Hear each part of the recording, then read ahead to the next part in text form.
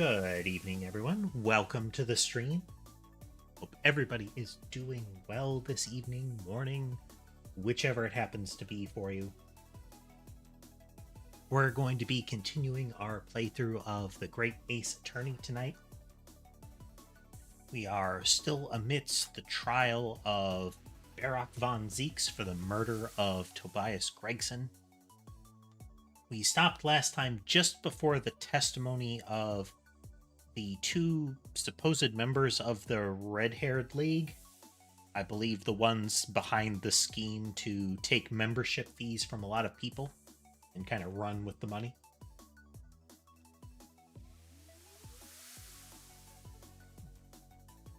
Before we get further into that, though, let's check in with kitties. We have Ember top center, where she is wont to be during streams. We have Sammy top left. She's on the bottom platform of the cat tree. Then bottom center, we have a triple. We have Sky up on the upper platform, Mason on the middle platform, and Sherbet on the lower platform. Brothers are looking out the window, but Sky was mostly ambivalent there. I think he may have seen something. Nope, he just got bored. And Sherbet's like, hey, where are you going, Sky? Oh, what's in here? She is most likely to stay put. Let's zoom in for a moment, just to be sure. Yeah, there she is. Got some toe beans there. Front and rear toe beans.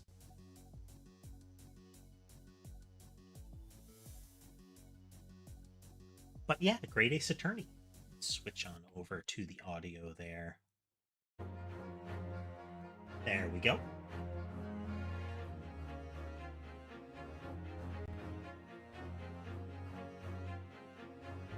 Beverage here. But yeah, hope everybody is doing well. Let's see. Tomorrow is the beginning of October, and as is often tradition for October, it will be our month for spooky games. I do have a lot of them ready, looking for stuff that is very jump scare oriented as opposed to closet stealth stuff. Don't like closet stealth stuff, but I can't say I super enjoy jump scare stuff, but I appreciate it. It's a fun thing. Like, I don't set out to be jump scared, but if I'm going to deal with a scary game, then that's the fun. Beverage. It's a little clogged today. So tomorrow I guess more than a little. Tomorrow we do have Parasocial. Then I need to schedule the coming week, but we will either continue Parasocial if we don't finish it, or we'll be adding some other things. Ace Attorney and Sea of Stars will of course continue, but they're probably going to slow down in the coming month. Probably once a week at the most. I do also plan on starting up some Monster Hunter World collab. Gonna revisit Monster Hunter World. Not 100% confirmed yet, but that's what we're shooting for. Get that scheduled in there. Going to be a fresh start of the game, so, you know, start at 0 and move from there.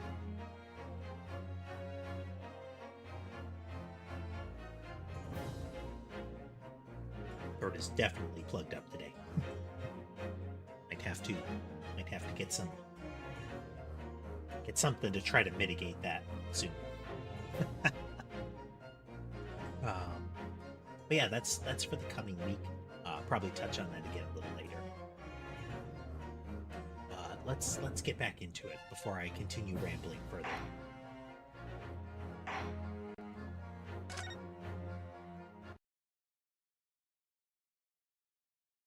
So we stopped just before this testimony began. We have tall, pompous man with really thick, stereotyped French accent, and then we have cute little chubby dude with thick, stereotyped Italian accent, I think. Right down to the point where the little guy conjures spaghetti and slurps it up.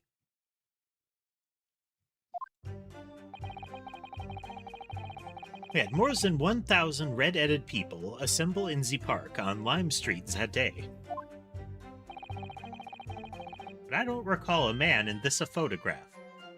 Aye, Capo? None, I do not remember him. Obviously, he is dead now. But I assure you, he was not in the park. Laura, this victim is nothing to do with us. Wahoo! Even has a little jump. Just needs a little brick over his head so he can smack some big coins at him. You have a lot to answer for, Peppino. It is your fault that we got caught in the first place.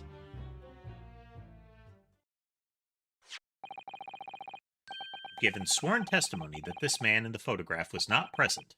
Can you be certain? Hey, there he goes, gobbling down the spaghetti. His infinite spaghetti. Oui, I'm quite certain. We did not interview this man. Nobody looking like this came to the park, this I can promise. It must be noted that you have been arrested for a grand deception, however. Accordingly, this court has little confidence in your assurances.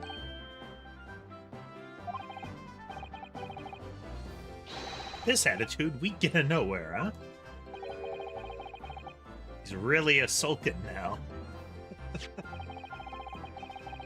This confidential document was obtained directly from Scotland Yard. It records an entry from the inspector's private diary dated the day before the incident. Hey there, spectator. Objections will surely follow. How you doing today?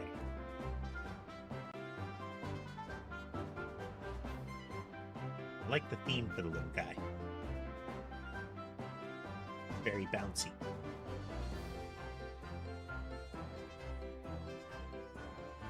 It reads Lime Street, Red-Headed League, undercover.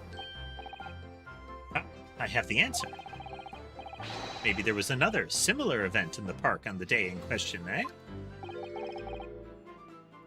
Well, that's good to hear, spectator. I'm doing pretty well. Like I mentioned, my throat's a little stuffy today. But that's not too uncommon. Aside from that, pretty good. Looking forward to kicking off Spooky Month tomorrow. But in the meantime, Ace Attorney. That is ridiculous. There's no question that Inspector Gregson was investigating the Red-Headed League. Which means it's quite possible that's when he was killed. Gavel.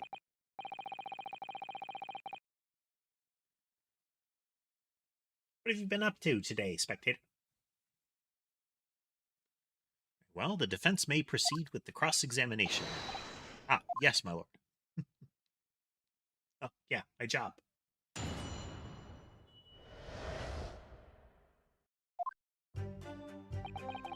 It's all the things.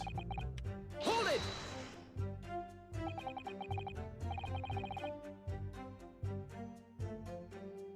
He's trilling a bit while she's moving around like that.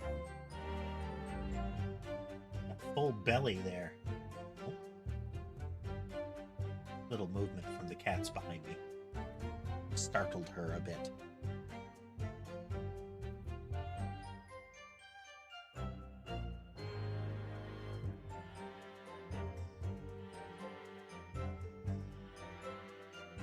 Oof.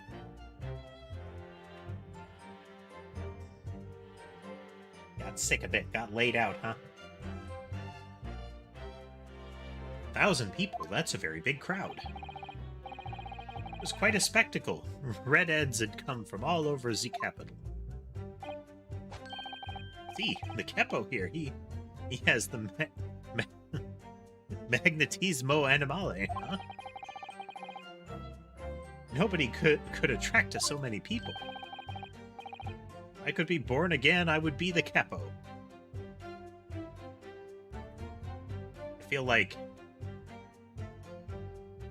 I feel like this is meant to be a, like,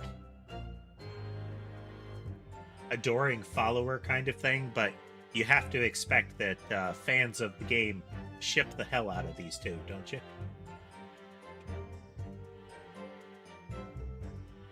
Because one could put a spin on that look he's given the other guy.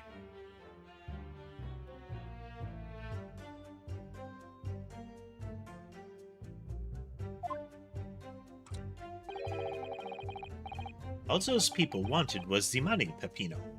The 4 pounds per week. Are you suggesting that you spoke personally with all 1,000 applicants?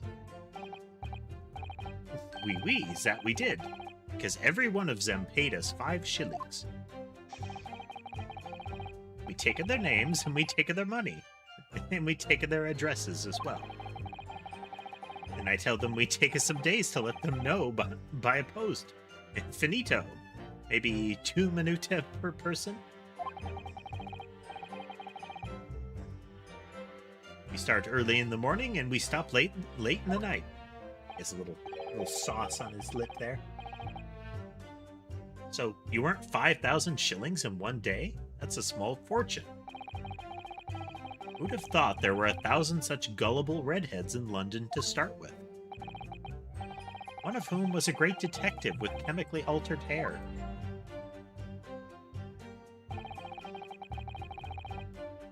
Hold it! He doesn't look at all familiar? No, I don't think so. And this is a wig, huh? He was trying to trick us. I do not like the people who are trying to trick the other people. They're us. It's okay when it's us. In fact, I actively prefer it when it's us.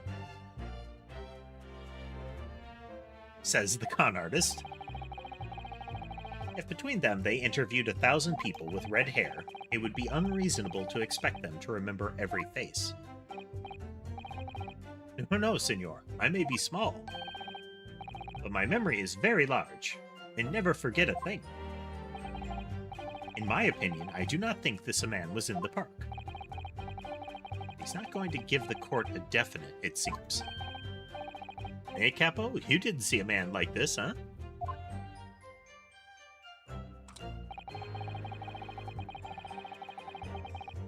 Hold it! But according to what you've said, you spoke with 1,000 or more people that day.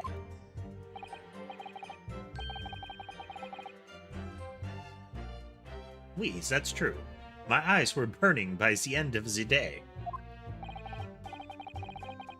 Surely then you can't actually remember every single face. How are you so certain that this particular man wasn't present? Normally the red hair is very distinctive, eh? But not when you have 1,000 redheads crowding around. Then it is just an eyesore. There's some other information you could have given us. Maybe then we would recall. That is not the line, Peppino. Remember, we do not remember it. We are sure of that fact, huh?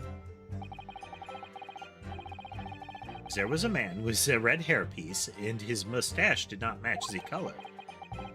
Then I do not think I could have forgotten him. Kazuma said those two had only been shown that photograph, and they'd been told nothing else at all.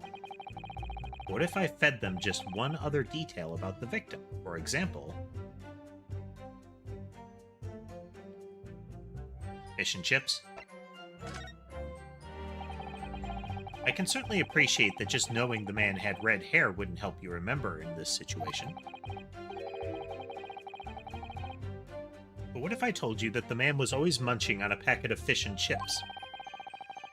You remember a man who was eating incessantly?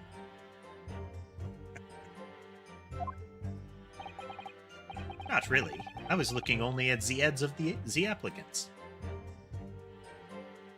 Wrong button. I wouldn't have noticed the fish and chips any more than the caviar and smoked salmon. Or a spaghetti. Yeah, I love the spaghetti. That whole noodle sticking out of his mouth that time. Really? I had no idea. Tells him again what you said before, Peppino.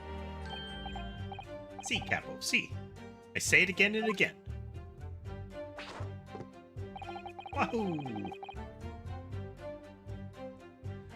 Hold it! We only have your word for that.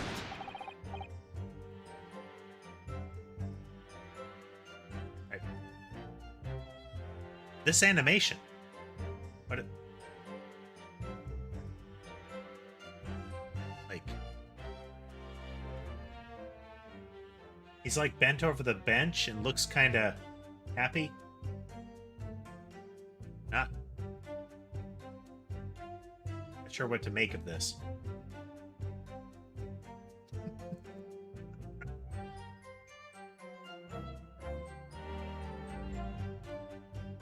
Hey, but what else can we do, huh?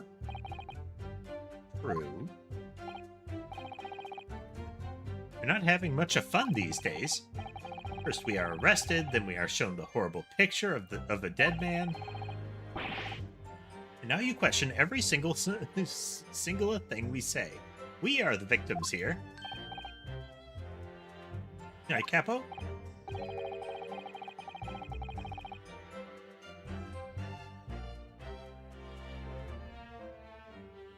No, you were caught carrying out a plot to swindle hundreds of innocent people. You had to bring that up, huh? It's not fair. Hey, Capo?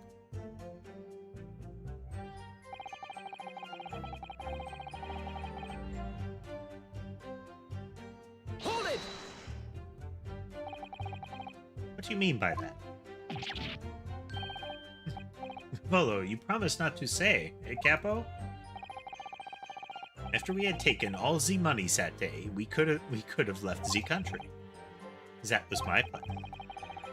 I left the purchasing of the tickets for the ferry to Dunkirk to my companion here. But he bought them for the wrong day. Oops. See, but it is an easy mistake to make. Huh? The 1st, the 31st. Oh, I have no sympathy for you. We were an all day late for the boat because of your stupidity. It's only because of this that the so-called great red-headed detective caught us. Capo, you know what I think? This is the work of God. Is a holy punishment, huh? Peppino, for the last time, this is not only punishment. This is only your fault.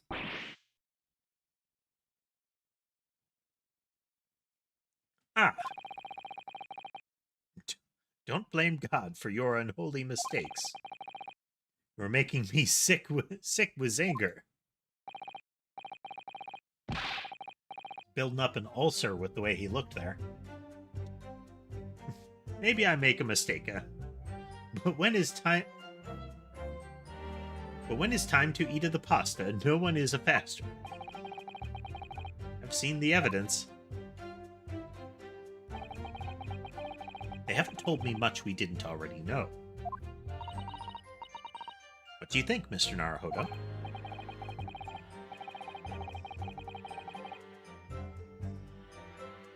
Well, if it was in the inspector's diary, it seems likely that he must have gone to Lime Street that day. Welcome, Tats. Welcome. Good to have you. We're just getting back into it. We have the testimony of the stereotypical French and Italian guys.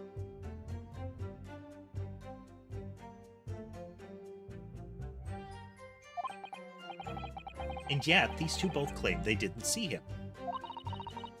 I have to say, they don't appear to be telling lies. Well, if they are experts in deception, don't forget, sounding plausible is their specialty. They may be lying simply to avoid being implicated in this case as well. Surely, if they were truly experts in deception, they wouldn't have been caught. Well, yes, you do have a point there. It seems to me like we need more information. Definitely.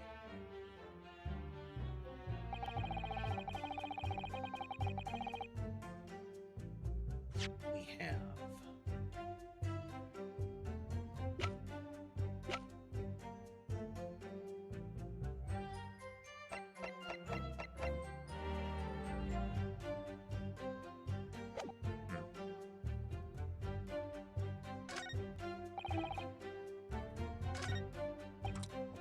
photograph.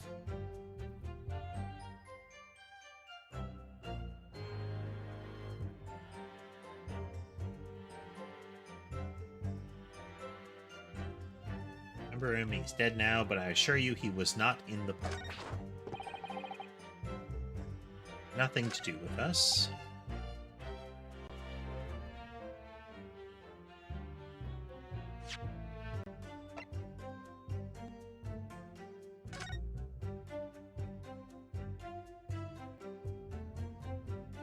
I don't know why, but for whatever reason, looking at this newspaper, I get that optical illusion that it's like drifting forward.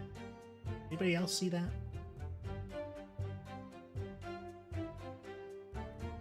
Where it kind of feels like it's zooming in, but it's not.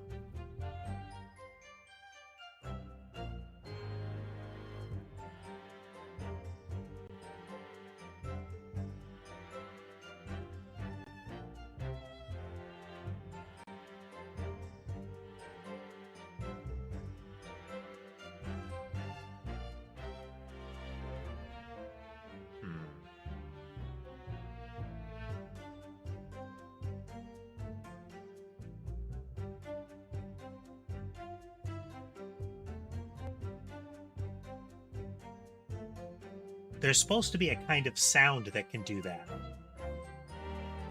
There is a particular combination of like notes or something like that that will create the illusion that it is getting louder and louder, but that it just maintains. It's supposed to be one that can like make some people uncomfortable or nauseous.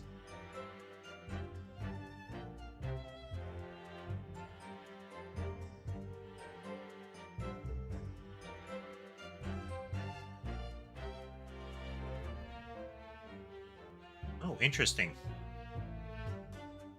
So, the article with St. Bartholomew's here, which I expect is supposed to be irrelevant, but emerging consensus among doctors and scientists of all nations whereby the theory of miasma is being soundly rejected as experiment after experiment has yielded conclusive evidence in support of what physician John Snow has concluded.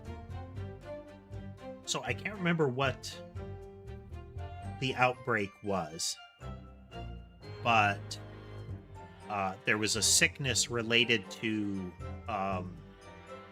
sewage getting into drinking water in some areas in London, and the pervasive theory was that it was miasma, the smell in areas, is what was causing sickness, so they kept overlooking other things. For quite a time, the idea of bad air being the source of disease was in effect. And this kind of, that breakthrough, that idea that they showed that it was to do with the water table and how it was being contaminated, led to things like reworking the sewer system. And if I recall, Jon Snow is the guy that is associated with that, like, historically. The more you know, or, you know, the more you sort of know and kind of remember, but you're not sure.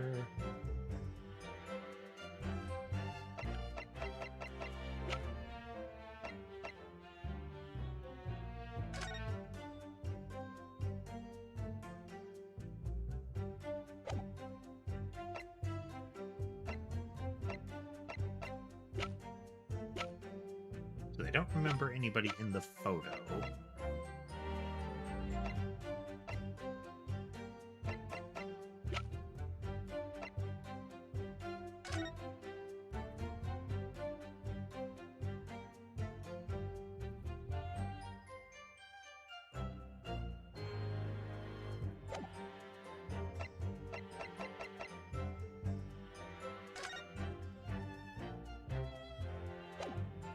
Let's go back to the line.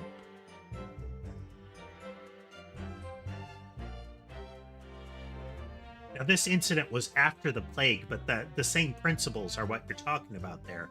That the plague doctors essentially put pleasant-smelling stuff or strongly-smelling stuff in those beaks of their mask to protect them from the miasma. Not because it was actually like a gas mask, but because it protected them from the smell. And there was the assumption that protected them from the diseases.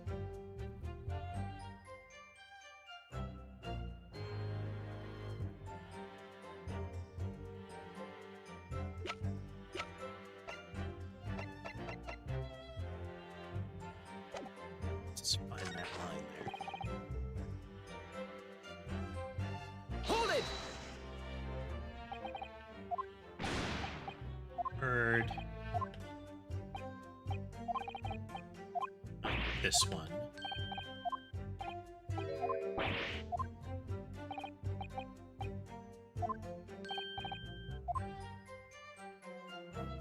It was one of the ones that he said.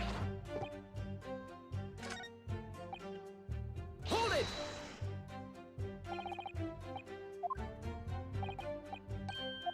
Some people. Looked at a lot of redheads. How can you be sure? Yeah, this is the one.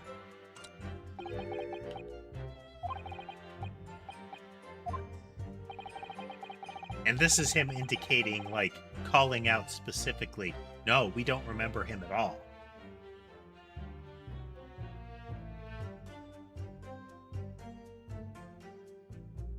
So he's asserting that the guy had red hair and a mustache. Let's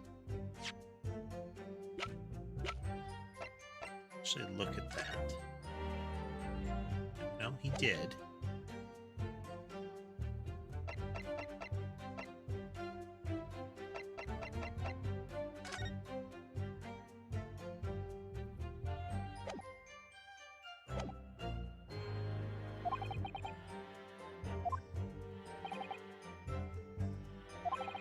They've only been shown the photograph.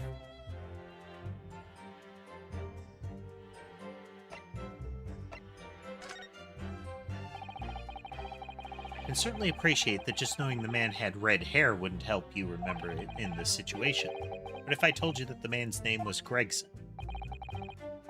The man in the photograph is Monsieur Gregson? Yes. Names, they are boring. I did not listen to any of them. Oh. It's not a real interview, huh? It was just for a show. Why would I remember the names? That's right, this changes nothing. The man in the photograph was not there, as we have already said. There's little to be gained from pursuing this point further. Tells him again what you said before. Si, capo, si. I say it again and again.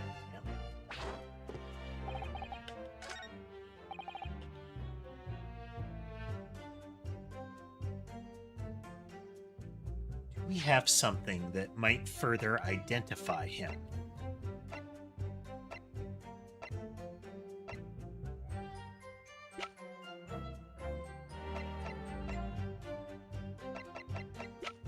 Got a thought here.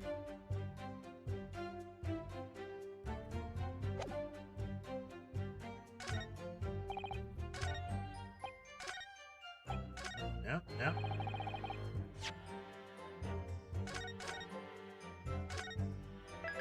What about the watch? It's early in the morning, though.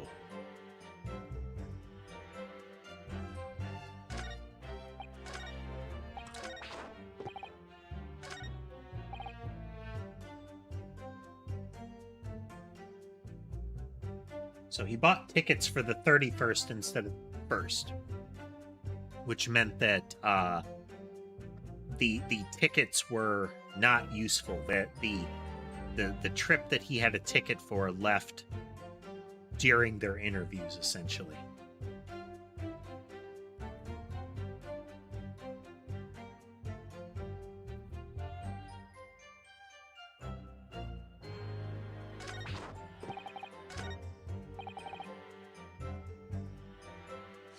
So maybe the pocket watch.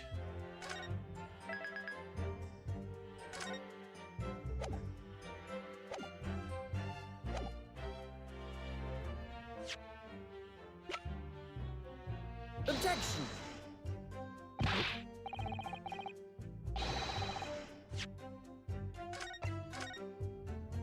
It's not a contradiction. I was hoping it would be a supply, but then again, they usually ask you explicitly to supply something that is that concurs.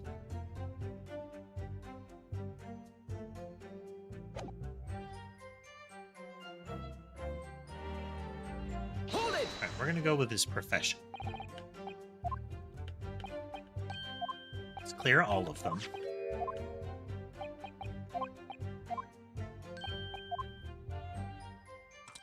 That's true. We also don't know for certain whether he was wearing the wig.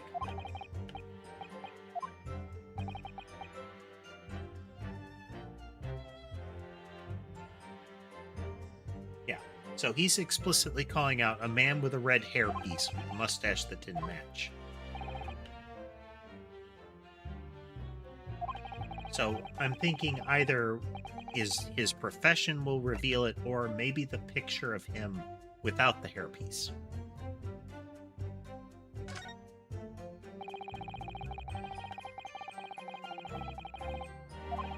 Because we don't know that he was wearing that wig. The wig could be a misdirect.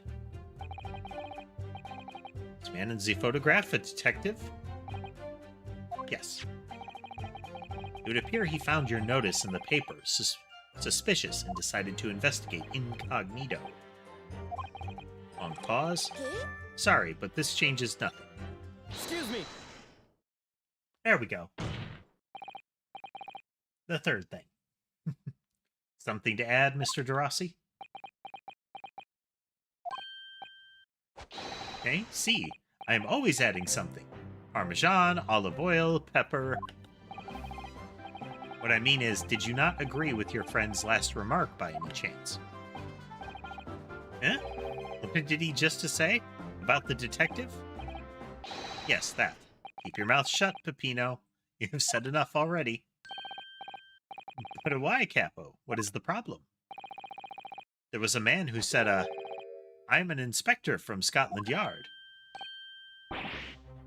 Good lord.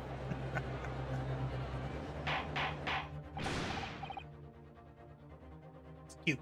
Peppino doesn't even come up to the top of the witness stand. He hardly comes up to the waist of his friend there. He is an itty-bitty man.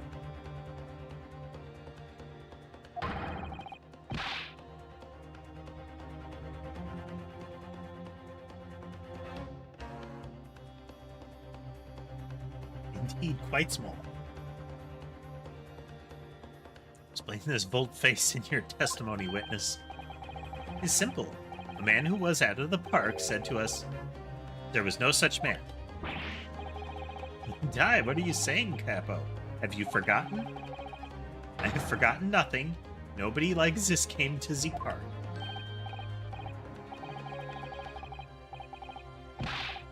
Capo, you beat me at a many things, but not to the memory and the meals. Like I said, when it is time to eat of the pasta, no one is a faster. But you are inferior to me in every other way, so shut up.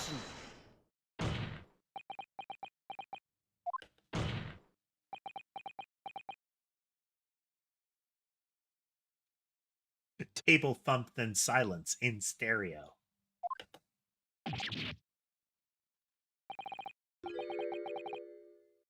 The damage is done. Indeed it is, sir.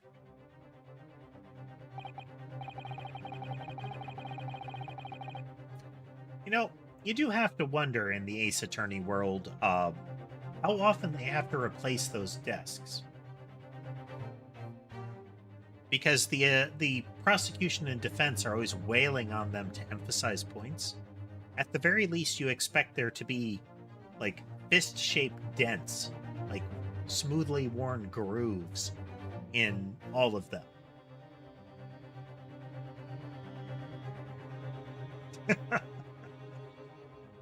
Yeah, there you go. The desks are made of vibranium. There was a man who came to the park, and he said he was an inspector from Scotland Yard. However, he looked nothing like the man in the photograph. He was someone else. How can you be so sure? Because, to start with, his face was completely different. See, it's true. The man who came was a younger.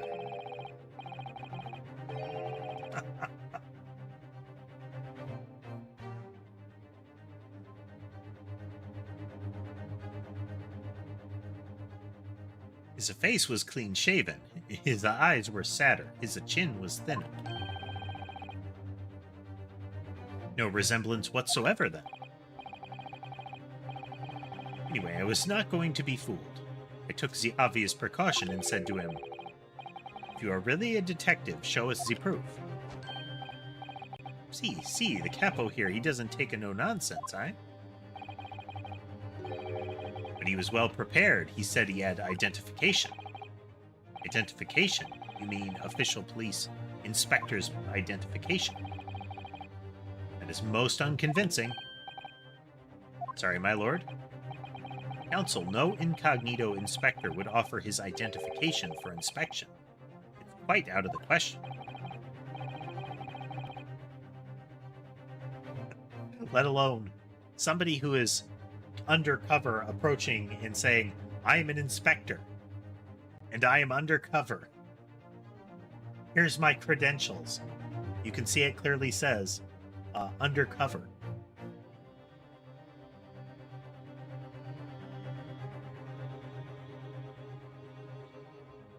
I mean, Sholmes is a possibility.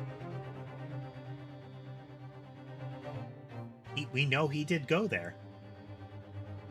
Why would he expose his true identity? Clearly, the papers were fake. Certo, Capo, you are a genius.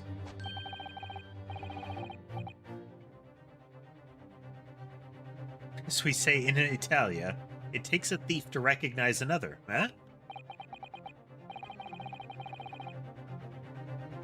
And what happened after he announced that he was a detective? It became very annoying. He said, "You are under investigation." So I took his papers from him and chased him out of the park. It was fantastico. And look, here is the identification. So you stole it from the man. He had it a-comin'. He made us very scared. But he was not who he said he. This is a little tricky because of the little bounce of the dash A's. He was not who he said he was. Gavel. Indeed, the person described does not appear to have behaved as a true inspector would. However, I believe it would be prudent for these identification papers to be entered into evidence. But I like them.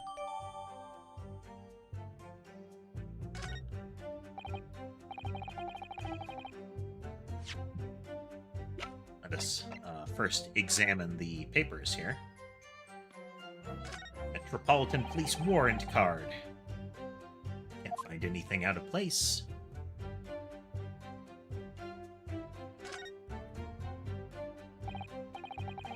I suppose we should see what this inspector's identification looks like inside.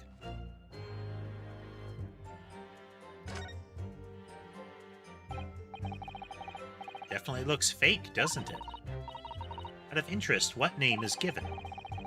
Probably just something plucked out of the air. It's Tobias Gregson. Wait, what?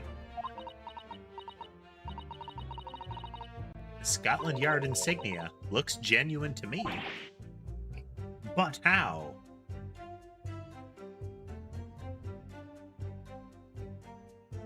But how? It's not like we found his dead body and that somebody showed up with his information in hand. And the department and identification number details are all correct as well. So when have you known those? Do you mean to say? I know it seems incredible, but yes. I think this is a genuine identification book issued by Scotland Yard. That's unbelievable. It's the real thing after all?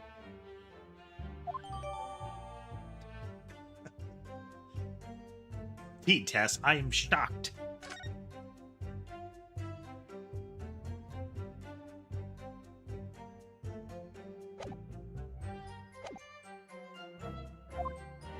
Okay, so now we know it was actually Gregson's papers.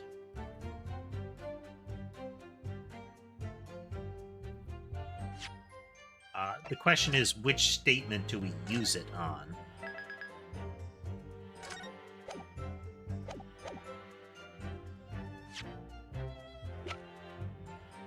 Objection! Just use it on the same one again.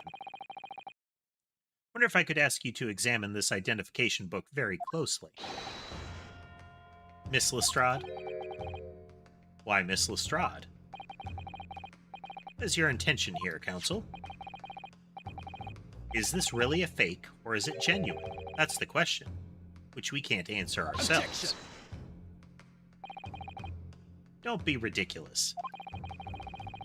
No Scotland Yard detective would allow his, or her, identification to be stolen.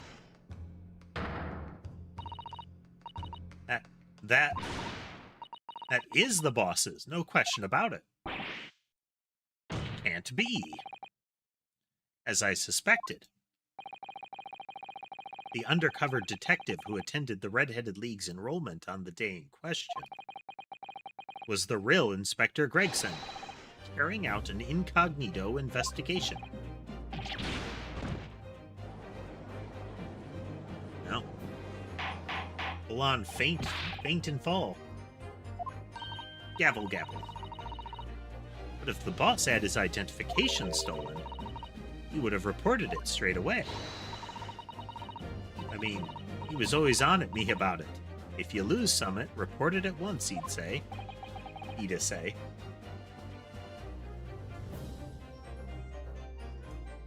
Could it be, then, that the inspector was physically unable to report it? Physically? Huh? What are you saying? Unable to. You're not suggesting. Yes, it's quite possible that he was killed before he had the chance to report his identification stolen.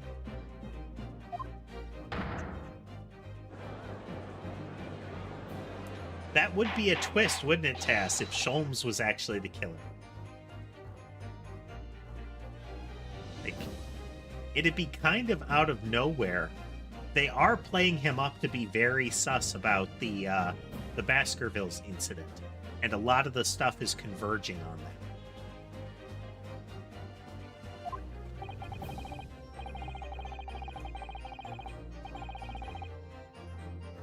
The defense posits that the victim was killed the day before his body was discovered, at a different location. Do you two have anything to say about that?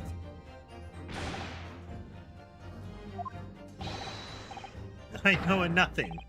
I done a nothing. What? He came right to his feet. Bread out of a toaster, shot right back up. That wasn't even, the martial arts movie, roll onto your shoulders and then flip yourself back onto your feet. That was from sprawled on floor straight back up.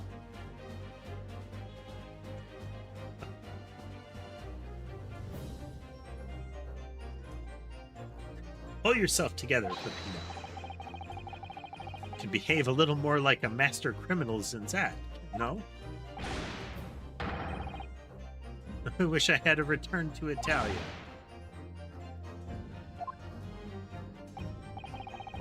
Stop crying, Peppino, please. Otherwise, I... Stop your whining and start talking. Don't cry, you're gonna make me cry. I know a nothing, I done a nothing. But you will tell everything, or face the worst possible outcome.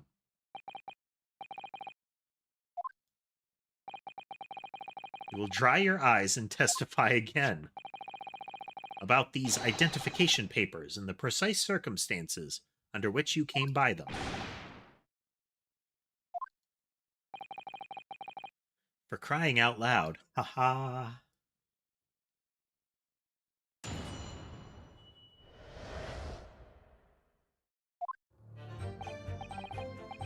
The truth is, we took him prisoner and kept him for the night at our secret hideout.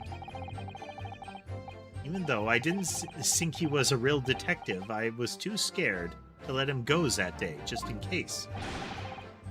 We took the man's identification from him and shut him in the room next to ours. There might have been a little tussle, but we did him no harm. And the next morning, we let him go. Spent the night in a nice room. It was nothing like prison, really.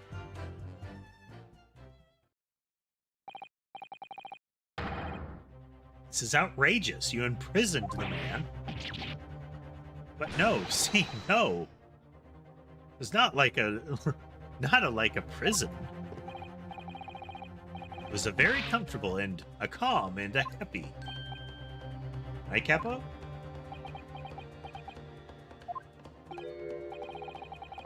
It was never part of my plan, I swear it. So you think it was my fault, huh? Just because I got the date of the ferry wrong.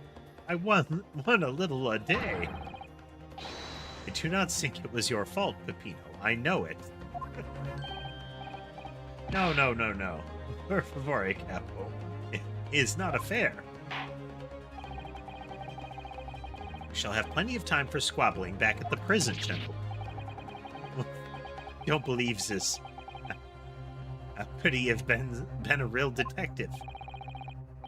Counsel for the defense, proceed with the cross-examination. So on the day before the incident, Gregson spent the night confined in this pair's hideout.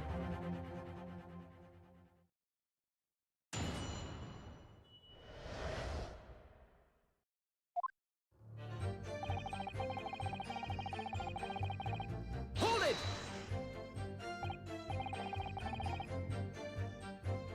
Do you realize what you're saying? You have to believe me, I never intended for that to happen. And I'm sure the detective did not intend it either. Do you think? There was nothing else I could do. See, nothing else. This was the first crime for the capo. He was at the end of his wits. I've told you before, Peppino, that is not the way to describe a criminal mastermind. Making me look bad, Peppino. What about this hideout of yours? An old empty house behind the park on Lime Street. We rented the place for 2 days. It was an inspired idea by the capo here. An impulsive idea, I would say. No, not impulsive. Inspired, right, Capo? Am I supposed to say to that, Peppino?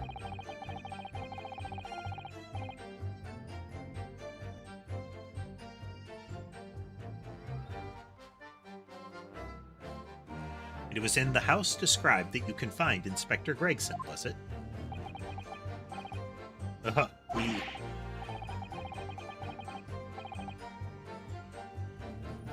Well, you have to remember, I was under the impressions that he was a pretender, not a real inspector. That doesn't quite add up, though. If you didn't think the man was a real inspector, There would have been no reason to take him prisoner, would there? None, you are right, but we couldn't be completely certain.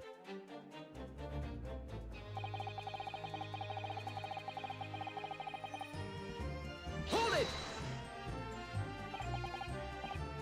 Too scared? Why?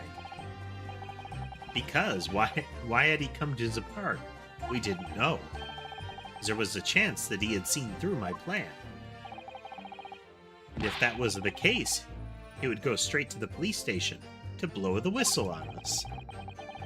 Even if he was just feigning to be an inspector, he was up to no good, huh? Without a doubt. Without a doubt. That one was especially awkward. I think most people would agree that it's you two who are up to no good. Well, see, you may be right. Eh, Capo? The point is, we were not able to escape from England immediately. That is why we had no choice but to take the man prisoner. What I don't understand is why the inspector felt the need to show you his identification in the first place. See, I ask myself the same question. Well, they didn't recognize Gregson. But somebody went to the park with Gregson's papers and made a big deal about being an inspector. And look, here are my papers. Which would imply to me that the one that went to the park with the papers was not Gregson and was in fact somebody involved in the killing of Gregson. Which, I mean, is to some extent obvious, but I think that's where we're going. I assume that it is obvious and that that's where we're going. Ask myself the same question. We were writing down the names and addresses of all the people who we took 5 shillings from that day. I've forgotten what name he said, but the address, it startled me. See, address, Scotland Yard, Homicide Division, he said. What? He probably didn't like your face, Peppino. Anyway, I was not rude, I just politely asked him why he had said it. And that's when he started to say he was an inspector. Not long afterwards, he took out his identification.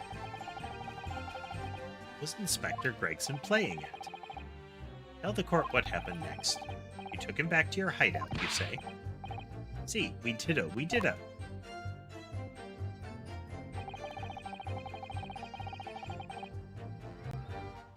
Hold it!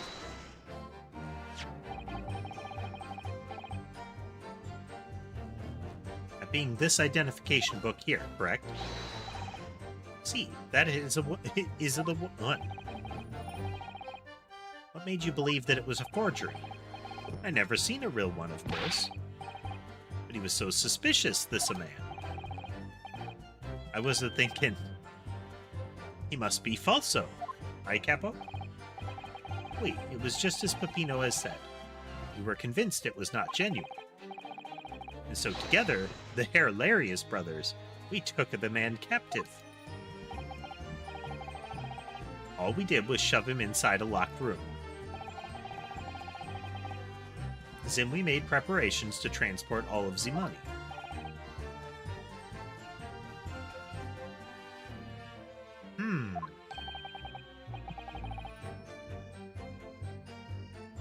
Yeah. Exactly who? I mean, we know Sholmes was there that day. So inevitably he's going to show up again in the trial. So we know somebody with Gregson's papers was there and made a big deal that he was an inspector and these are his papers. Which screams that it was not Gregson. We know that this person was kept in a locked room that day. We have the theory that Gregson was not killed that day. I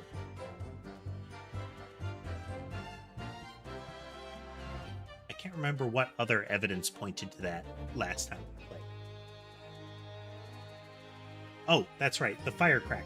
We know that it was likely, it is plausible that a firecracker was placed in the candelabrum, either taped to or probably strapped to one of the candles, such that when the candle burned down low enough, it would ignite the fuse on the firecracker and it set off a loud bang and blew the candle apart. So that candle was left longer than its siblings. The assumption being that that was the supposed gunshot, and that Gregson could have been killed at a different time. For a penny in for a pound.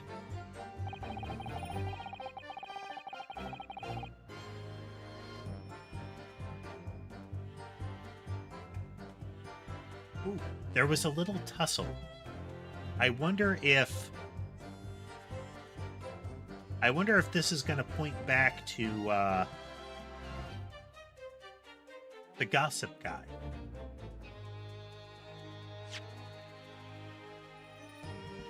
We don't have a people section, but the guy with the fat lip and the bruise around his neck. Hold it! What do you mean by a little tussle exactly? It was nothing, just a minor incident. Also, Inspector, he was a real piece of the work. Right, Capo? What happened? It was a disaster. We give him a nice room, and what does he do, huh? In the middle of the night, he tries to escape it through the ventilator. Can you blame him? We chased him, and we caught him again. Can you blame us? Wait, you didn't shoot the man in your haste, did you? What do you think we are? Of course not. I simply caught hold of him again and took him back to the room. Okay. I like this little thing that he's doing, even less when he's got what seems to be a mouthful of spaghetti. Like, the fact that he is leaning over the bench like that, eyes closed, face flushed, while chewing on that spaghetti. That is, I get the impression that is like the best spaghetti ever. Like, it's more than a taste sensation that he's experiencing right now.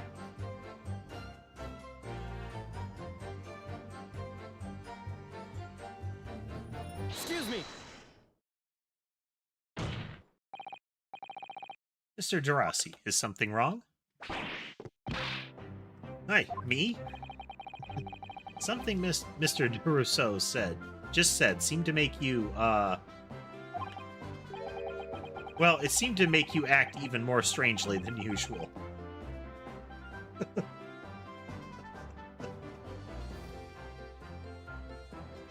You know, thinking on it, I'm not sure if the image was better or worse when he wasn't chewing spaghetti. Because previously he just had the little smile on his face while he was doing that.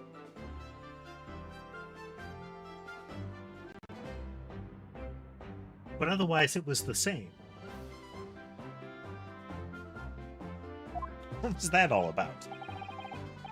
At times like that, you don't want to have the capo after you, believe me. And I speak from personal experience. Personal experience? That is enough, Peppino. There is no need to say more. Truth is, the night before we put the Red-Headed League plan into action, I was scared. It's not fair for the capo, but I tried to run away. It's a shame you didn't manage it. But the capo here, he came after me like the turbine, huh? Okay, you're gonna have to explain like the turbine. He dragged me back to the house, kicking and screaming. I still have the bruise to prove it, right, Capo? Yeah. whether it was like strangulation or if it was like grabbed by the collar and hauled hard. Bruises, you say? Yep. The fake detective was the gossip guy.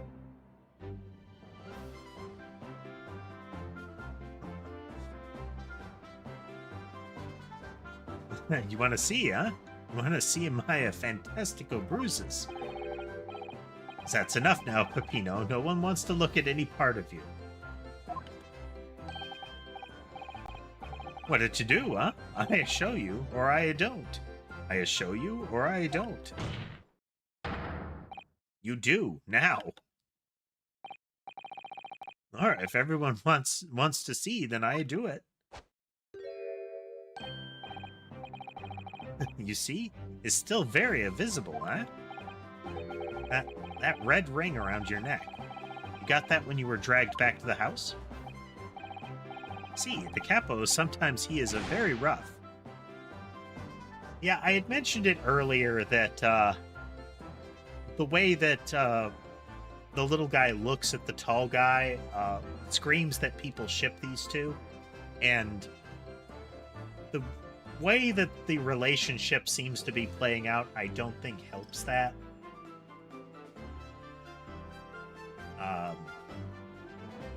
Their relationship lines up with particular novels generally, like particular manga generally oriented towards women that don't feature relationships that involve women.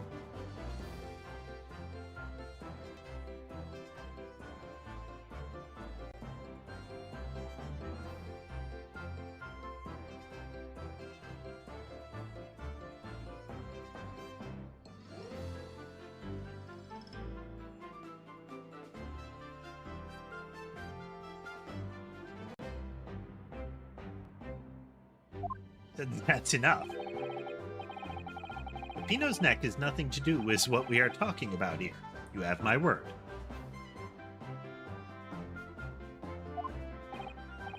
Yeah, we know who the fake detective was now. So what is your opinion, Counsel? This red ring about Mr. Derossi's neck? I wonder. Does it matter? It's important.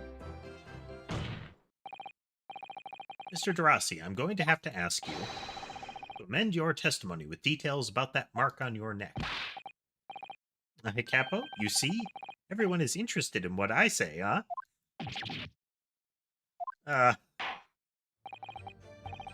That man's developing an ulcer, and at the rate that it's going to punch right out of his belly. Hello, Sammy. Sammy is trotting over to try to take her spot on my lap, but Sky, in one of his rare whims, has decided that he wants to sit on my lap first. So Sammy is staring at him a little put out. If it were Ember, Sammy would shoulder in there anyway.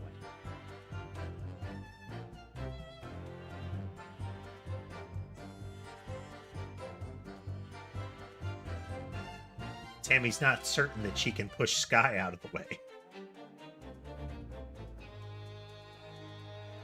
So I must currently give both of them chin scratches at once here.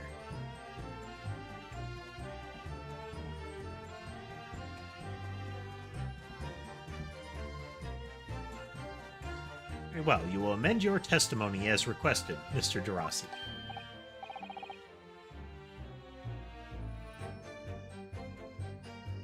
She does. Of all of them, Ember is the one that recognizes her name the most. Sky to some extent. Though with Sky, it always feels a little more like he can tell you're directing your attention at him. If you call Ember's name, she'll sometimes come running. Often come running.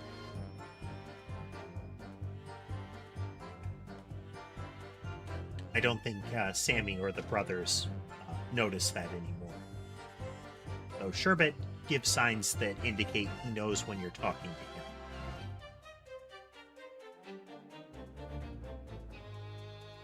he has that level of awareness. See, if you really wanted to know.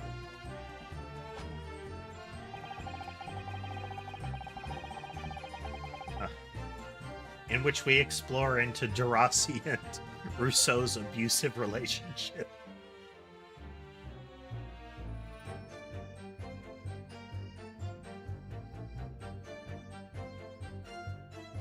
He tried to escape, but the capo put the collar on him and dragged him back, like what he did to me, see?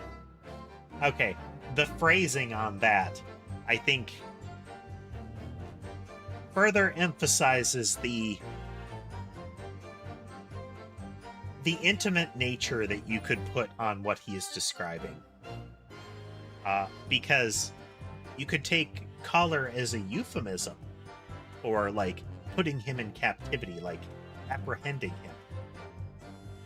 Or, especially if you line it up with the neck bruise, it could be a piece of apparel.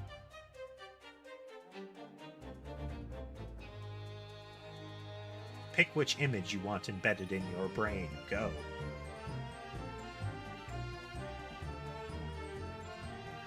Hold it! Are you saying that red mark was caused by... See, a big collar made of from... A big collar made from the leather. Okay, we don't have to speculate.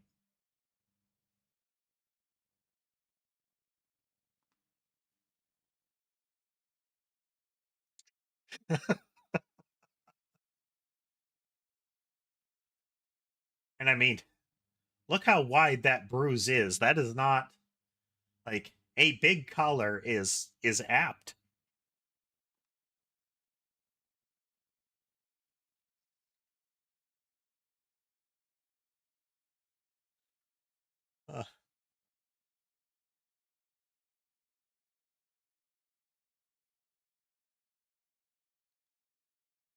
Just unexpected. Really unexpected. A leather collar. Is this true, Mr. DeRusso? We had a we had a Saint Bernard at home when I was younger. It was a souvenir from that time. It was a very strong chain.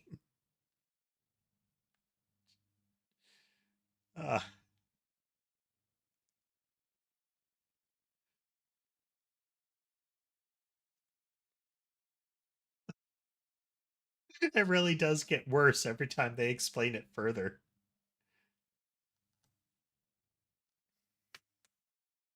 I keep it in the same box with all of my horse riding gear. And this special chew toy on leather straps that we gave to the dog. Definitely from the dog and the horse.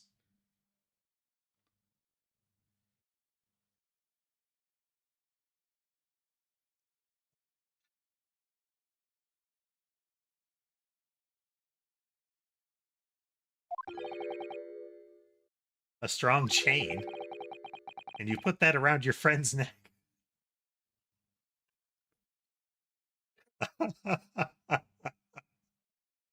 Oh, this is good times.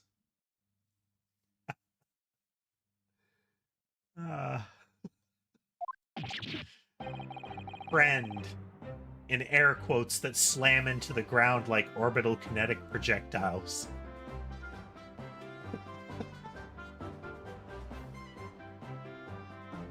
Sorry, I was so angry that he was leaving me alone.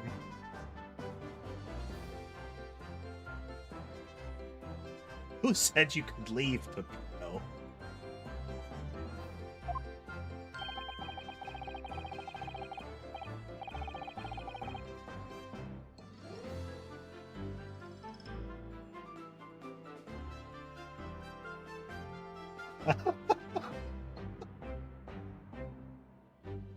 It keeps escalating.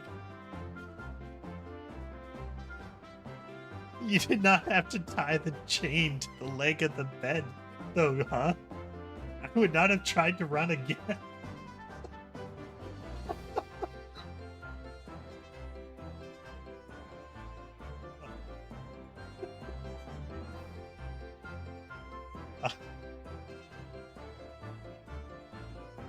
Yeah.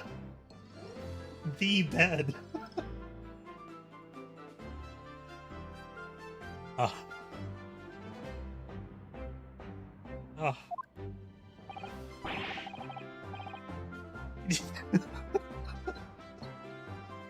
You didn't do that to Inspector Gregson as well, did you?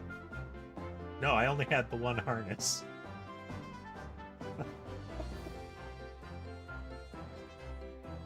Oh.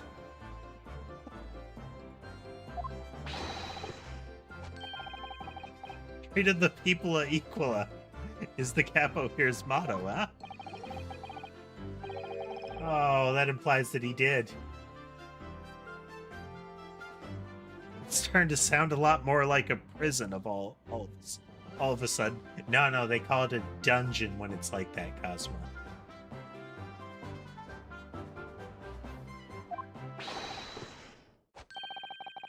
The Capo is a tough, but the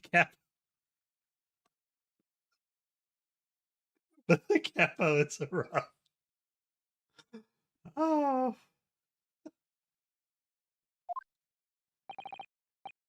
I shouldn't have done it. Oh.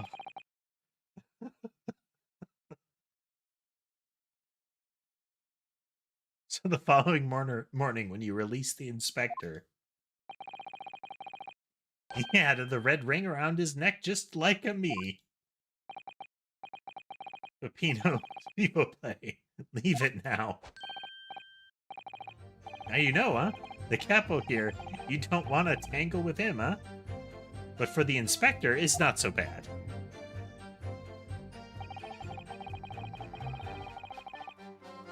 Hold it! Oh. You took away the man's freedom. However comfortable you make it sound, you were still holding him prisoner. If you say that, then you say it, then I say this. There's something that takes away our freedom too. The lack of a money. So we are the prisoners as well, huh? All of us. I mean,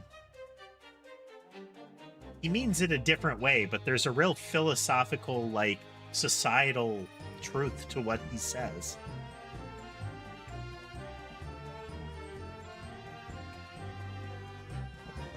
Exactly, Taz. All of a sudden, comrade. No money, no freedom. This is the truth. Yep. It'll make me mad. It makes me sad. What can we do? Well, if you feel so disenfranchised, take money to court. Though it'll cost you, of course. Right? Kazuma reinforcing the other side of the equation as well. Well, you can always seek justice in court if you can afford it.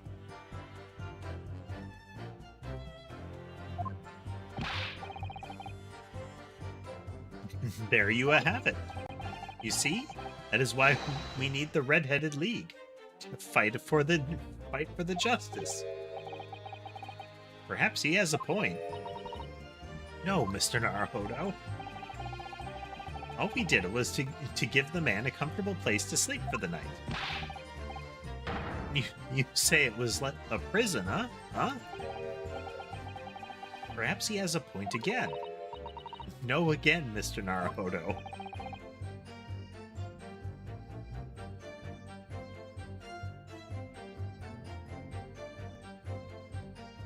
Should have heard him a-snoring. If anyone was disturbed, it was us.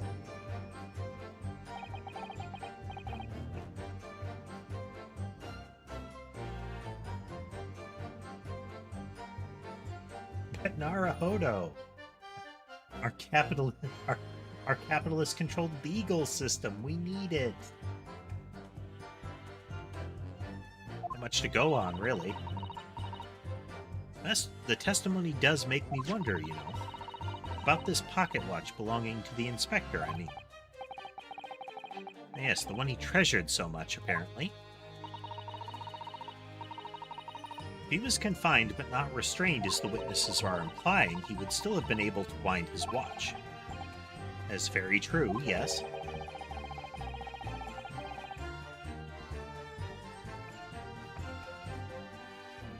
It makes you wonder about Susato's tutelage, like, what was also included.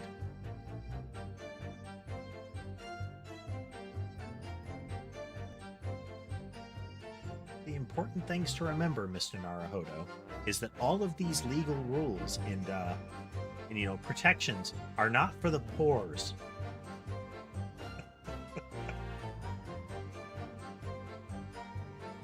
So did Inspector Gregson actually die while he was being held captive by these redheads? In which case, is it possible that these two young men are responsible for Inspector Gregson's... To be honest, I find that hard to believe. Perhaps we should try to find out exactly what happened. Very wise, Mr. Naruhodo, yes.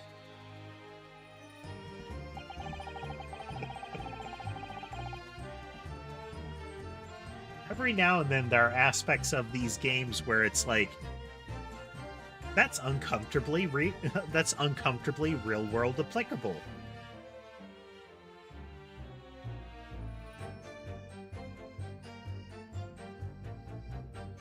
Okay. Let's save down so we don't lose track here.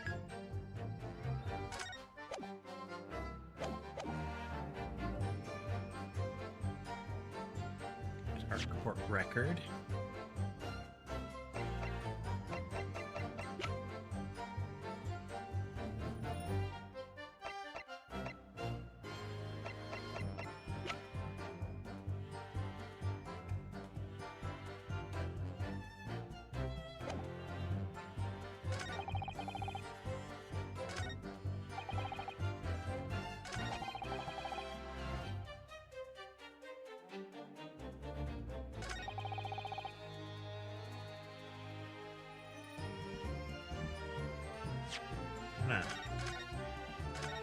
I'm gonna try to present the watch here.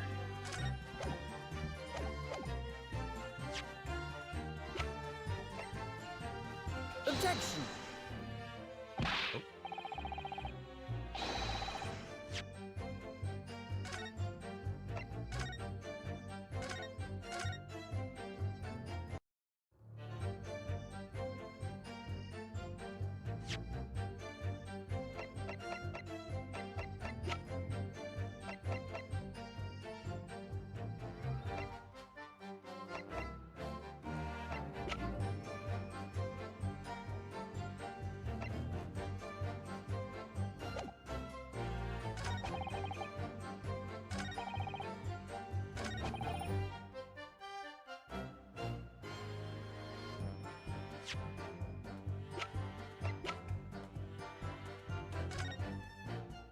Yeah, here we go. Gregson doesn't have a bruise on his neck.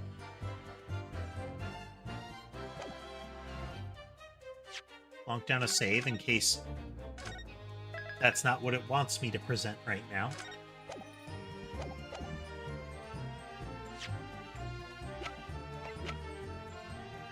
Objection! But it was the right thing. So the day before his body was discovered, Inspector Gregson was taken prisoner while working incognito. No, it was not like that. It was hardly a prison. It was an invitation to stay. It was homely. It was very cozy. Single bedroom accommodations, all necessary amenities, all in the same spot.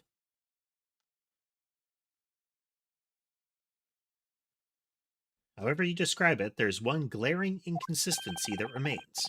What inconsistency is this, counsel?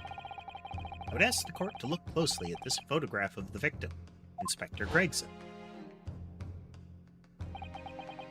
You will see that there is no red ring visible around his neck. But But that makes no sense. It was me who took the collar off of the man in the morning. I needed it back for my turn. And I saw the red bruise on his neck, just like I have.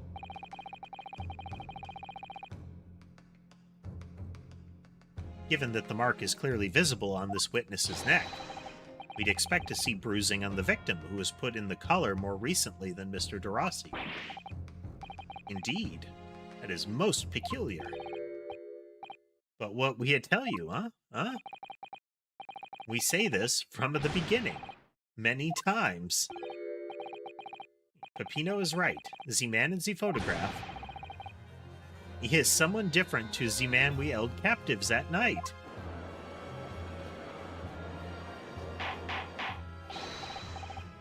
Gavel, gavel, gavel. It would appear, then, that on the day before the incident, the man who visited the park on Lime Street posing as an incognito inspector was not Inspector Gregson at all. If that's true, however, how do you explain the inspector's identification? This is a genuine identification book issued by Scotland Yard. It's inconceivable that someone could have stolen such an important item from the inspector. Prosecution made that assertion itself. And we also know that the inspector had made a note about the Red-Headed League in his diary for that day, which surely means we can't divorce the two events completely. Yeah.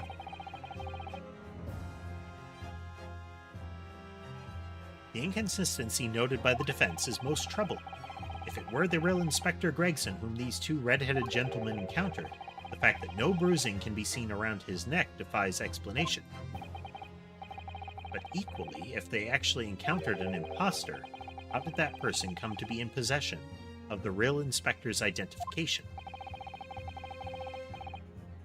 Does the defense have some plausible explanation, counsel? Pretty sure we do.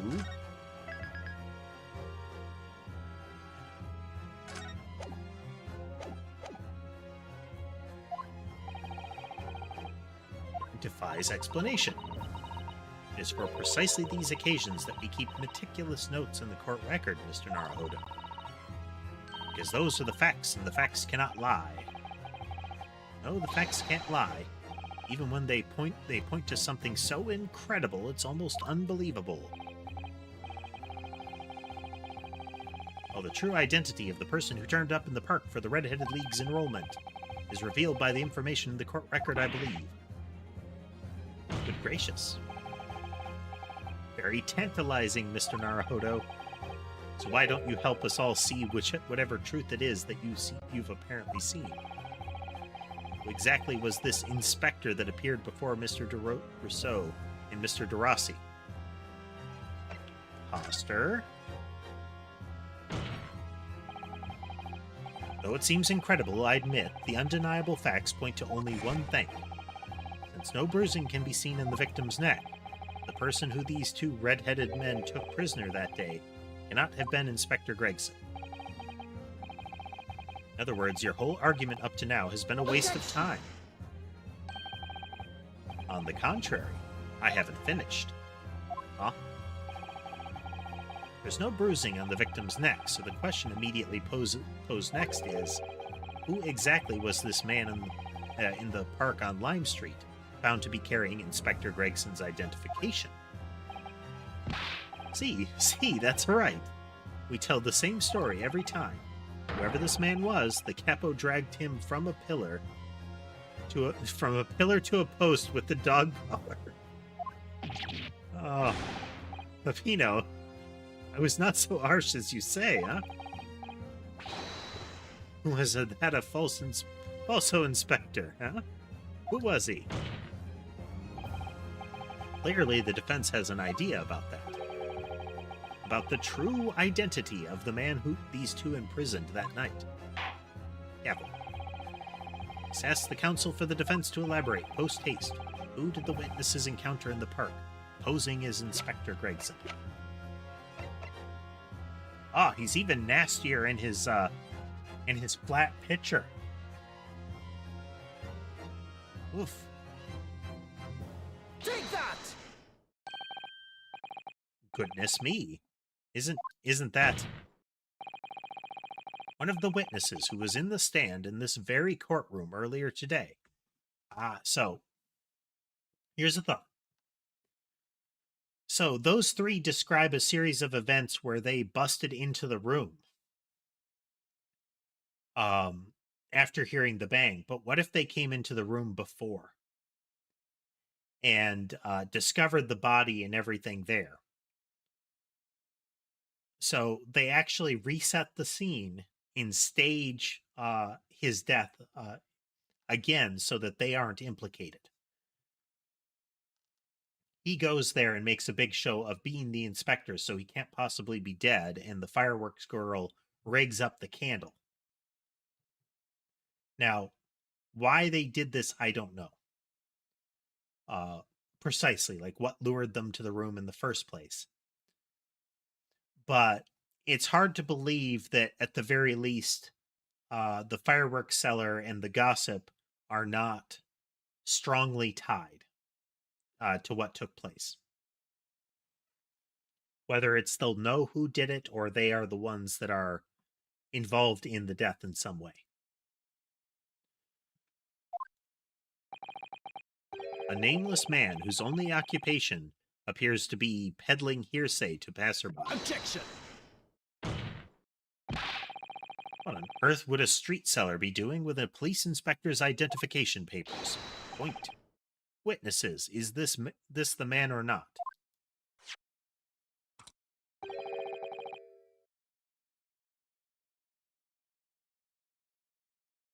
It is a possibility.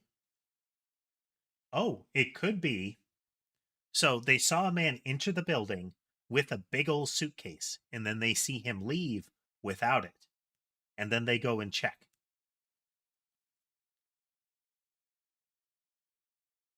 What has happened to his lip? Ah.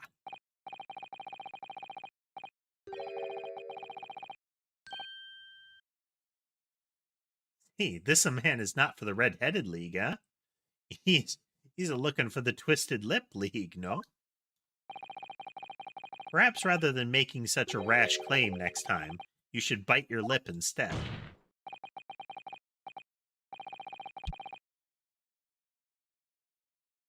Or maybe an altercation with Gregson earlier if they are actually involved in his death.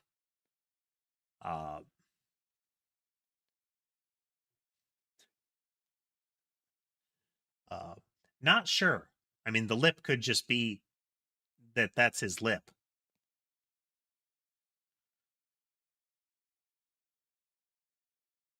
His lip doesn't seem to show signs of like injury to it. You know, it's not a split lip or something like that. It's all swollen, though that's not uncommon in cartoon renditions.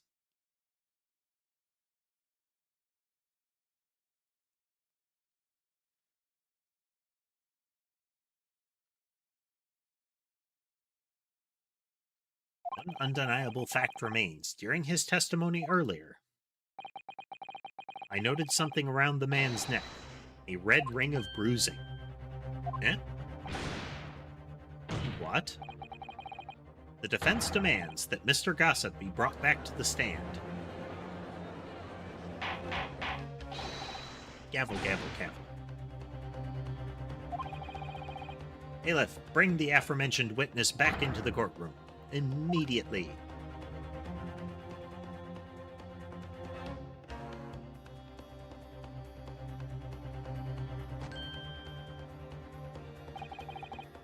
Well, I never. An undeniable ring of bruising indeed, and identical to that of the witness beside him. Now what's going on here, eh? I've always had this me. It's a birthmark, isn't it? A birthmark, you say? I assume the reason you've been recalled to the stand has been explained to you? Summit about an inspector again. But I'm telling you, you've got it all wrong, as usual. You're denying all knowledge of it. Oh, of course I am. You trying to kill me with all this nonsense, huh? Well, at least you'll have more stories to peddle back on Fresno Street, won't you? Now, we're going to need you to testify again. And you, Mr. Rousseau and Mr. DeRossi, I'm sure you'll cooperate, won't you? Do we have any choice? We are in bigger trouble, eh, Capo?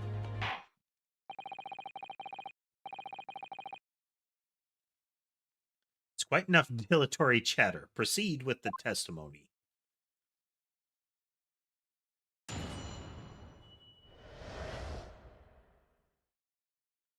The inspector and the identification revisited. The man who claimed to be an inspector that day was definitely not this man. He's right, see? You think we would have forget these grand lips, huh? Yeah, right there, see? Like, this time he's not chewing, but he still has that same flushed face, closed eyes, and dreamy smile, while he, like, leans his belly over the banister there. Like, he's into this.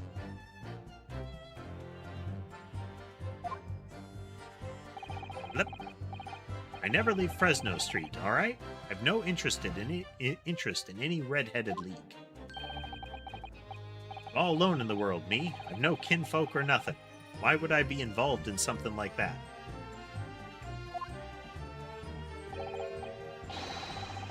Just look at me, huh? Does it look like I could carry off a disguise with a fake face like this?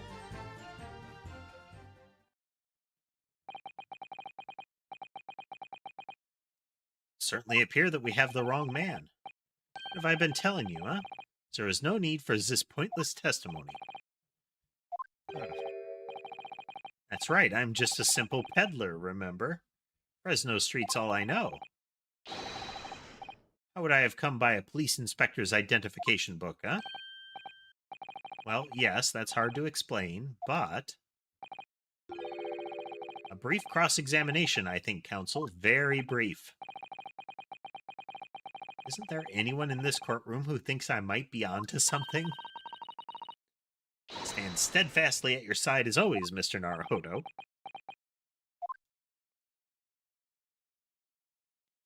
Yeah, Kazuma is really giving off that I intend to see the truth exposed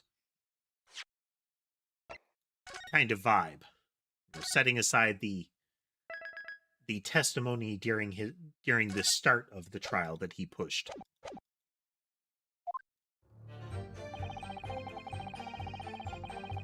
Hold it! So you say, but how can you be quite so certain? There is no need to hurt your hands on the desk, monsieur. Surely the reason is obvious, no?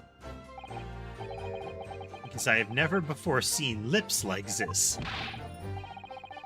Nevertheless, there's a clear red mark around Mr. Gossip's neck, and it looks very much like that left behind on the neck of your colleague by your prized collar. With your words, it is like you tried to wring my neck. It does look very much like my neck, though, eh? No, this is a birthmark, lad. The biggest lips in London and a neck to die for. They broke the mold when they made me. It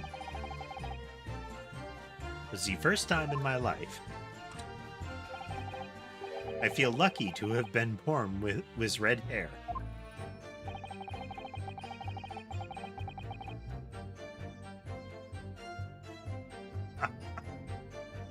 I don't know, the facial structure is definitely different. Being Japanese made you stand out in London. You maintain that you've never seen this man before. Hey, I swear to it by the flames of my hair. So fierce pride has outgrown the frustration with your hair now, has it?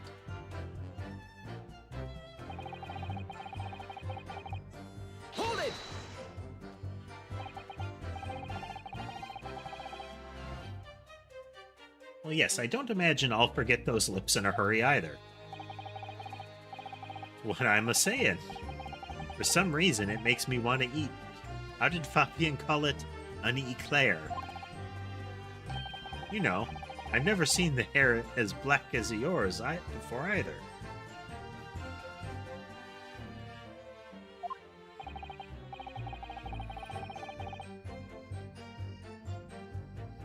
Likewise, I've never seen red hair like yours until I came to Britain.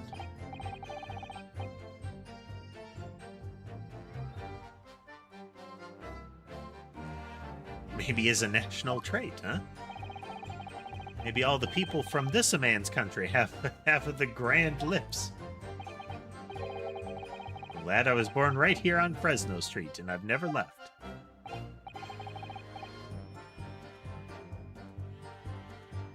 The nose and the overall silhouette of the face. The face is kind of narrow and tall compared to Sholmes. Ears are a little big.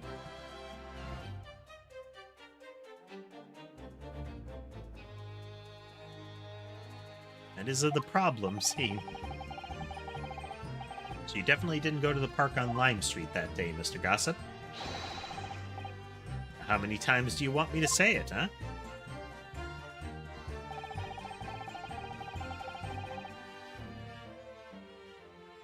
Hold it!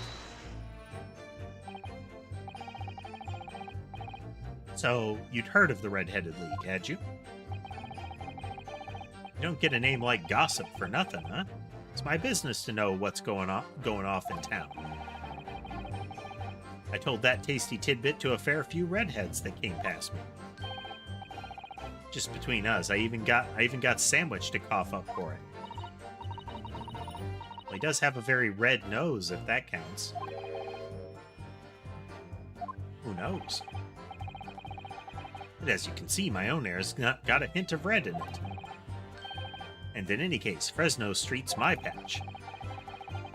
My patch. You won't catch me sidling off to some other part of town. No, sir, not likely. Excuse me. Mr. de Rousseau. Yes? Can I help you? Did Mr. Gossip's words now just lead you to remember something relevant, perhaps?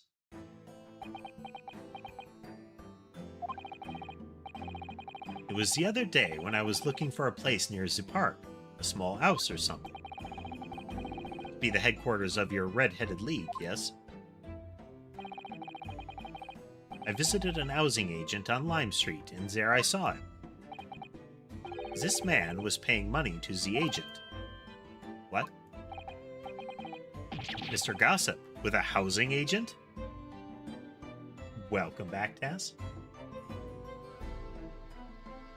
So, one possibility is the potion to turn his hair red. The other is the red wig that is put there.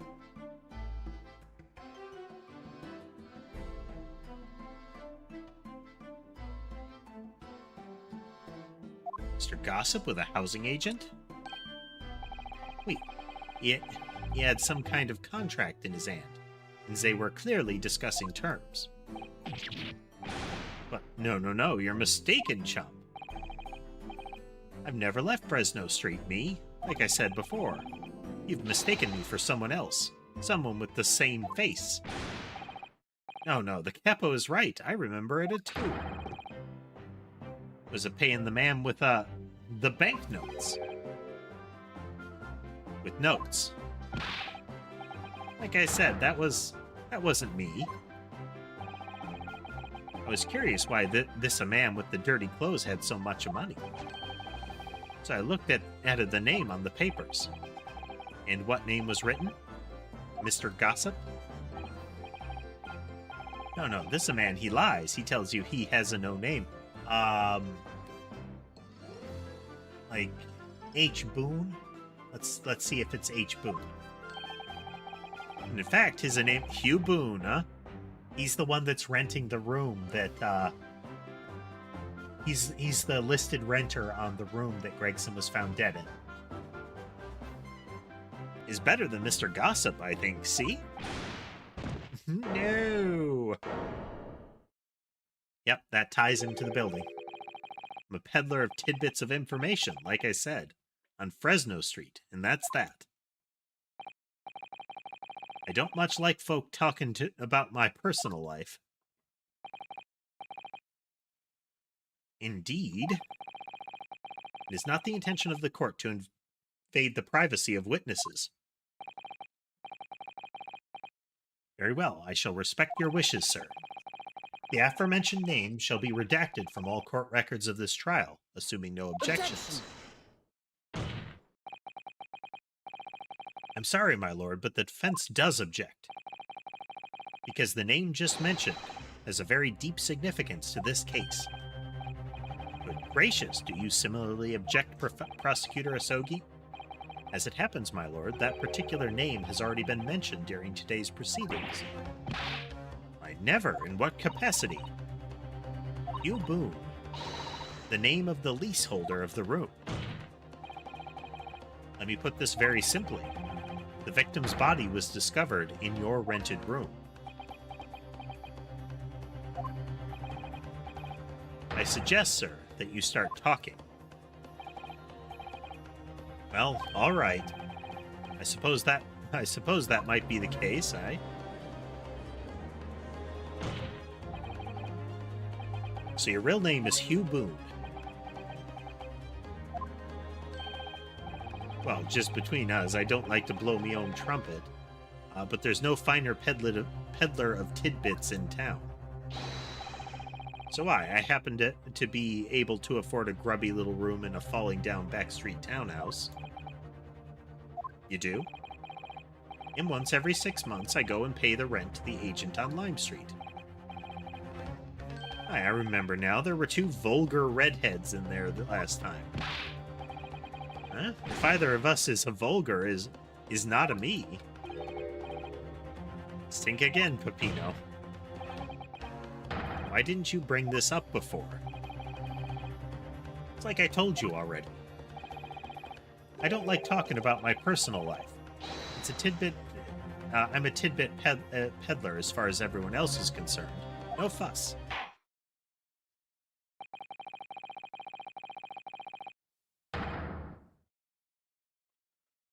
You will update your testimony to include this most surprising revelation, Mr. Boone. If I must. So the leaseholder Scotland Yard has been looking for since the body was discovered. Has been here under our noses all along.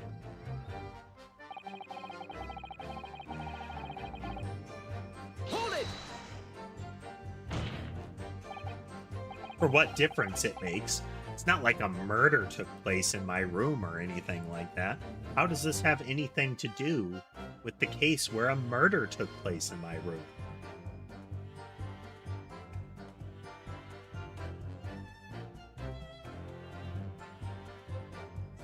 You can't see it very clearly, but she is like... the top of her head is like right along his paw. They are fully snuggled up.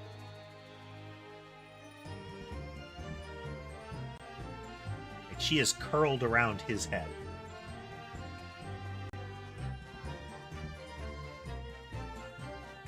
So you live in that room, presumably, do you? No, I don't live there. What do you think? There's no bed, is there? Just a desk. Then why would you want to rent it? Well, I don't think I should have to say, really. Then how about the notice board in there? Which was covered from top to bottom in confidential documents, only the police should have had access to. No, that board's not mine. The inspector must have brought it along. It's only the other bits and bobs that belong to me. The desk and the chair and that. People don't generally carry enormous notice boards around with them. The real question is, why was Inspector Gregson killed there, in your room? Well, obviously, I've not the faintest idea. I mean, it's causing me no end of bother, to be honest. It seems to be that Mr. Gossip, sorry, Mr. Boone, would rather would rather as little is known about his room as possible for some reason. Oh. I wonder if this is another pseudonym of his. No, he doesn't look like, Vigil. He doesn't look like, Daily Vigil. And more importantly, knowing that the scene of the crime is actually his room completely changes things. In particular, there's one part of his testimony that's really bothering me. Now, I'm finally going to undo this man.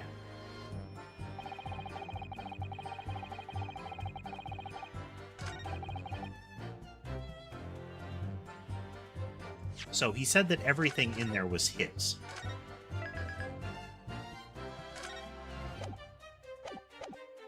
I'm gonna take a swing here and say the pitcher. Objection. Nope.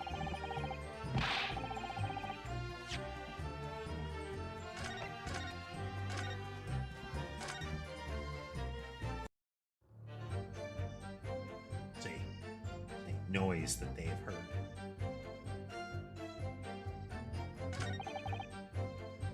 Hold it! You mean you have no family? No, none at all.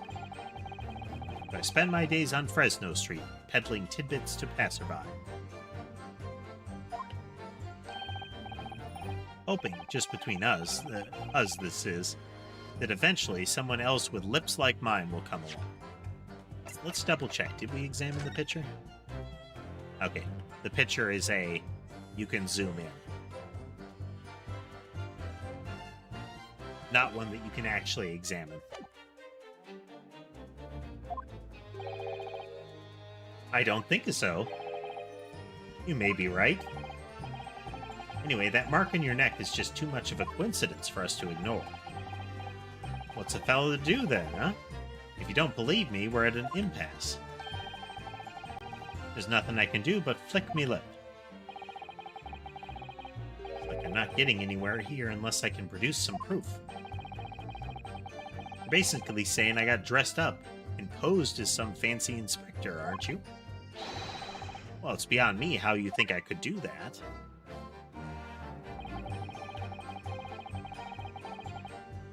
Hold it! Maybe you could, I say, with a mustache or a beard to cover up that lip. Perhaps. But if I was going to stick some fake facial hair on to cover up this fine specimen, I'd end up looking like his lordship over there, wouldn't I? Pardon? I assure you my lips are entirely unremarkable. I would ask you not to cast such scrutinizing looks in my direction, Counsel. Sorry, my lord. My imagination got the better of me there. Inspector Gregson did wear a mustache, of course. Right, he did, so perhaps he was hiding something himself. He could barely have hidden a crumb in a mustache of that size. And anyways, the detective we spoke with had no facial hair at all. See, the capo is right. He was a clean-shaven. It certainly seems beyond the realm of possibility that this witness could have disguised himself as the victim. It does, and it is.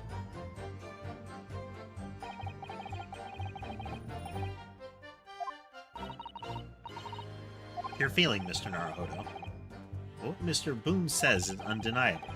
It would be all but impossible to hide those lips with any form of disguise. Perhaps yes, but nevertheless, the mark around his neck is undeniable. And it's identical to the one Mr. DeRossi suffered. That's true. But why does this whole disguise idea just keep playing on my mind? We're going to try the picture on the last statement next. Right here. No kinfolk or anything.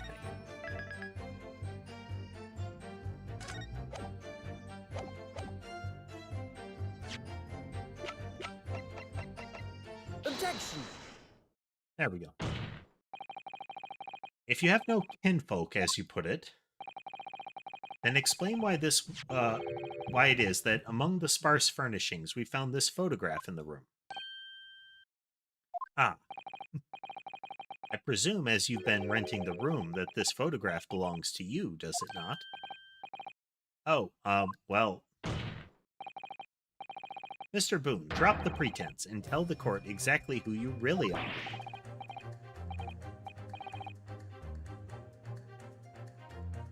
Wait, look. Oh, no, there is some resemblance. The ears and the hair.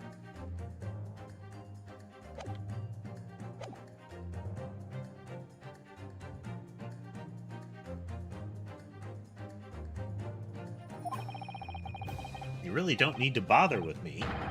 Please just leave it alone. As the man says, leave it alone. Whatever the truth is about this man's life, it has no bearing on this case, because it's simply not possible that he impersonated Inspector Gregson. How can you be so sure? Just look at the man. He's hideous.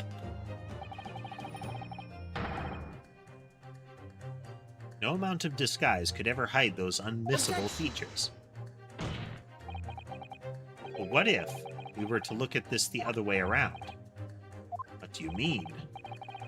Yes, counsel, what do you mean? Well, there's no denying that Mr. Boone's lip is very prominent indeed. But consider the possibility that his prominent lip is itself part of an elaborate disguise.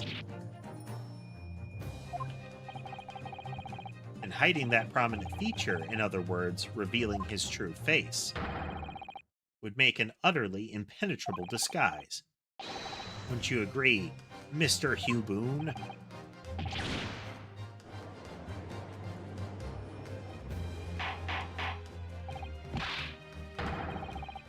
Good.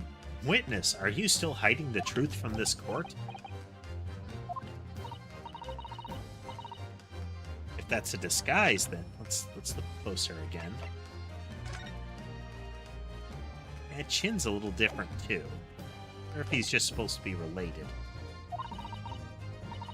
Underneath it, his true identity must be...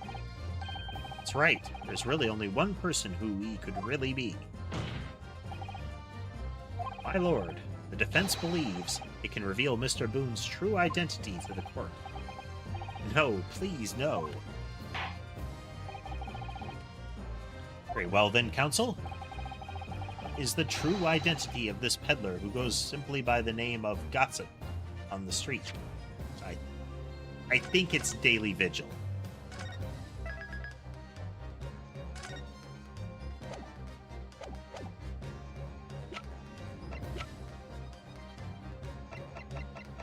Oh yeah, that's Daily Vigil. In the picture, his hair is lighter, but that's him. Take that! Your real name is actually Mr. Vigil, isn't it?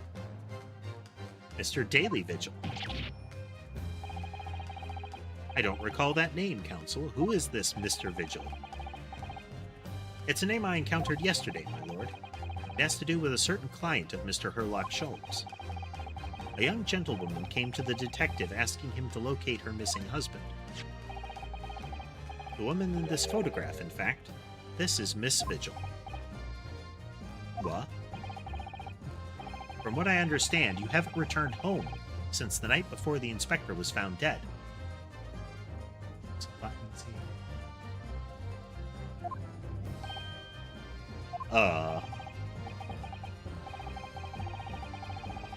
Of course, on that night, you were being held captive by the two red-headed league gentlemen.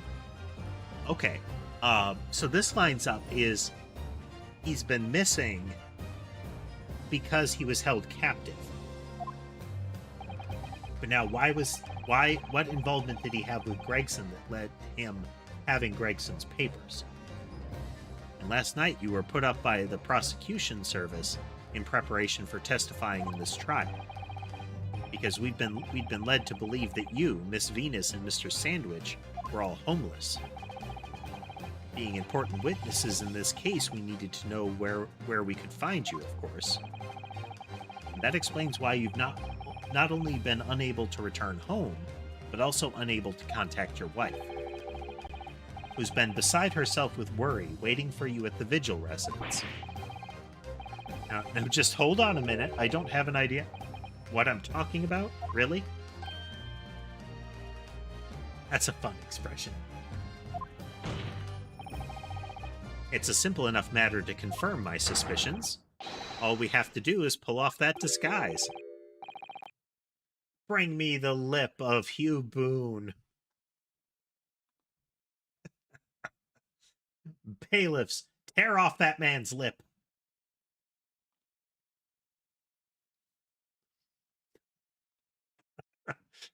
Scream, rip, blood everywhere. Oh, I guess it wasn't a disguise.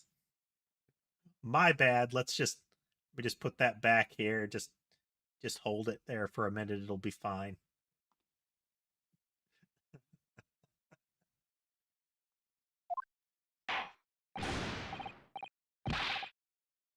Bailiff, bring soap, a sponge, and a washbowl at once. Mr. de Rousseau and Mr. de Rossi, you will restrain the witness. Bring us that dog collar of yours.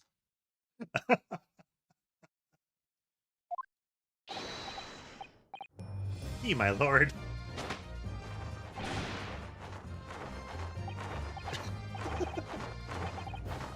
De Rossi looks like he's having such fun.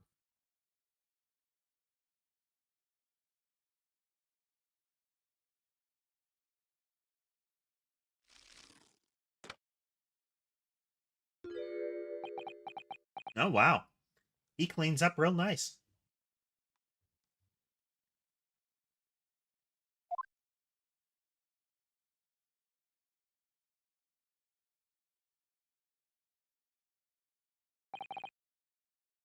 Well, we are now seeing your true features, I presume.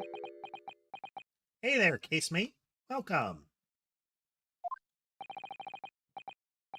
How you doing?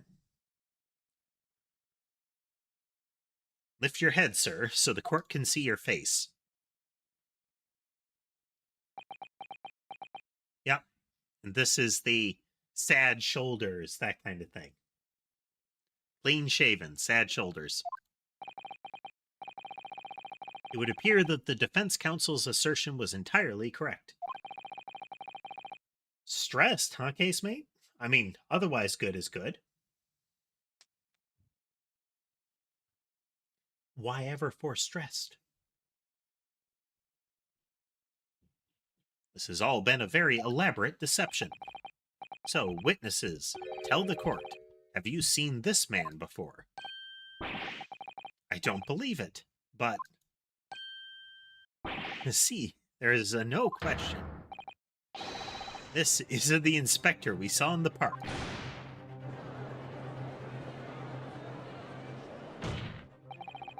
Yeah, that'd do it. It's that final rush, you know?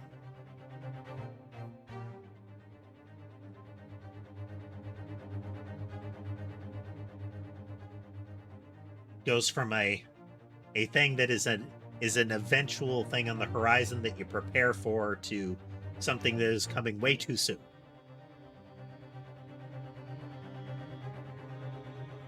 On the day of the Red-Headed League enrollment, the man claiming to be Inspector Gregson, who appeared before Mr. de Rousseau and Mr. de Rossi in the park, was you disguised as the inspector, or rather, was you posing as the inspector in no disguise at all.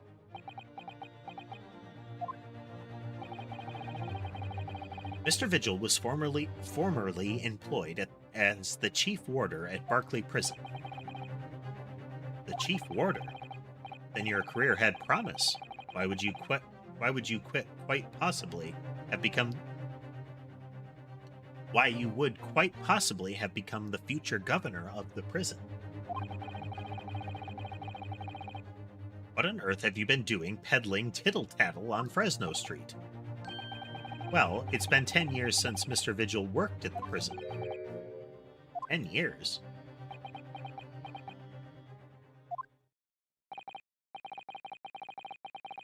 I'm really dreadfully sorry about all this. Yes, it's true. I am Daily Vigil. And you were the chief warder at Barclay Prison 10 years ago? So where did Mr. Hugh Boone come from? Boone is the other me. It's a name I invented. Well, evidently there is a great deal under the surface here. I'll explain everything. I'll tell you just how wretched my life has become. Can't be too terribly wretched. That's a well-maintained and nice suit you are wearing, sir. As you say, it was 10 years ago now that my employment as Barclay's chief warder came to an end. Having left the prison service, I searched for some new occupation by which to earn a wage. But times were hard in London, and I found no suitable engagements at all. In desperation one day, I turned my hand at selling wares on Fresno Street. But your wife appears to know nothing of this. She still maintains that you are the chief warder at Barclay Prison. I was utterly determined that my wife should not know of my failings, which is why I've never told her. I opened an account at the bank under the name of Hugh Boone, and I rented the cheapest room I could find on Fresno Street, the scene of the very crime we're investigating. Yes, that's right.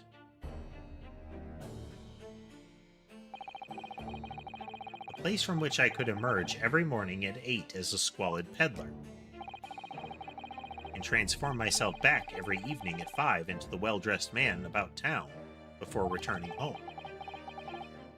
That quickly became my daily routine.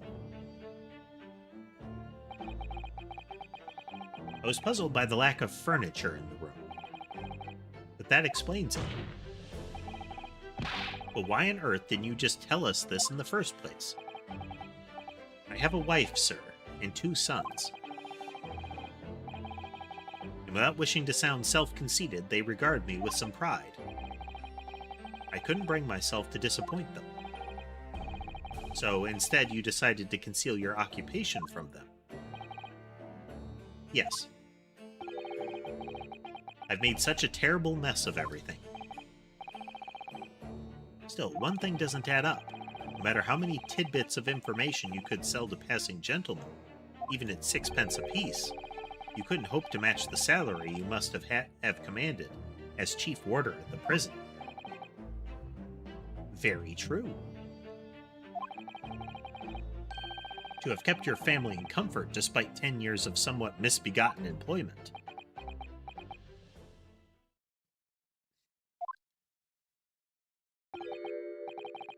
That was all thanks to Inspector Gregson. Ooh. Inspector Gregson? What on earth? It was some years after I'd invented Boone and begun my other life as a street seller. He, the inspector that is, recognized me one day. You mean to say the victim was an acquaintance of yours? Vigil digging his grave rapidly. I knew him from my time working at the prison.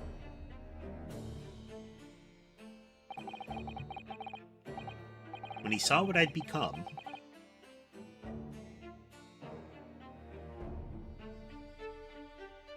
he was deeply troubled for me and my family. And from that day forward, he visited me on Fresno Street with increasing regularity. Then one day, that was definitely a gesture. Like, I get clasping his arm potentially like that. But that whole, wash the windows circle kind of move. And one day he asked if I would carry out a secret assignment for him. A secret? What was it? I was to... Okay, there it is again. Like, That's not twirly like some of the other folks have been.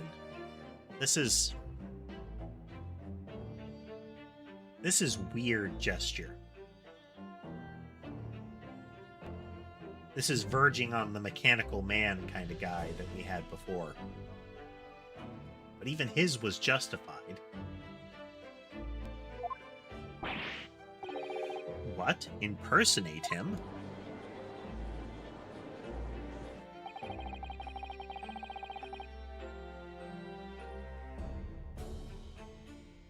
We always met in that little room so the inspector could brief me.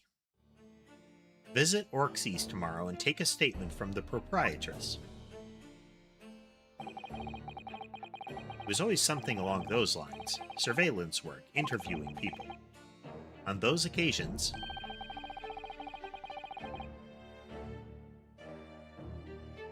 Oh, just looking at it now. That's a hard gesture. Like, try to do that. Thumb facing out. Forefinger on the front of your chin. But then with the, like, try that.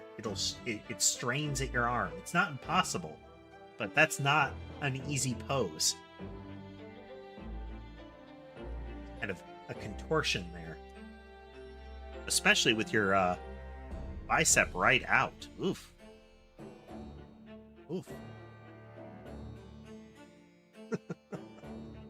That torques the joints a little, doesn't it?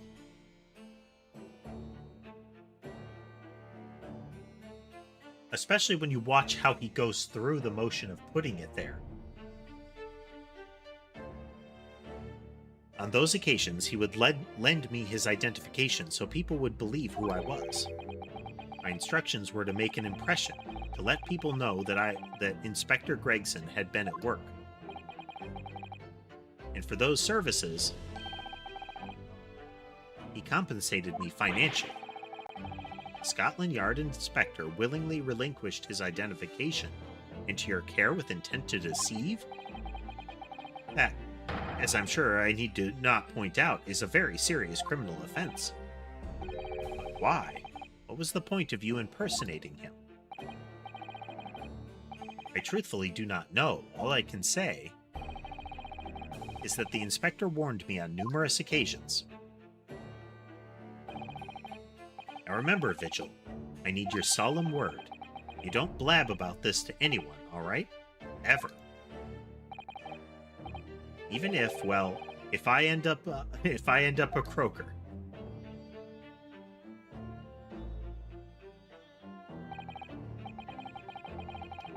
Seems like it was it established an alibi.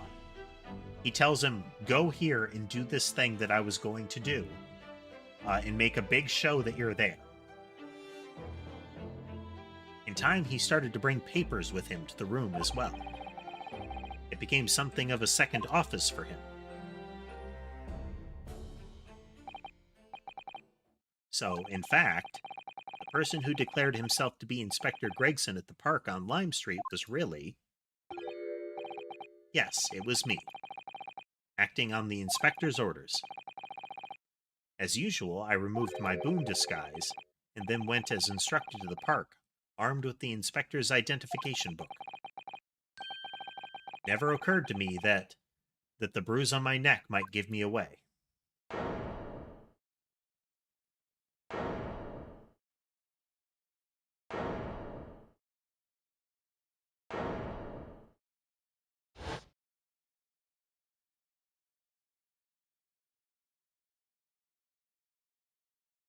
Like, the man is good with disguises.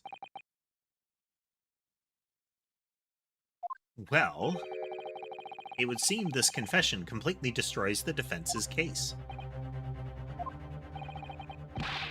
Explain yourself, Prosecutor Asogi. My learned friend's assertion was as follows. The victim was killed at another location on the day before his corpse was discovered, at the hands of these two red-headed league men when they imprisoned the inspector.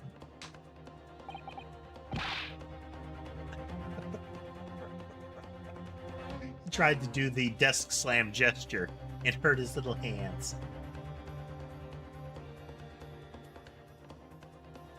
very much an ouchie kind of gesture. But no, that can't be. Oh, he did it again. After all, it wasn't the inspector who went to the park that day. It was me. Oh, goodness. Finally, we have clarity. We had nothing to do with the murder of the inspector.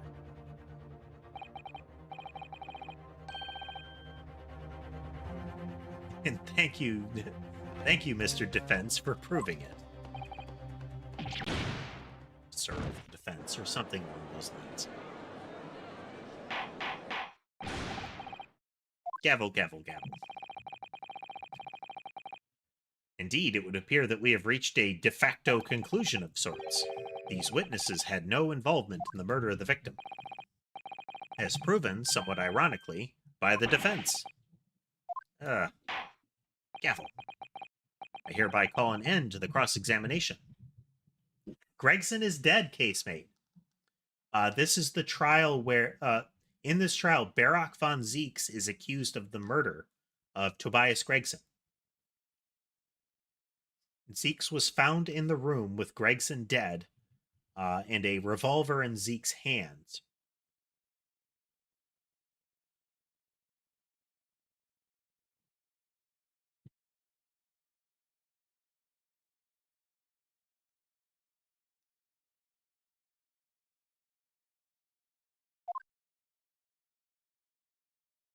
Hold it!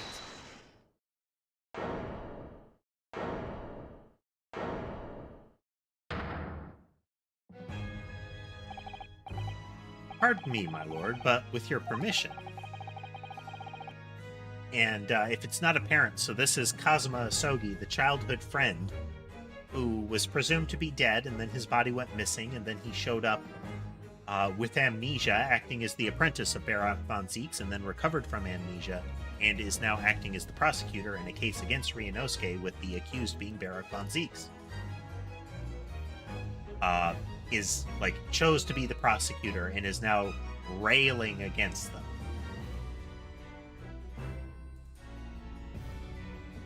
Yeah, he needs a replacement sword.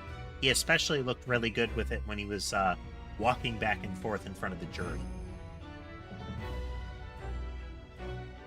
That whole one hand braced on the hilt was a dramatic pose. I'd like to pose one further question to the witness. Kazuma? What question, counsel? It concerns the events of 10 years ago. I believe you would have been present at a very significant execution that was carried out at the time.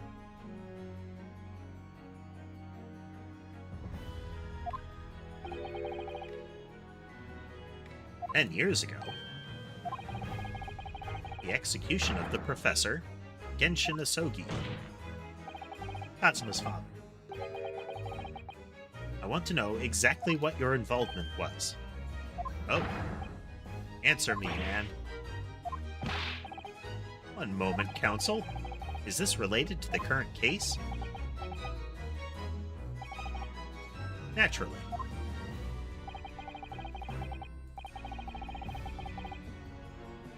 It is the prosecution's belief that this case and the events of 10 years ago are inextricably linked.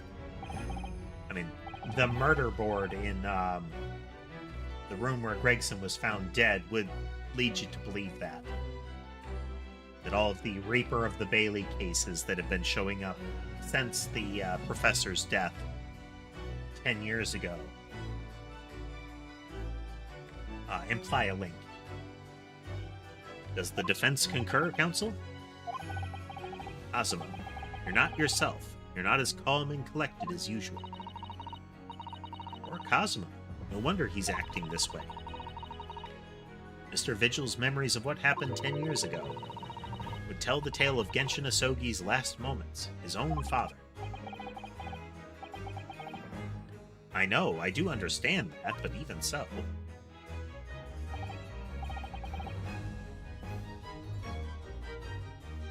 Prosecutor Asogi, do you genuinely believe? This question requires an answer in order to learn the truth behind Inspector Gregson's death. I need you to trust me. Please.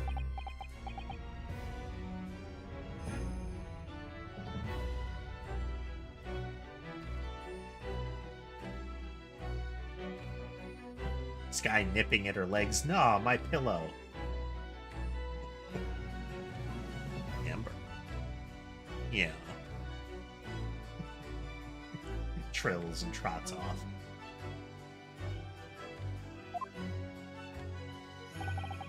Very well. Then the defense has no objection. I see. In that case, you will answer the question, witness. The truth is, I remember very little of that time.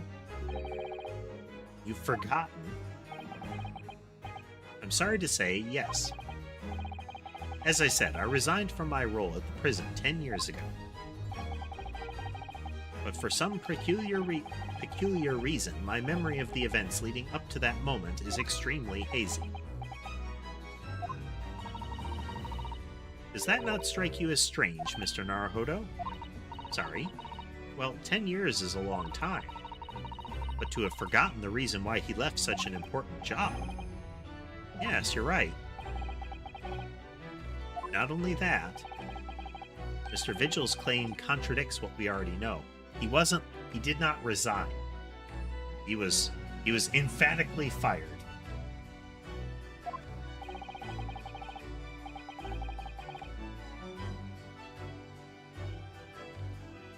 The human spirit is a fragile thing. It's broken all too easily. Which is why we have a tendency to wrap it up for protection. Sorry? The human spirit? I'm afraid I don't understand what you mean. When we experience pain and suffering that we feel unable to bear, we block it out, obliterate it from our memories, seal it away. But it never truly leaves us. If the seal is broken, the memories resurface.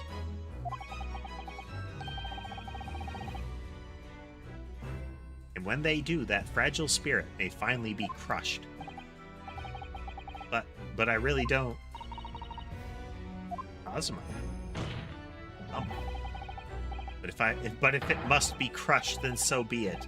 Because the truth will not stay buried. It's coming out one way or another. You're going to tell me the truth, or I will destroy your very soul.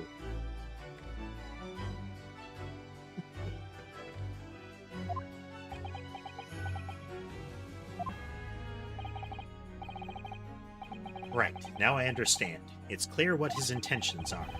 He means to expose the truth at any cost. Perhaps if I pointed out the contradiction in what Mr. Vigil claimed earlier, it might cause some crucial memories to return to him. But should I? Should I present the evidence or not? If we don't, then the guy's "I don't remember" is going to stick.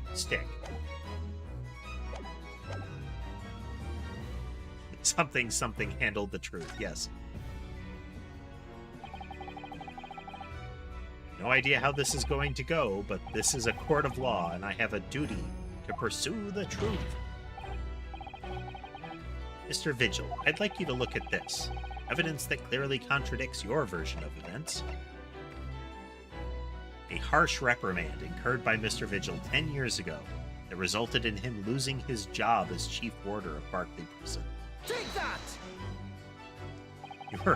You were fired with prejudice.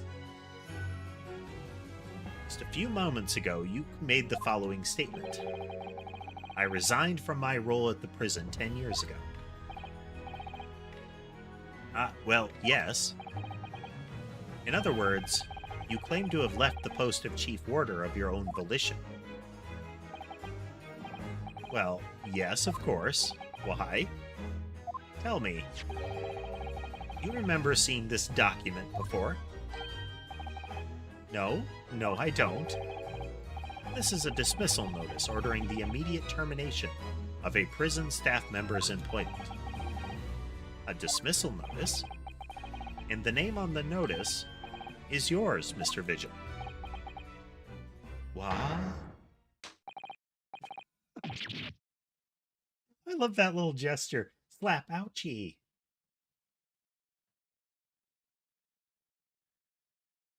It's mine? So you didn't resign from the prison service at all?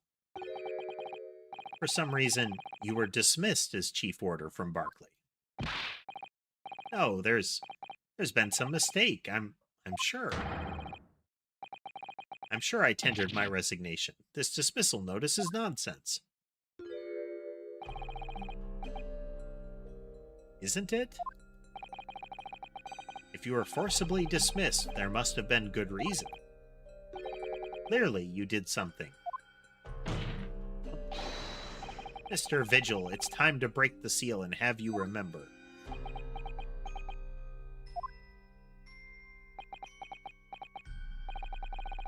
According to the few remaining records, the final execution that you supervised was on the 17th of June, 10 years ago. And on that day, something very serious took place at Barclay Prison. The 17th of June? Was that the professor's execution? Professor, as you were the chief warder at the time, it stands to reason that you would have been present throughout the proceedings. It does sound familiar. Man, getting kind of secondhand dizzy watching that move that he's pulling there.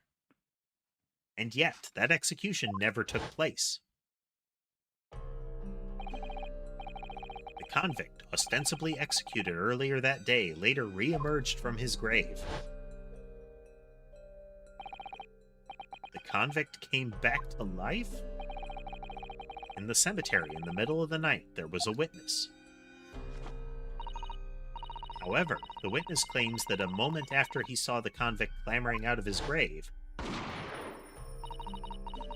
a gunshot rang out from over his shoulder. And the bullet pierced the professor's chest, killing him instantly.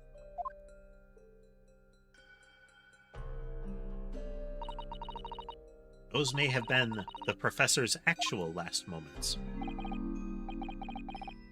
Yes. Seeing as you were in charge of overseeing executions at the time, you must know the truth about what really happened. It's in your head, somewhere deep down.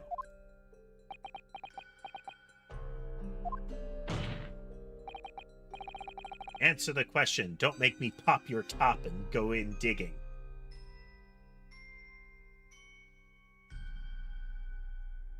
Well, Chief Warder Daily Vigil, I know there are memories in your head that can explain what happened on the 17th of June 10 years ago.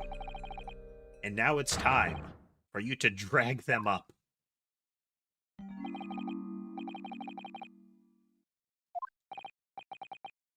Mr. Vigil?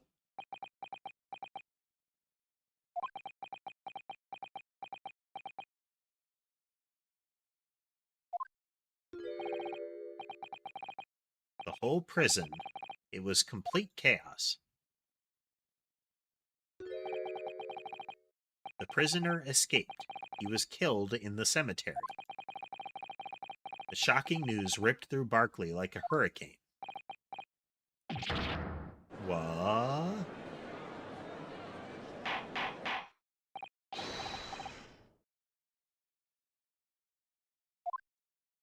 Gavel, gavel, gavel. Do you mean to say, Mr. Vigil, that your memories of the time have returned? My head, it's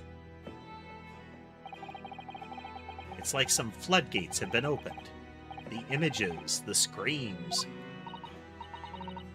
Oh, my goodness. The papers. There were reports, articles about a man who'd seen a ghost. Yes, Enoch Drebber, the mechanical man. But surely those reports were exaggerated. There were traces at the scene. Traces of what? In Lowgate Cemetery, at plot number 139, blood. Lots of blood. That's where the man was buried, of course. Obviously, something terrible had happened there.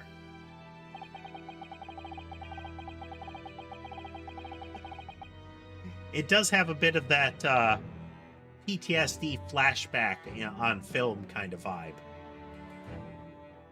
Where they have that whole, you hear the sound of the event fading in and then they might cut over to the memory.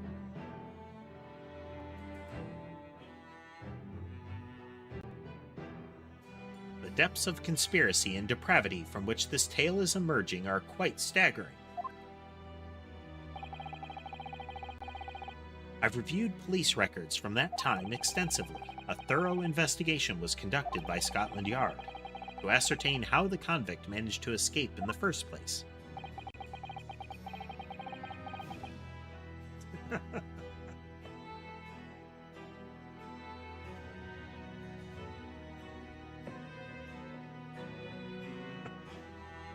Here's a thought for you, Tass. Go back through the entire plot of Final Fantasy XIV, and anytime Heidelin is talking to you in a burst, replace it with audio from spoken by Navi the Fairy and Ocarina of Time. So instead of that whole hear, feel, think, you just get, hey, listen.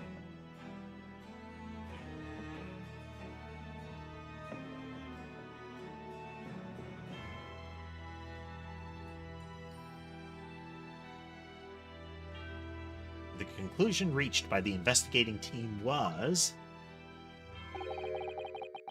Oh man, you could do that with the echo too. Every time the character does that whole, hand to head leaning over.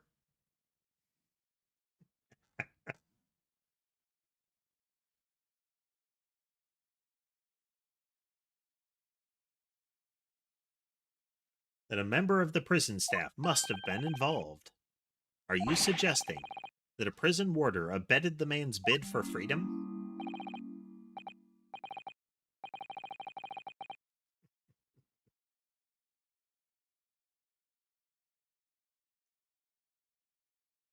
Yes, and I was suspected of doing it. Of using that mass murderer's execution as a way to help him escape. You did what now? I remember now. The horror of it all is coming back to me. One evening, a few days after the execution, some detectives came to the prison. I was called to the governor's office at the top of the watchtower.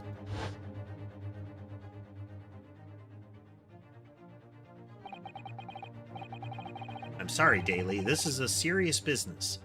But I cannot help you, no. As chief warder, you were responsible for overseeing the execution of four, huh?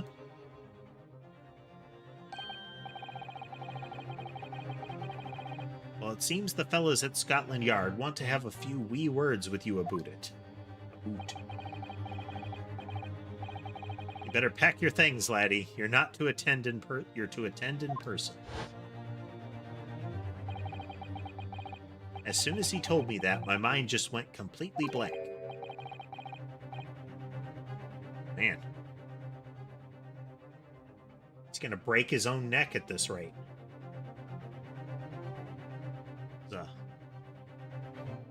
There's some momentum building up here. His head's gonna come right off and bash somebody in the gallery.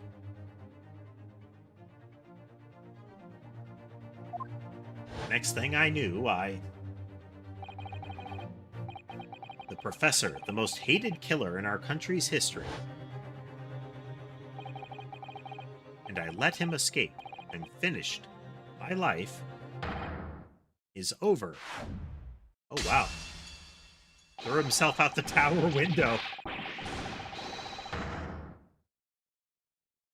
Well, that would explain the memory issues.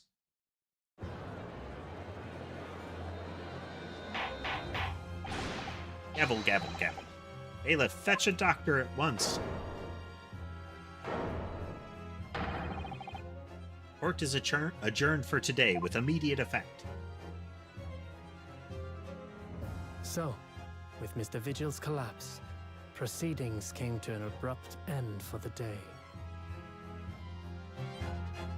Once again overshadowed by the legacy of that notorious killer, appearing like a cursed ghost ship on a foggy ocean. Lord Van Zeeks, Mr. Vigil, Kazuma, and Gregson. All of them bound by invisible chains anchored to the same wreckage in the murky depths of the past. But the miraculous light that had been trying to cut through the gloom and shine on those tragic events was playing on the edges of the truth at last. It's a dramatic narration here. This kind of thing is usually reserved for a whole episode cut.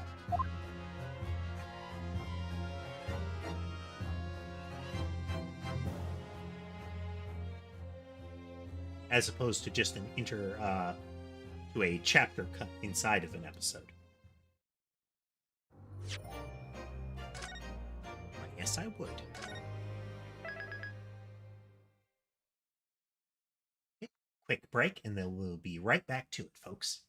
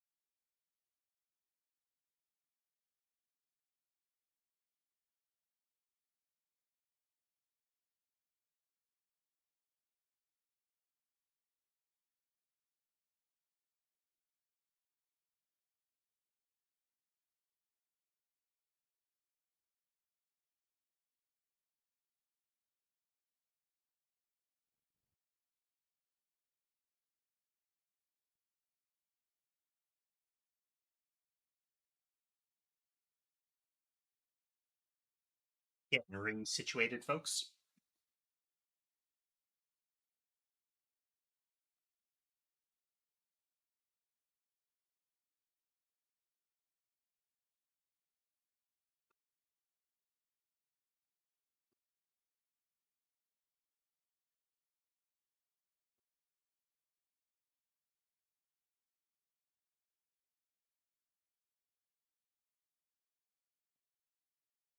Do a quick cat check here.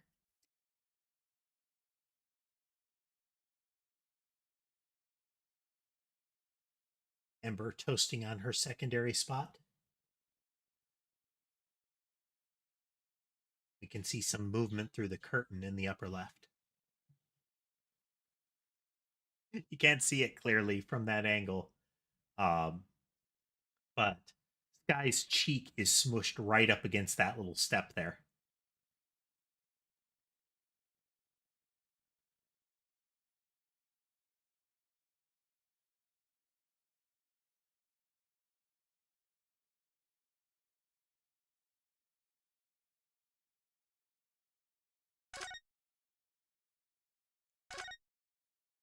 Got a save here.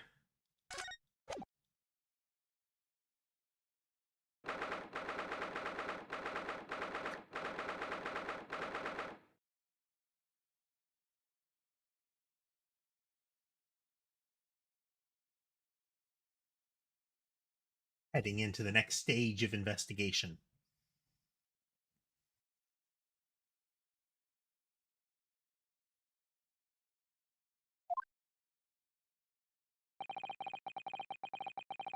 I still can't quite believe what just happened. I know, I inquired with the bailiff after the court session was adjourned. And it seems Mr. Vigil was taken to hospital to recover. Right?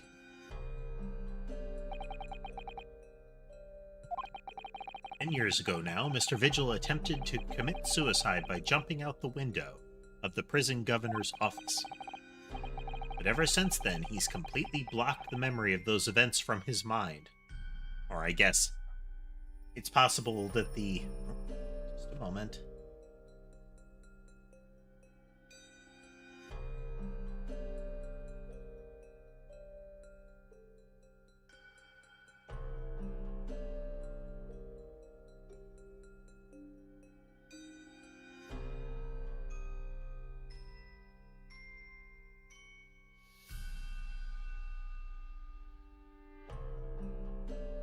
That's right. I was going to say, casemate. He may have just landed right on his head. I mean, he jumped straight through old-style glass window, so that's going to cause plenty of damage itself.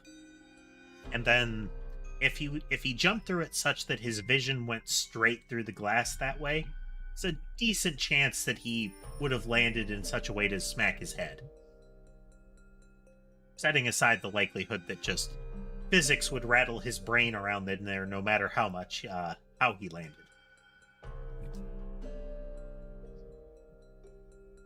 So yeah, there's just the distinct possibility that it was concussed right out of his brain as opposed to repressed.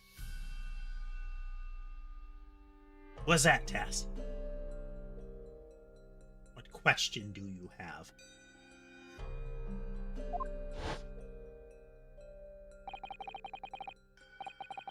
We don't have any indication that Sholmes was ever a Scotland Yard detective, Tess. He has interacted extensively with them, but we actually don't know a lot about Sholmes' past.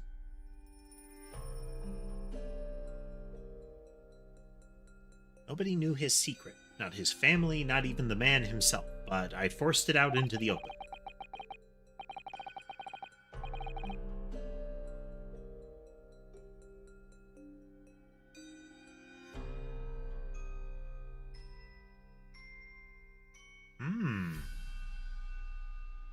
That's interesting.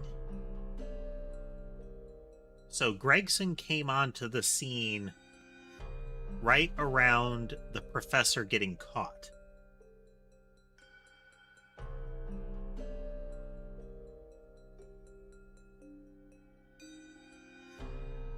Wrong of me to do that. Did I overstep the mark, I wonder? Bruno. Oh, Iris. We're miles away. Anyway, I've brewed a fresh pot of soothing tea for you.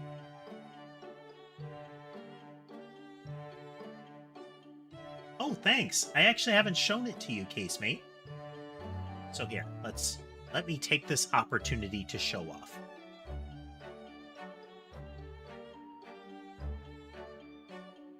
So, this is behind the computer screens.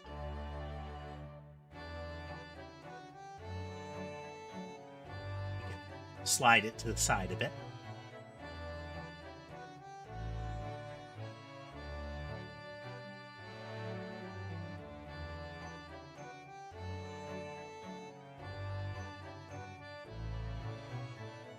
And then I've got the computer screens along the bottom. It sort of brackets the central screen.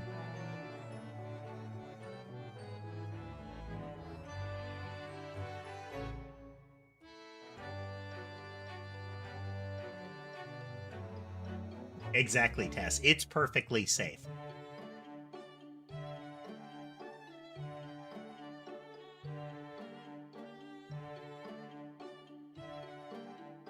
Original nano extraction point. Definitely man-made.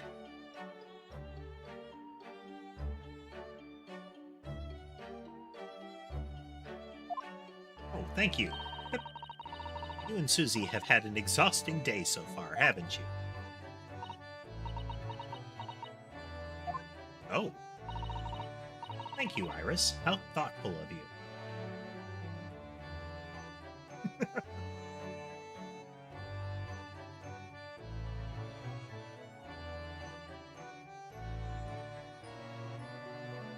All of the OSHA inspectors that have returned from the factory have agreed that everything is up to code.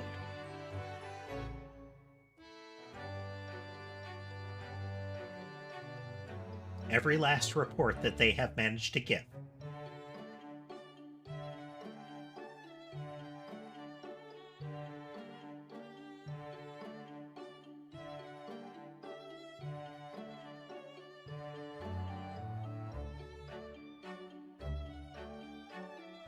I presume the rest of them didn't give their reports because they decided to leave their position effective immediately without notice.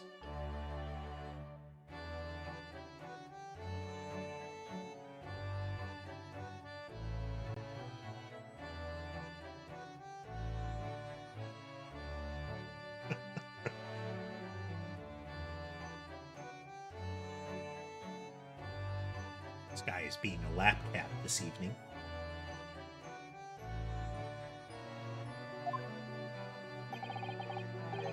You happen to know where Mr. Sholmes is? Really interested to find out what Sholmes' involvement in all of this is, because him being cagey about the Hound of the Baskervilles case, which, to my understanding, is the Professor case, has been central to the whole game, like both games.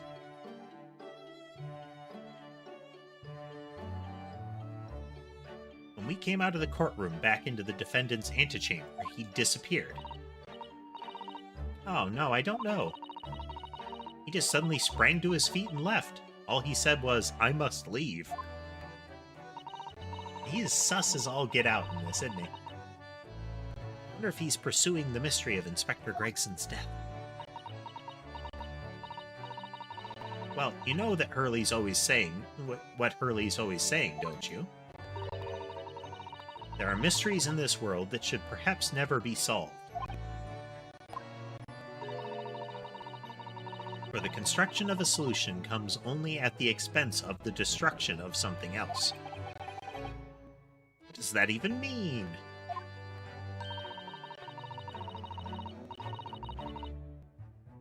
He knows very well that when you open someone else's old wounds, you often open your own, too.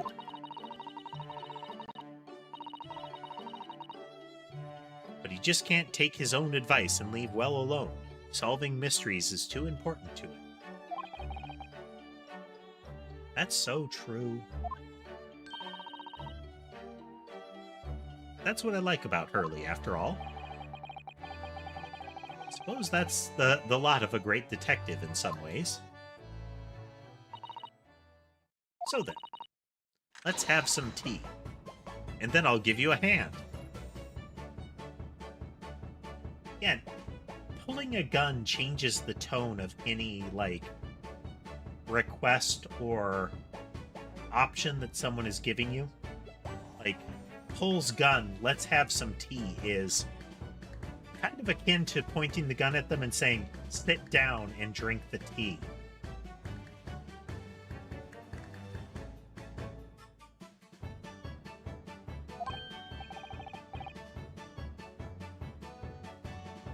Do you have time, Iris? Yes, I've finished this month's manuscript at last, with barely a day to spare before the deadline.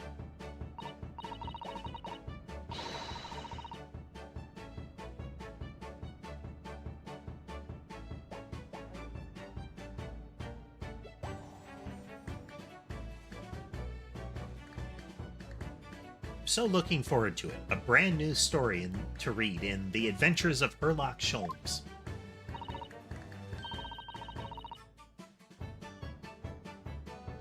You know, I always hide Hurley's violin in the days before I have a deadline. You do? Poor Mr. Sholmes. I'm sure that's very wise, Iris. How sensible of you. Now then, my dear fellows, let's make a plan of action before we continue our investigation.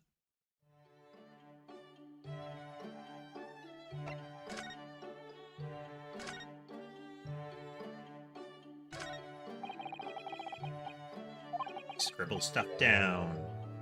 Stick figures again. That hasn't changed in like 2 cases.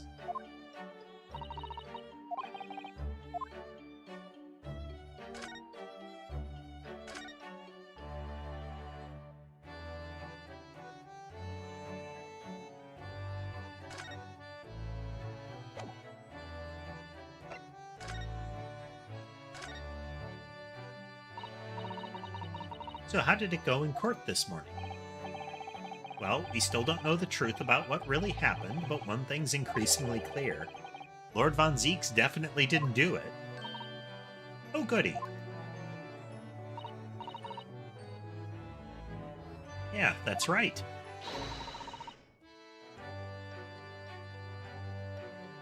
We've managed to uncover several new facts as well. Oh, really? And there was another development, too. Cosma. Yes, it's quite clear now that Cosma is not himself.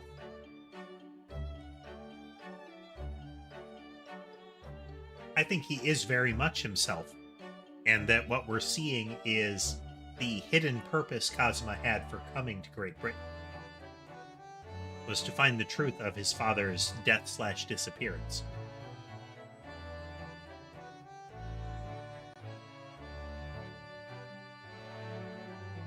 Because he really did become a bit of a man possessed as soon as the identity of the professor was revealed in court.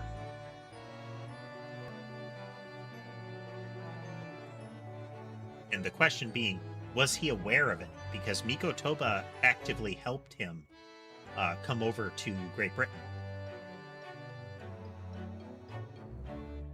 And Miko Toba and Jingoku, the judge, were both had to be aware that Genshin Asogi was executed as the professor. So did they let Kazuma know at some point and then aid him in coming over, either to dig up the full truth, reveal the truth to the public, what?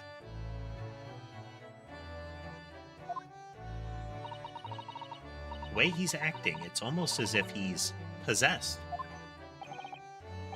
I know, I mean, at the end of the proceedings earlier, he was like a bloodhound the way he was chasing down Mr. Vigil's forgotten past.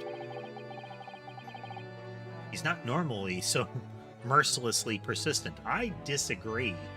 He had that kind of vibe in the tutorial trial at the beginning of the first game. Like, he doesn't let up.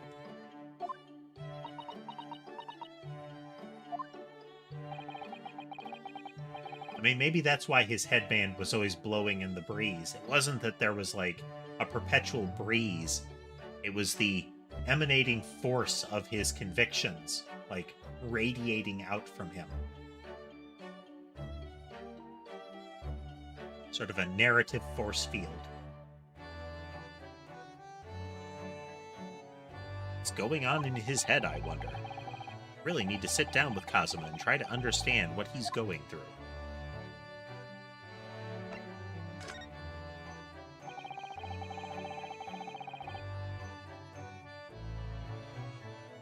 If Gregson was really murdered the day before his body was discovered, then Lord Von Zieks has to be innocent, you see.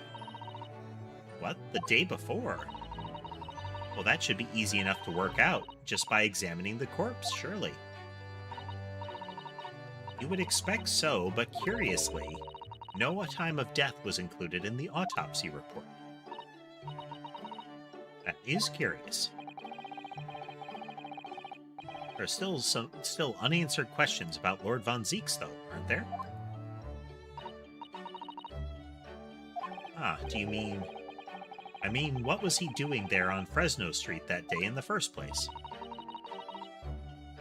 Well, according to the man's testimony, he said he was investigating Inspector Gregson, didn't he? And it turns out that little room was actually the inspector's secret office.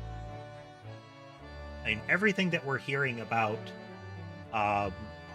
Daily Vigil, like his actions over the last 10 years, and the fact that Gregson found him and was using him as a body double, effectively a body double,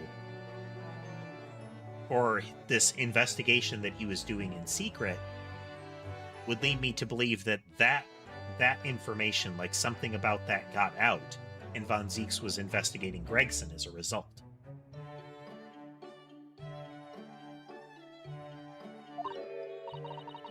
Oh, that sounds like it has all the markings of a wonderfully devilish plot. Then why was that notice board in there covered in all those particular papers? Papers about cases with a link to the Reaper. I'm starting to get a bad feeling about all this.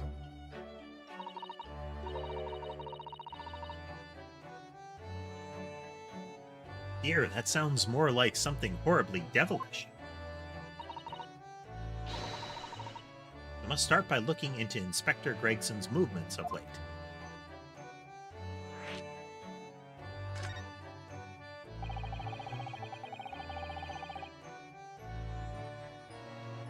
This guy is being a lap cat. He wants his ears rubbed just so. Sometimes you have to really get in there and, like, massage the brain, you know? Sometimes he wants his chin scratched.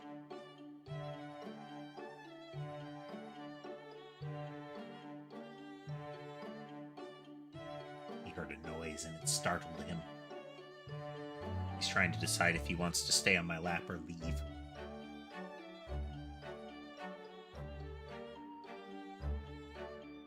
Getting back scratches while he's making that decision. Oh, there he goes.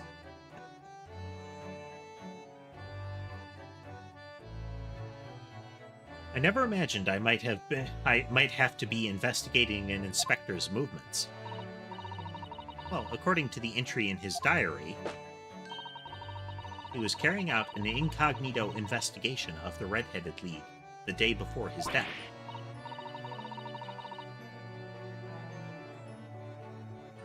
Oh, you mean he was doing the same as Hurley? Well, Mr. Sholmes was trying to apply, whereas the inspector was supposed to be investigating. I do wish it had been the other way around.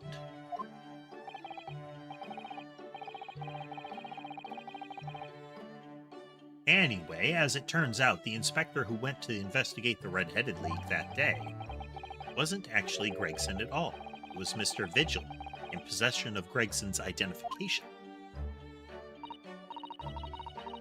You know what that sounds like to me? Establishing an alibi, yep. My, yes, you're absolutely right, Iris. But why would Gregson need an alibi? It would appear that the inspector had something to do that he wished to keep secret. I don't believe it. I always thought he was just a harmless lover of fish and chips. But perhaps they were seasoned with something a little more potent than salt and vinegar. Perhaps lies and deceit.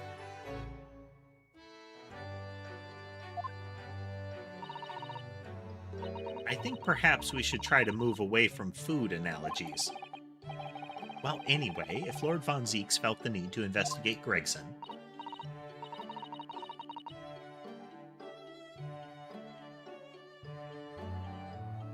must try to find out what he knows.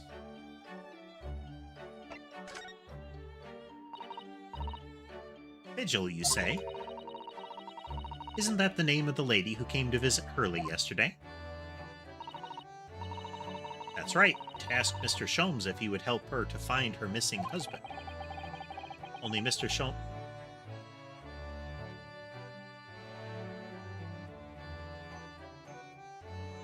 Work with me, program. Work with me.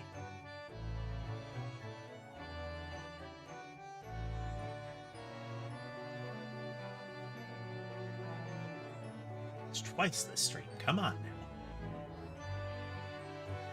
Only Mr. Sholmes completely passed the buck to us. Actually, didn't you say that Mr. Vigil had been taken to hospital? Do you know which one?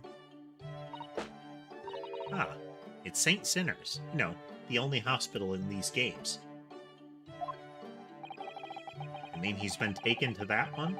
That one that already has scene work and has been used previously? I wonder why he would be taken there.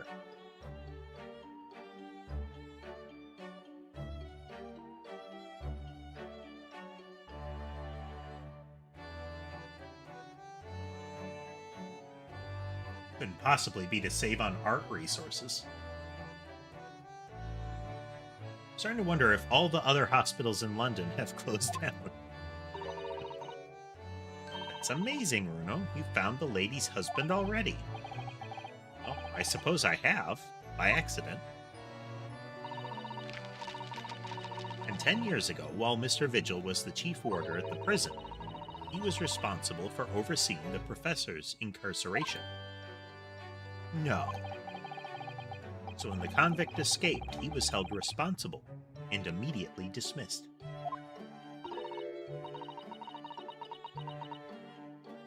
Sometimes I really don't want to grow up.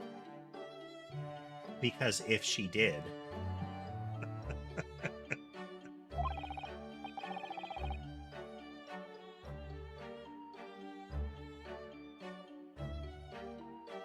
There's more. For 10 years after that, while he was ostensibly working as a peddler, he also had another secret job.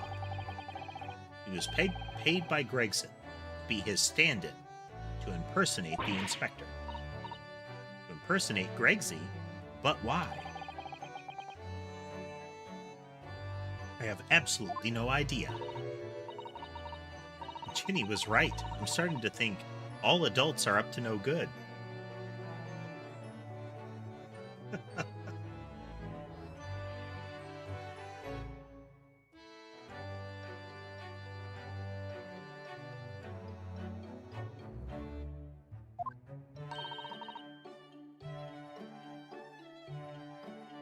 Iris's future is definitely a concern in this series.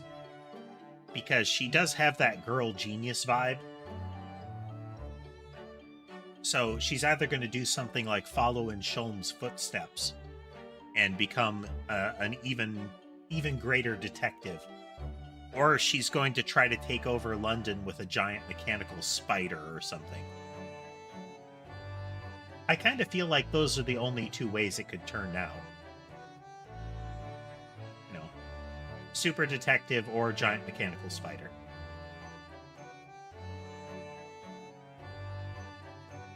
As you do.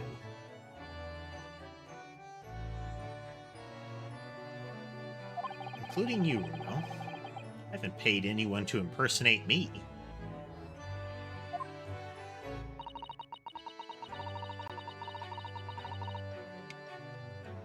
You know, her perched on top of the machine with a needlessly exposed control panel, lots of levers and wheels to turn, cackling maniacally.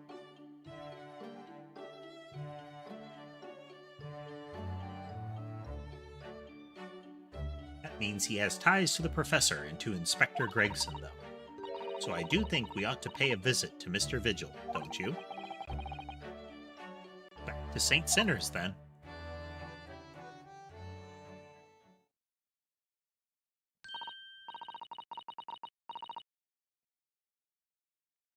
Well, I think it's clear what we need to do, isn't it? Let us investigate, my dear fellows. Iris, you're even more enthusiastic than usual today. If anyone has anything to hide, my special Wilson shooting iron will set them straight. It is a gun.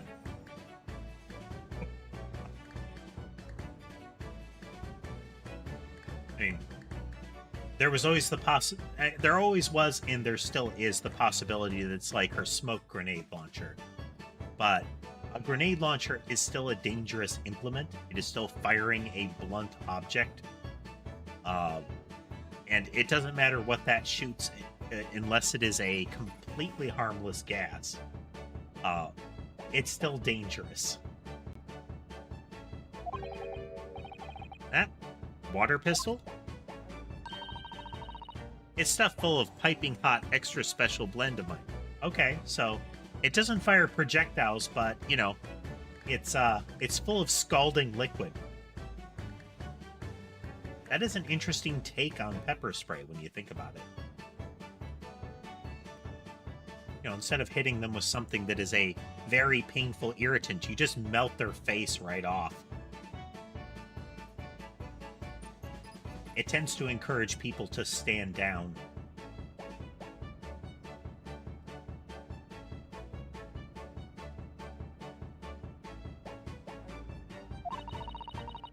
And I'm quite sure it will be very effective. Better be careful not to hide anything. Feels a little strange that Mr. Sholmes is nowhere to be seen, but still.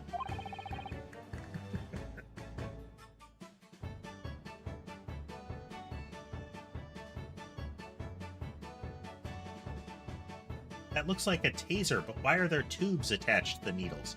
It injects hot sauce directly into the body.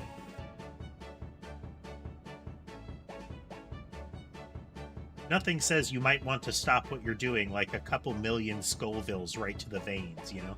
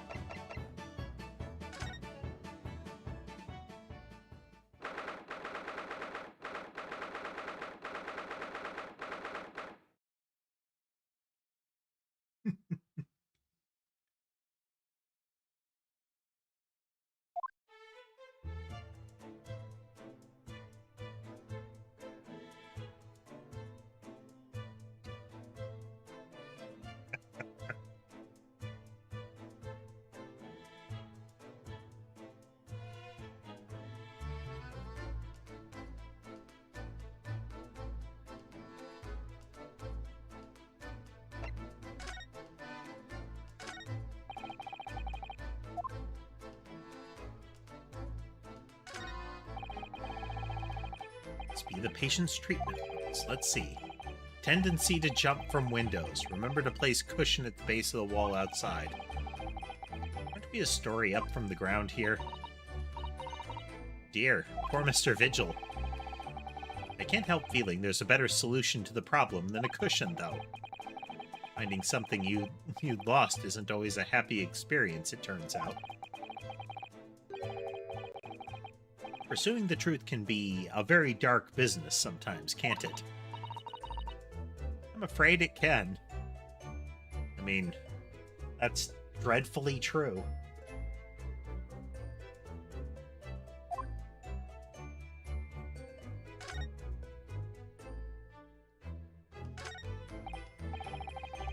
Patient treatment notes. What do these say, I wonder? Endlessly obliging. I suppose that's referring to the patient in this bed. I would think so, and until Mr. Vigil is a little more stable, It's probably just as well that he has a kindly person in the neighboring bed. The endlessly part is a little worrying, though, isn't it? I mean, what if Mr. Vigil suddenly declared that he'd like to take a trip out the window? Would this endlessly obliging patient simply open it for him and say, "Be my guest"? Let's check with the doctor later.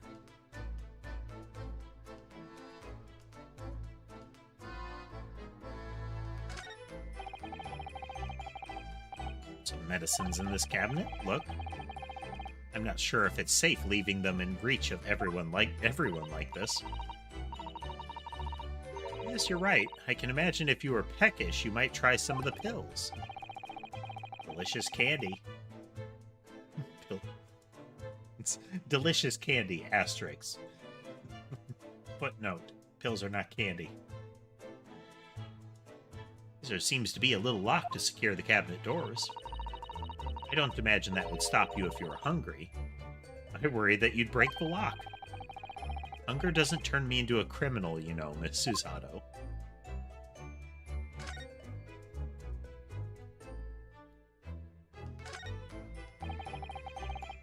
Notice caught my eye before, actually.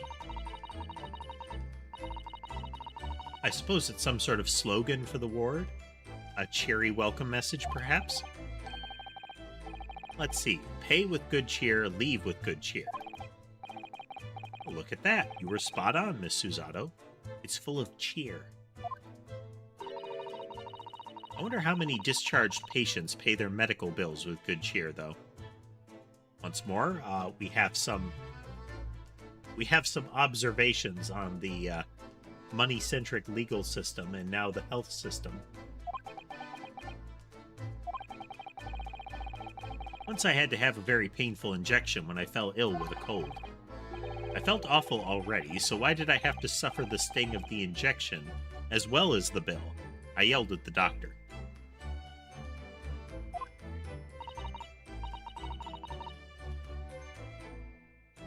Oh dear, what terrible treatment. I don't...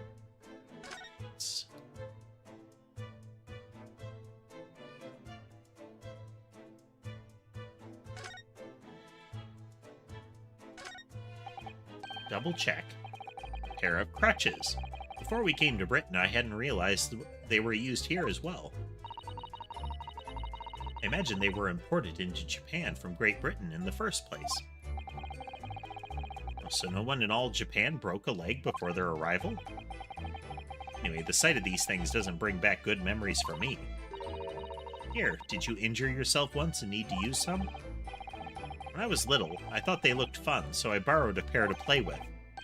But then I slipped and sprained my ankle. Ah, I see. They contain powerful magic, those wooden staves. The power to heal and the power to harm.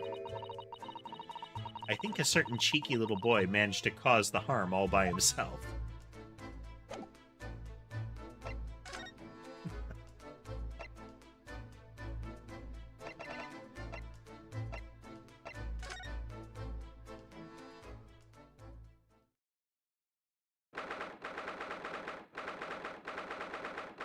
He's reading a book.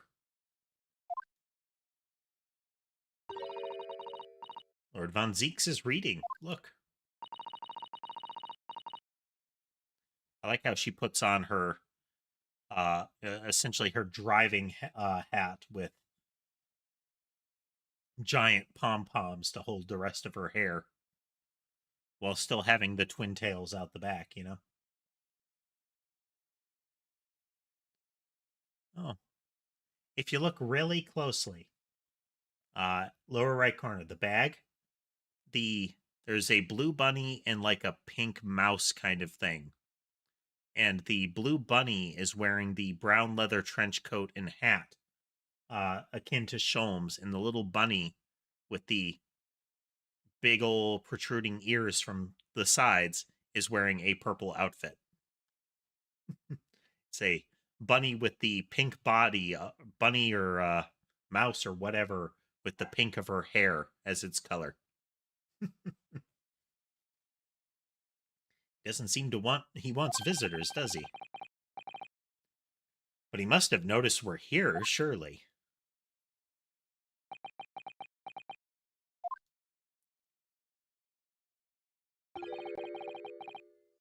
What do you Nipponese want? No way to greet the lawyer who's trying his hardest to prove your innocence, is it? Perhaps not. Huh?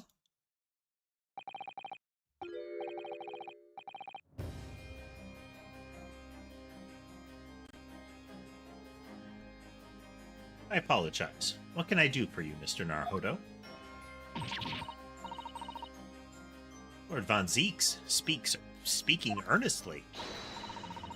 Oh, the fog will lift over London for the first time in months tomorrow.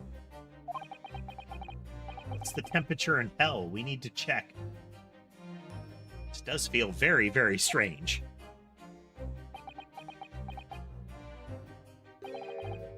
I must say I was impressed. Oh, well, thank you.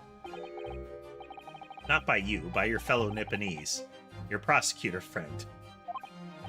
Oh, I see, yes. It's sardonic, don't you think? For a man such as me, so loathing of the Nipponese, to be entirely at the mercy of two of you. I suppose it's retribution for having played the part of the Reaper all these years. Played the part.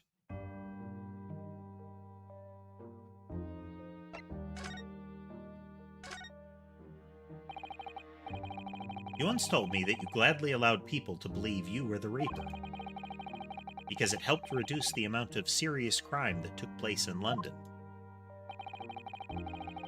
In keeping quiet and playing the part benefits the... If keeping quiet and playing the part benefits the cause, a cause I myself am committed to pursuing, then why would I choose to say anything?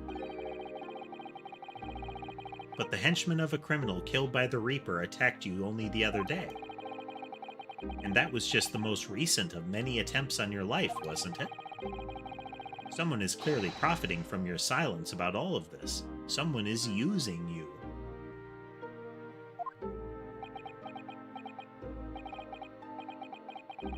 Believe me, ever since the Reaper first appeared, I've been doing my utmost to expose him.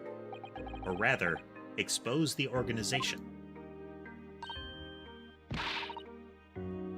It's a whole organization?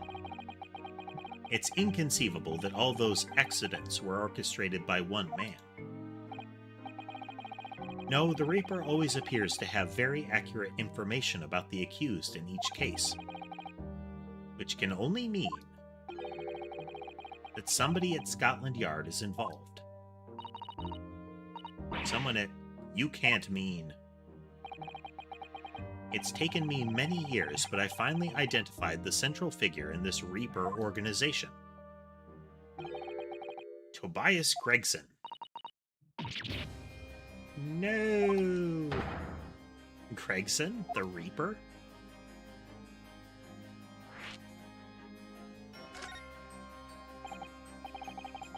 So, the reason you were investigating Inspector Gregson is because you intended to expose him as the Reaper?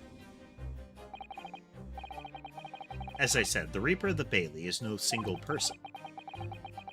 It's a highly secret organization with close ties to Scotland Yard.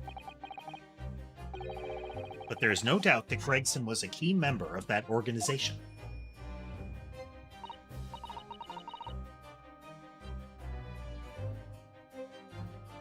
I don't believe it. Are you saying that Gregsy, that he was behind all those awful criminals meeting their... Gregson didn't do the dirty work himself. Oh? He was the tactician. His job was to covertly investigate the Marks and plot their assassinations. In order to do that without arousing suspicion, he regularly needed a firm alibi, which is where Mr. Vigil came in, posing as the inspector. Vigil knows nothing of the Reaper, but the room he rents on Fresno Street was also almost certainly the headquarters of the operation. Gregson would have met the assassin there for briefings. So we don't actually know who carried out the killings, then. Actually, I do have a name. You what? Well, if you can name the man, you have the true identity of the Reaper already, then. Or if I can name the woman. Oh. She's a young woman by the name of Asa Shin. Assassin. Wait, what? Shin?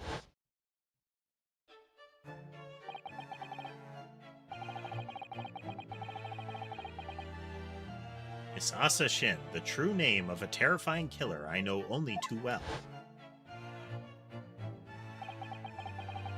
Came to Japan posing as a visiting student and murdered Dr. John H. Wilson. Then, just when it seemed that diplomatic protection would help her escape Japan, end conviction. The mysterious woman was herself murdered in a small summer beach hut. And that woman was actually the Reaper of the Bailey?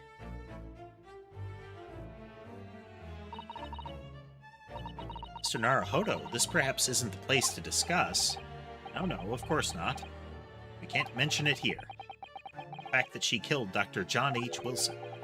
Because Iris doesn't know, and it's very likely that the man was her father. Asa Shin, I should let father know at once. Yes, I agree.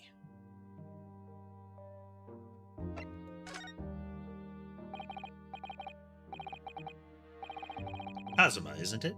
Kazuma Asogi. You say he's a friend of yours. My best friend. He's the whole reason I got to come to Britain. It was all on his merits. I have nothing but respect for him. Yes, I understand that only the very best students are selected for such opportunities.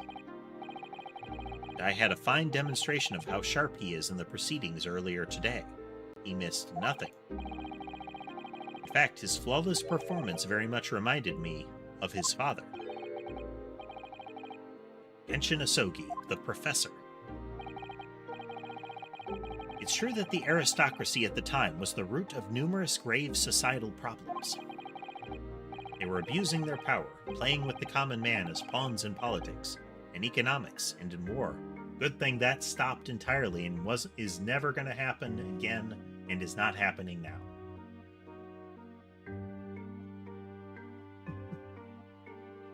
I feel like you're misusing that past tense a little bit there, sir.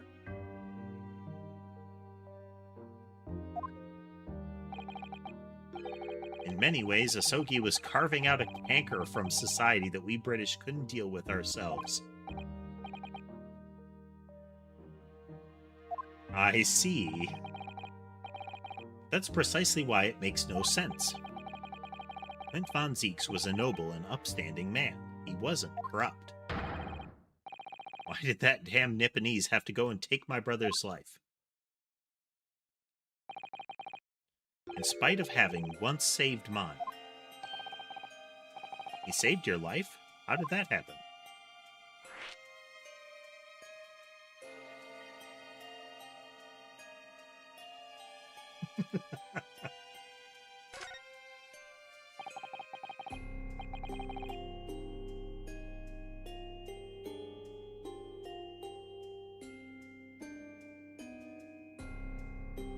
It was 10 years ago on a foggy night.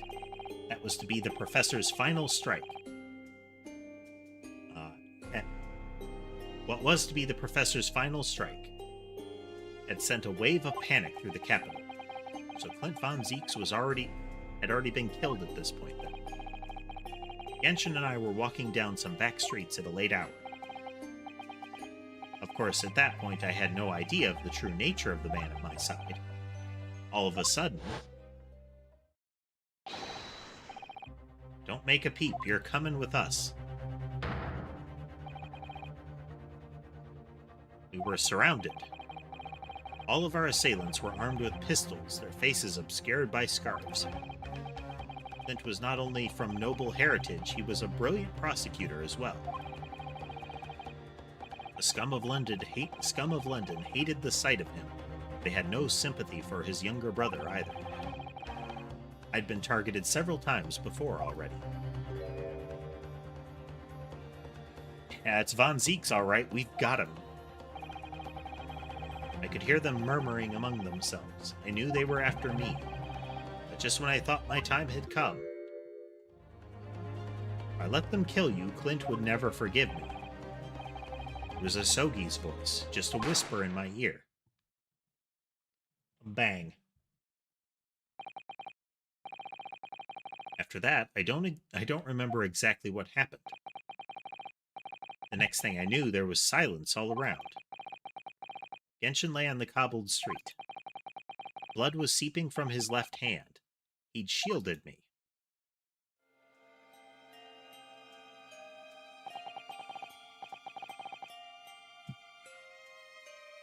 Two days later, they arrested him on suspicion of being London's most notorious mass murderer ever, the Professor. How awful for you. All at once, I lost the brother I revered and the foreign friend I held in such high regard. I'm so sorry, Lord Von Zeeks.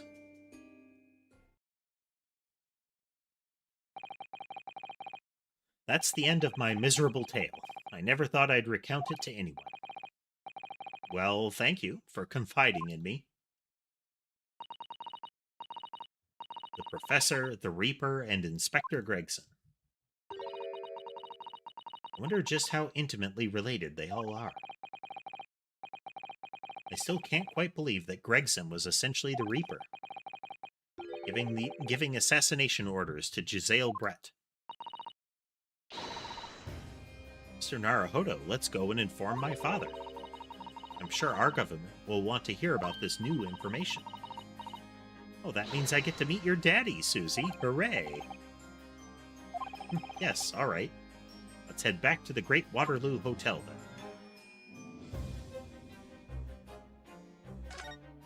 Check and make sure we're not bailing on him right away there.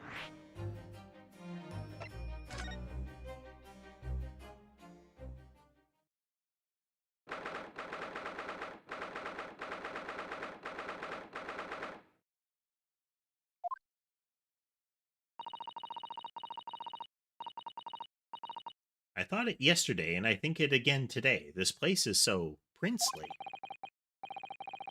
It's a wild guess, but I have a feeling you'll think the same tomorrow, too. The tea has a finer fragrance than whatever they're serving in the tea room here, though, wouldn't you say? Now look who we have here. This is an unexpected pleasure.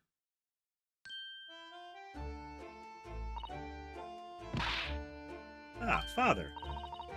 Oh, is this your daddy, Susie? Oh, lovely. Oh, yeah, that's right. Iris likes to say daddy.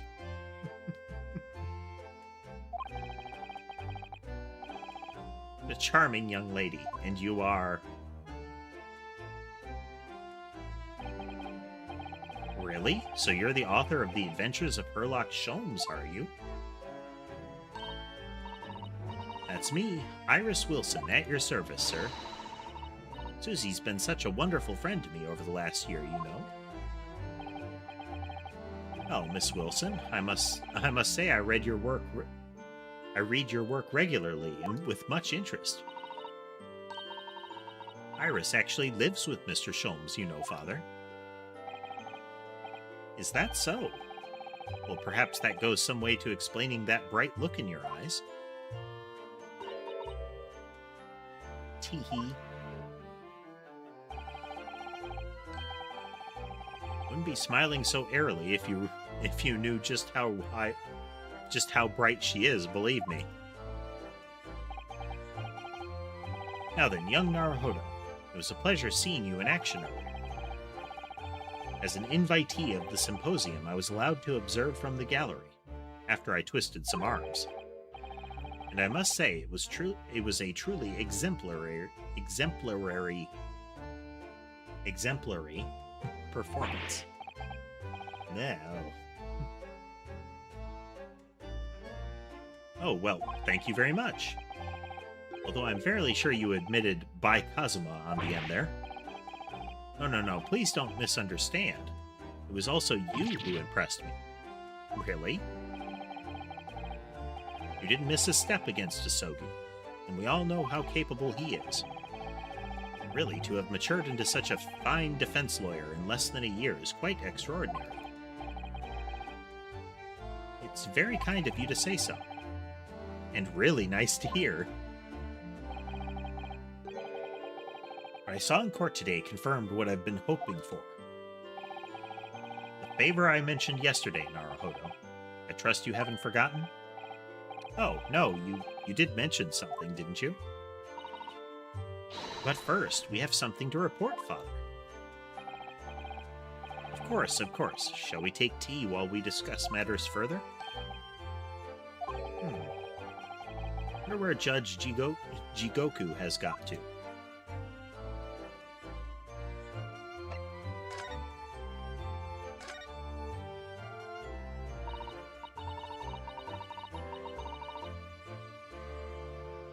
Father, do you know about the so-called Reaper of the Bailey?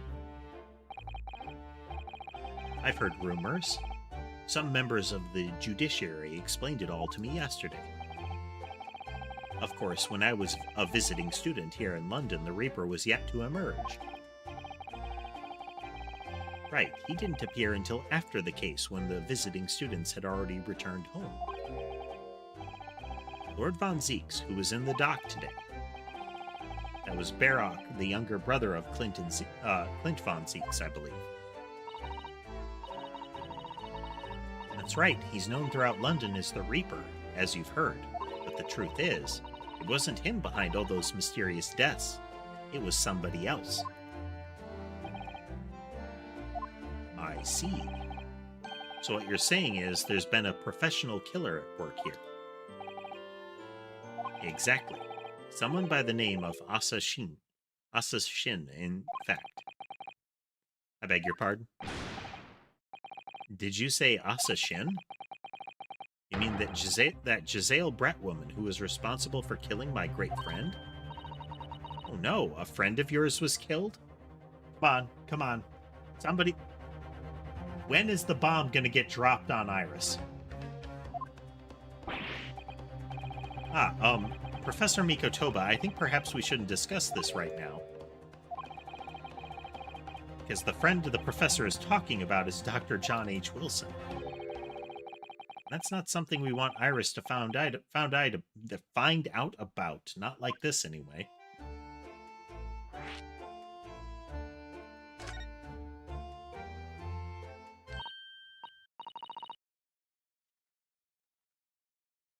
Because finding out her closest friends have been keeping such a significant secret from her for a full year at minimum now, is definitely gonna be a softer blow than finding out sooner. I've just remembered something. Biscuits! This hotel has some of the most delicious looking biscuits. Was rather out of the blue. She's doing this deliberately. I think I'll go and see if I can purchase some. I wonder, would you like to come too, Iris? Oh, yes. You can just try and leave me behind. Just try and leave me behind. So that young girl is called Iris Wilson, is she? Yes, that's right. And she's the author of all those adventure stories starring the great detective Sholmes. But the name of the credited author isn't Iris, is it? It's Dr. John H. Wilson. Yes, I know, that's the name of her father, you see. Her father? Dr. John H. Wilson. I was deeply indebted to the man for all the kindness he showed me during my time in London. That's why I was keen to reciprocate and invite him to the Imperial Yume University 4 years ago.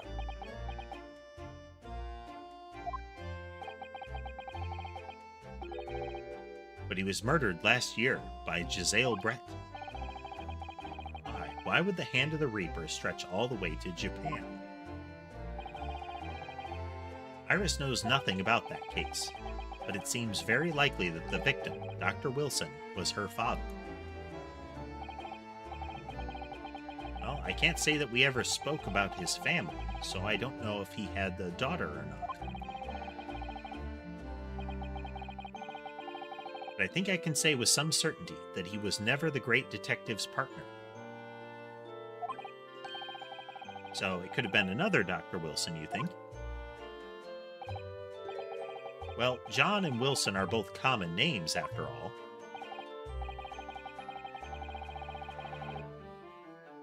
Still, it's probably best not to mention this to the young lady until we can be sure. That's what we thought, yes. We're back with cinnamon biscuits. Oh, they smell delicious, Iris. I think cinnamon will go very well with the tea they serve here, don't you, Susie? Yes, I'm sure you're right, Iris.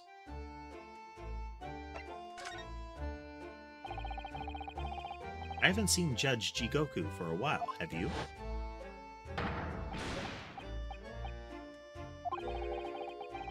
That guilty is still ringing in my ears. No, now that you mention it, I haven't seen him since this morning either. I suppose since the symposium's opening was postponed, he'll have gone to explore the great exhibition. That reminds me of something you mentioned yesterday. About Judge Jigoku having once been in the dock himself. Ah yes, it was all tied up with that accursed trial. The closed trial of Kazuma's father. Seishiro was trying to mitigate Genshin's guilt, so he took the stand to testify. But he got a little carried away and actually managed to break the witness stand. Oh my. He also said some contemptuous words about the British Empire, for which he was charged. Oh dear. Although it's worryingly easy to imagine him doing that. It was all right in the end. He was acquitted, and we returned home to Japan together. Thank goodness. Ah, yes. Talking of Seishiro, I have a copy of the photograph we all took together here yesterday. Please.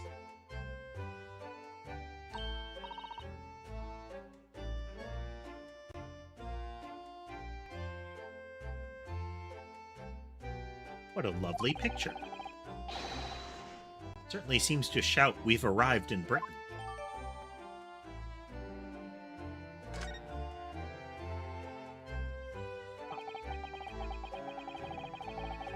It is the gigantic trunk that Jigoku insisted on handling himself. And we have another reference to a giant trunk that showed up in this murder trial. None of us have any idea what was coming when we took that, did we? No, that's so true.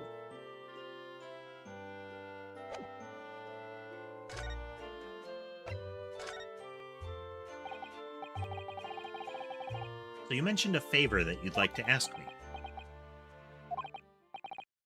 Well, this fateful trial that you're fighting, one way or another, it will be over before long. And when it is, I'd like you to accompany me back to Japan. You want me to do... what? Father, what's the meaning of this? Now, Susato, you should understand. You've seen how our courts work firsthand.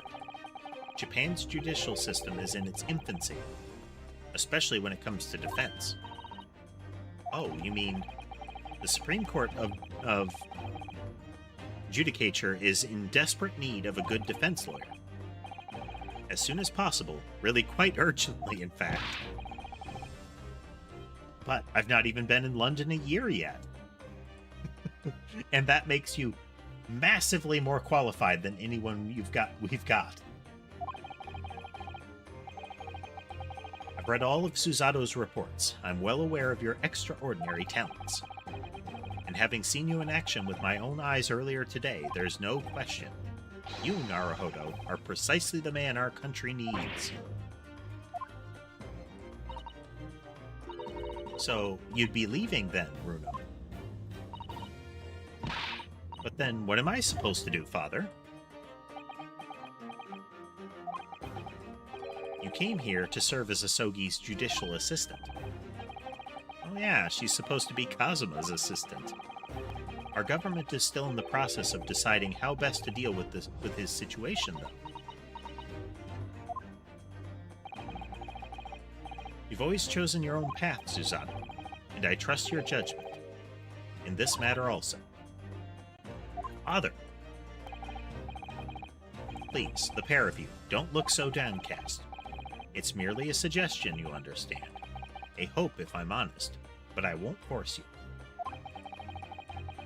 All I ask is that you consider it and come to a decision by the time this trial concludes. Yes, all right.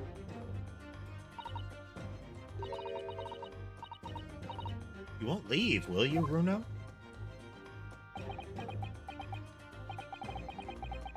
The thought hadn't even crossed my mind. Up until now, I've just been trying to do what I believe to be Kazuma's will. But it turns out that he's still alive, so where does that leave me?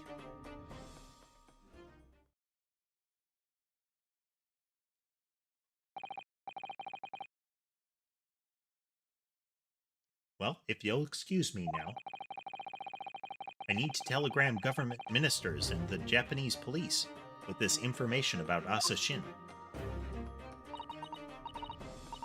Of course, Father, thank you. I look forward to next month's installment, Miss Wilson. Oh good, and please do come to Baker Street sometime, won't you? We'd love to entertain you. I would be delighted. The best of luck for tomorrow, Mr. Naruhodo. And give my suggestion your full consideration, won't you? Yes, I will. Going back home.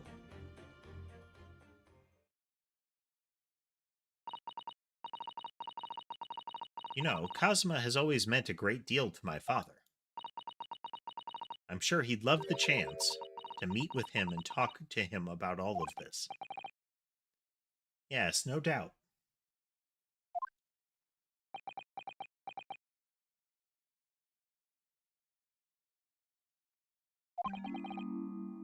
Asashin. Of course, it's so obvious. How could I have neglected to consider the possibility before now? Mr. Sholmes! Hurley, where have you been? Why, I joined you all for tea, of course. What an extraordinary question. I didn't notice you at all. No matter, no matter. Anyway, to more pressing concerns. Mr. Naruhodo. Oh, yes? I must dispatch a telegram to your country at once. It is a matter of much urgency. To Japan, you mean? Tell me, to whom can I entrust the task? Quickly now, who? Well, my father has just now left to send a telegram to the Imperial Police Bureau of Japan himself. I see. Well, he looked reliable enough for a bearded fellow. I don't think what father sports could be considered a beard, Mr. Sholmes. There's not a moment to lose. Kindly ask your trusty, unshaven father to see this is sent. I will, but what is it? No questions at this time, if you please, Miss Suzato. All we can do is pray that for once, my deduction is awry. Doesn't that imply that your deductions are normally correct, Mr. Sholmes? Which isn't exactly... Now then! You may be surprised to learn that I am a very busy man. quite surprised. I certainly have no time to hide behind settees and eavesdrop on other people's conversations. So that's what joining us for tea meant. I leave the sending of this in your hands, then, my dear fellows.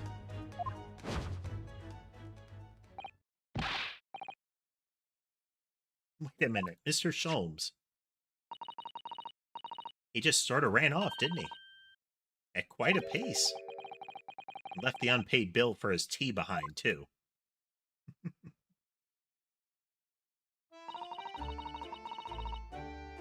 Must catch up with my father at the telegraph office at once, and I'll run and call us a cab straight away. There was me thinking everyone would be clamoring to pay Mr. Sholmes's bill.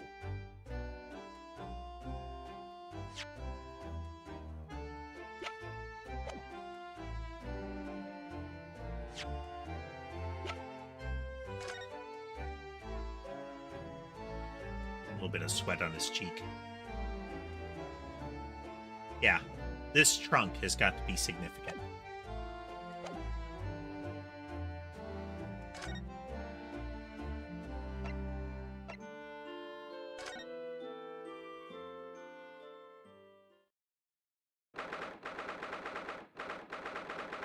Lock flag.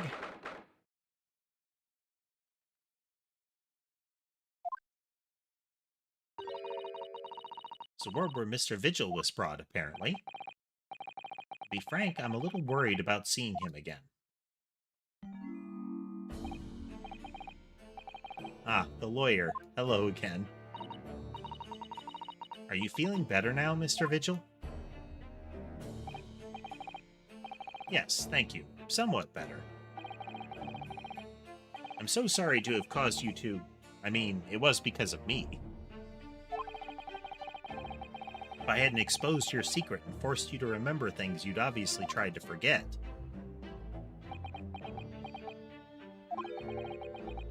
The prosecutor was here until a few moments ago, too. You just missed it. Cosmo beat us to it. He said much the same as you. He was very apologetic. But the truth is, I brought all of this upon myself. Please don't think like that. Keeping it from Evie, my wife, all these years, I've carried such a sense of guilt. That's not the worst of it. Over time, I obviously came to deceive myself as well. You mean about your dismissal? Looking back now, I'm beginning to think that perhaps Inspector Gregson didn't stumble across me by accident at all. I mean, he compensated me so generously for acting as his stand-in. He was clearly concerned for my well-being and doing what he could to help.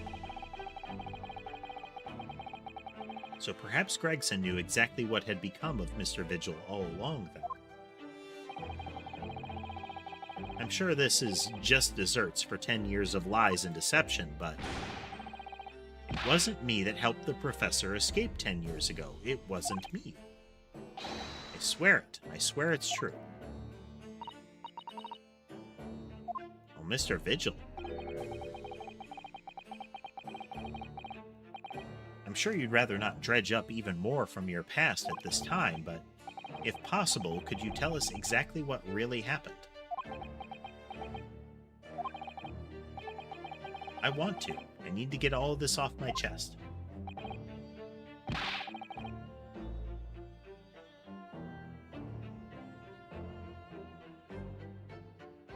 just wanted someone to tell me what I should have done.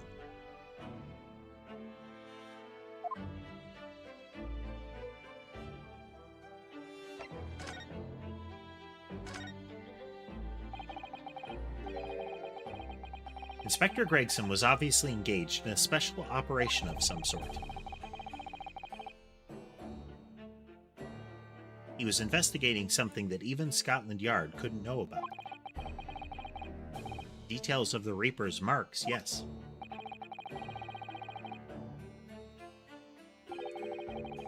It really does seem like this is the last trial, like everything's going to come to a head here. Especially with Sholm's reaction there. That having heard about Asa Shin, that suddenly he was like, oh man, I didn't think of that. And has an urgent letter to get to Japan, you know? That really looks like he scribbled it on a notepad quickly. It was when he had to carry out those investigations that I would take his identification and impersonate him. He'd pretend to be the inspector and carry out investigations on his behalf? Oh no, never. Common street peddler couldn't possibly carry out a proper police investigation.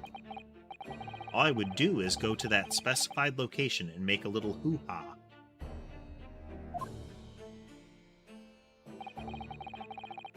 Just something to leave an impression, so everyone there would think a detective called Gregson was here.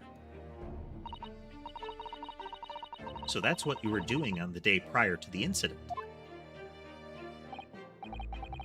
Yes, he asked me to make an appearance at the park on Lime Street for the Red-Headed League event. So as usual, I flashed the inspector's identification around and was very vocal about my presence. But then you were taken prisoner by those red-headed fraudsters. Yes. So you would always make a point of showing Gregson's identification and generally being loud. That's what the inspector asked me to do, yes. That's one way of becoming a legendary detective, I suppose. Not a good one, though.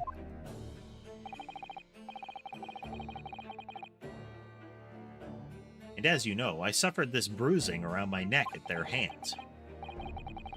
The following day, they kept their word and released me. Without returning the inspector's identification to you, however. We had arranged to meet in the Fresno Street room at 5 that day so I could report back to the inspector. But at the agreed time, that's when I heard the gunshot.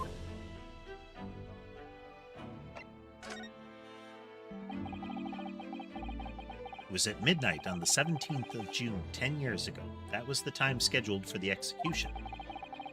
But the professor's execution never actually took place, did it?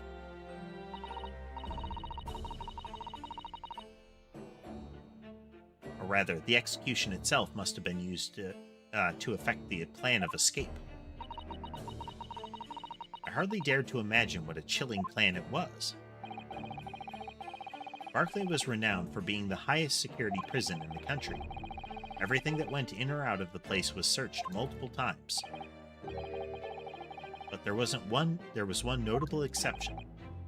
Or rather, one notable loophole. Something that was never questioned. I have a feeling I know what that loophole was now. Coffins into which the bodies of the executed convicts were placed, correct? Yes.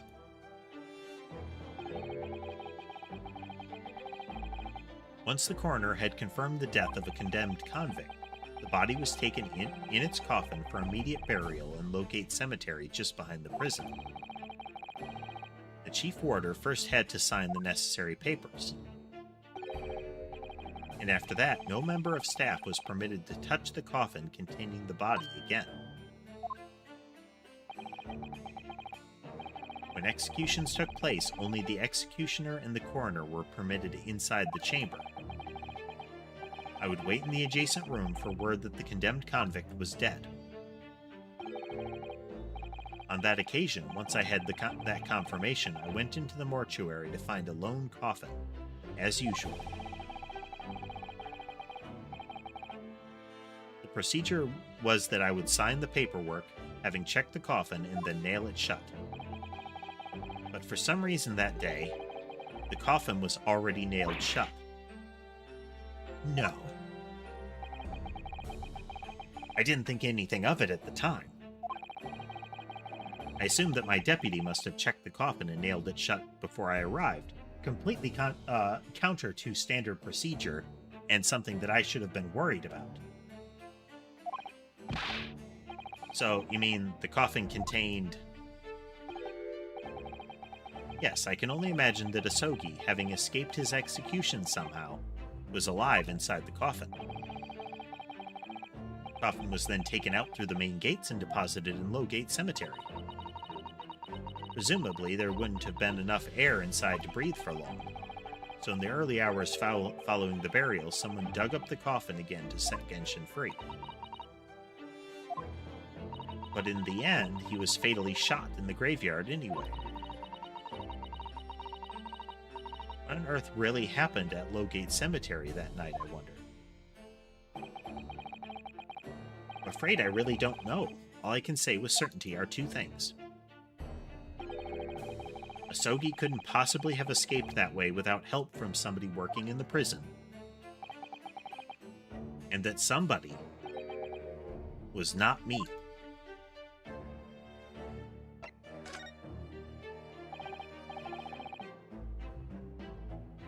Obviously, you knew the man then? The professor, I mean, Genshin Asogi? Yes, I remember him well, in fact. Would you mind telling us what you know?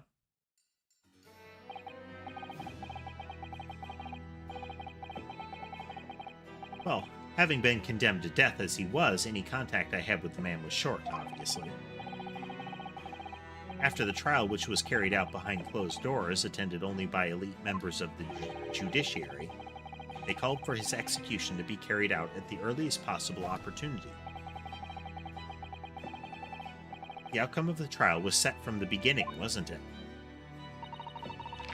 It was a time of delicate diplomacy when Britain and Japan were in the process of signing an important treaty. That meant that this potentially destabilizing case had to be dealt with swiftly and discreetly. The man had less than a week in total. As I was the chief warder, I oversaw his short stay in the cells until his final hour.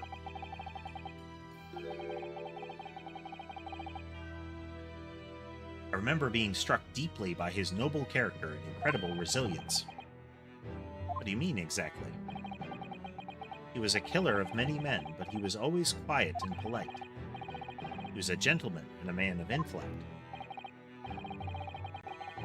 In fact, I couldn't bring myself to believe what he'd done, so I asked him one day. Those 5 members of the aristocracy whose lives were taken, were you really responsible? I'm guilty of the unforgivable crime of ending another human's life, yes.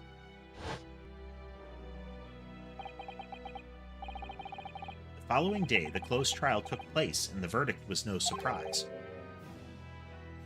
Guilty. That night, when he was brought back to his cell, I saw something. Something unusual. Something unusual? What?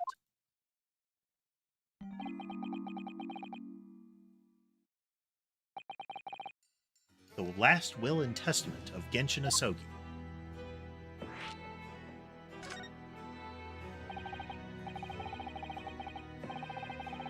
As I said, it was on the night following his trial, after he'd been found guilty. I was doing the rounds of the cells, and when I looked into Asogi's, I noticed that he seemed to have a sheet of paper in his hand. Ah, last will and testament then, presumably. As soon as he noticed me, he hurriedly shoved it behind his back. But why did you find that so unusual? Isn't it normal for a man to pen his will when he knows his death is nigh? Yes, that's true, but there were special conditions to Asogi's incarceration, you see. What sort of conditions?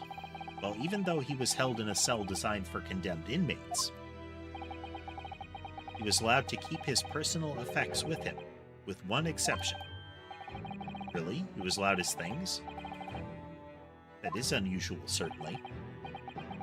Of course, he'd been convicted of killing 5 members of the aristocracy.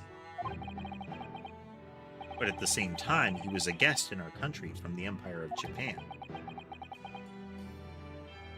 The powers that were determined that his final days should be needlessly uncomfortable. Were determined that his final days shouldn't be needlessly uncomfortable.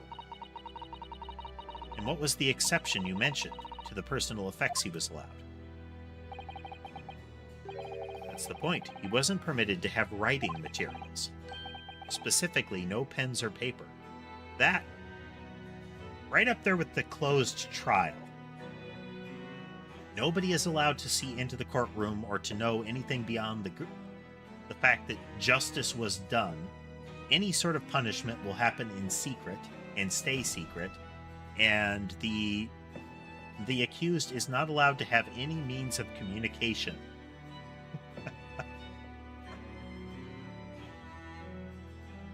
Definitely a swift and fair trial is going to happen here.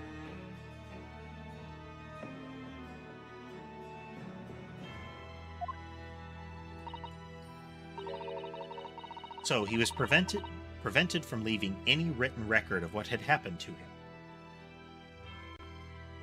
Totally on the up and up and above board.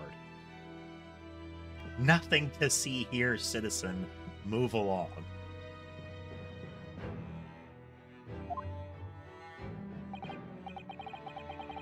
Yes, that was the long and short of it. I've no idea where he obtained that paper. Any writing material would have been confiscated from him upon his incarceration. As I said, he hid the paper behind his back and then he pleaded with me. What did you just hide behind your back? Please turn a blind eye. This is my lifeline. But you know it's against the rules. You're the only person who's seen. If you just agree to keep quiet...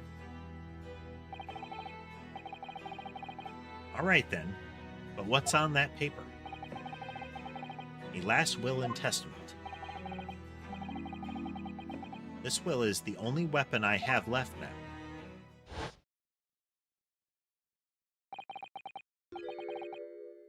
How can a will be a weapon?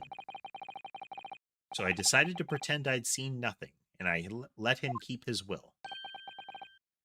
But then later, it just seemed to vanish without a trace. What do you mean it vanished?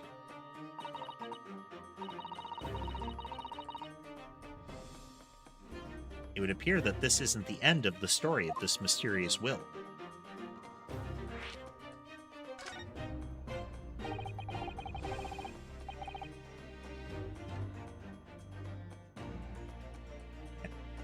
The music shifting like this has so much energy, doesn't it? I was the only person who saw Asogi's will, but somehow it disappeared. It was after Asogi's execution, in quotes, which was actually an elaborate jailbreak. The warders gathered up Asogi's possessions that were in his cell. They were all to be sent back to his family home in Japan, you see. Or Kazuma. And you're saying that it wasn't anywhere to be found among his personal effects. I wonder if it was somehow stowed, like, it was allowed to be stowed in the sword or something like that? Rolled up and stuffed into the hilt or into the sheath, kind of thing. The will I. That's right, though I didn't search through them myself. But Governor Kaiden was livid. He was screaming. It cannot have disappeared completely. That doesn't quite make sense, though, does it? In what way? Well, we'd understood that only Mr. Vigil was aware of the will's existence. In which case, how did the prison governor know to look for it? You're right. I really don't know how he knew. But it certainly seemed as though he knew of the will's existence from the outset. Only he didn't refer to it as a will. What he said was, the Asogi Papers. The Asogi Papers. I really can't tell you anything of the subsequent events. As well, of what happened. Your dismissal, and the way you blocked it all from your memory. By just smushing the portion of your brain that had the memory in it. Via gravity surge.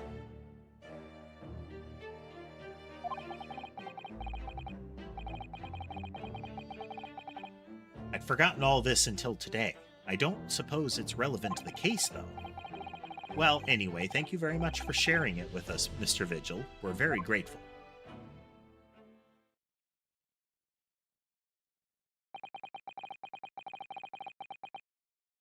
I'm afraid there's really little more I can tell you. My wife Evie will be here shortly. So I do hope I don't appear rude, but... No, not at all. Thank you again. But what will become of you now? Well, impersonating a police officer is a criminal offense, of course.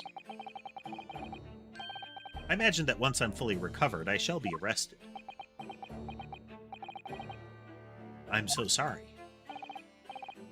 Don't be, please. This was all my own doing. I always knew that this day would come. Well, I wish you well. Goodbye, Mr. Vigil.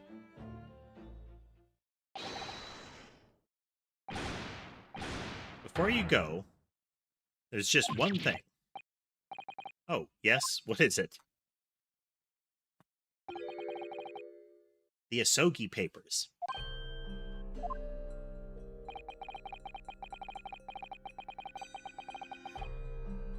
I'd be very grateful if you make no mention of the things I told you about them. That little surge up that he did, the rapid fire between his various gestures, especially the ones where he, like, wraps his arms around his head. It feels like trying to do them that fast might make your joints spin fully. Let's hear this horrible grinding, rapid-fire popping sound, and all his shoulders and elbows go limp. I'd be very grateful if you make no mention of the things I told you about them. Presumably for some good reason. It's my understanding that their very existence is a closely guarded secret. If it became known that I'd remembered, well, it could be rather troublesome, I think. I understand.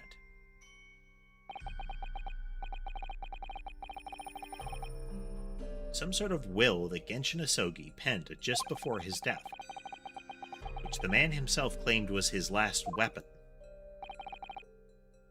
I wonder... perhaps it had something to do with his plan to escape. If there's anyone who might know more about a document that Kazuma's father left behind, it would be Mr. Vigil's governor.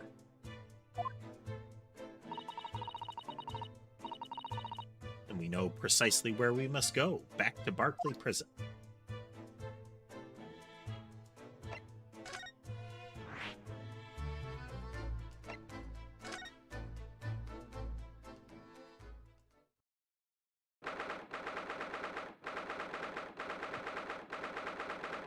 Prison governor's room of maximum tastefulness.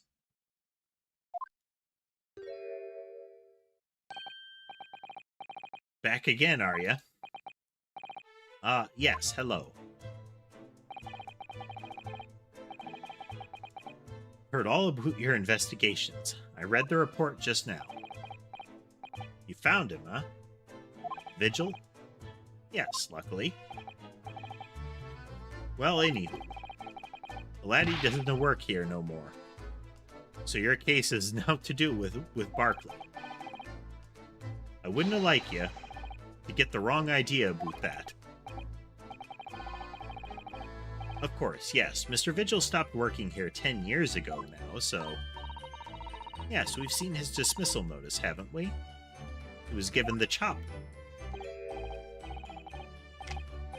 Hi, Kimmer, you can very well. So how about a wee handcuff biscuit? They really are like little handcuffs, and as hard as irons, too. So what's brought you to here today? Well, there's something we'd like to ask you about, actually. Is that so? We believe there might have been a document that disappeared from Genshin Asogi's cell. I think it's been called the Asogi Papers or something. And the man clams right up. Did I no say, Gregson's death is now to do with things that might have happened at Barclay. Leave the past in the past, laddie. Let's not footer about with irrelevant details. His expressions changed completely. We're clearly onto something here.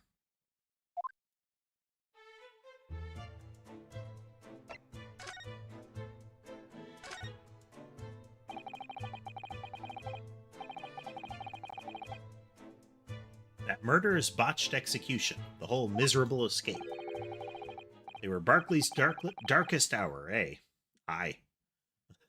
A shocking embarrassment. Because the convict had a collaborator on the prison staff, you mean? Aye, for shame.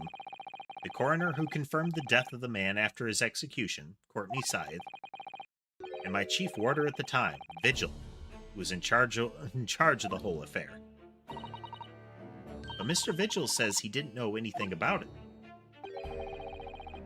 The rascal witness say otherwise, huh? More handcuffs? Oh, how could I say no? You can never have too much iron in your diet.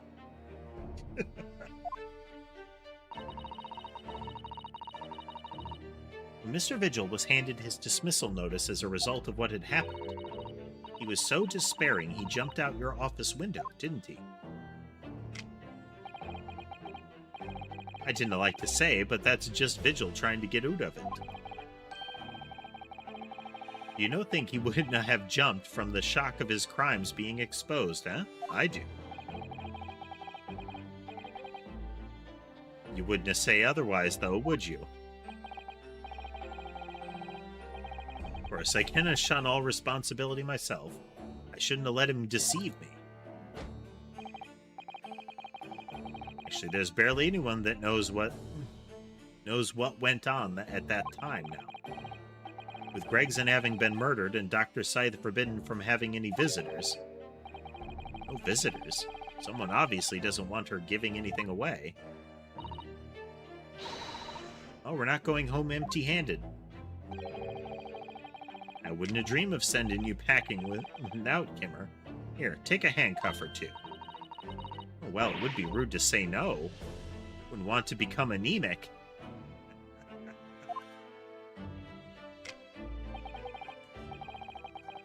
Steady digs at the biscuits. It's the third time you've come over here to lay down, Sky. That is a rarity. Suppose if there's anybody who might still ken about what happened back then. It'd be that lass from the forensic division. Maria Gori. Maria Gori? The coroner on Gregson's death. Aye, Scythe's daughter. She didn't have no more, just the one. The wee bairns followed in her mam's footsteps. You didn't ever see her with a scalpel in her hand. Yeah, she's the one that requested permission to vivisect Naruhodo to see what a Japanese person looked like on the inside.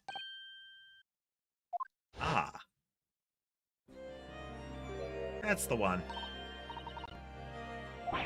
Mama, what is this? And did she just call the doctor Mama?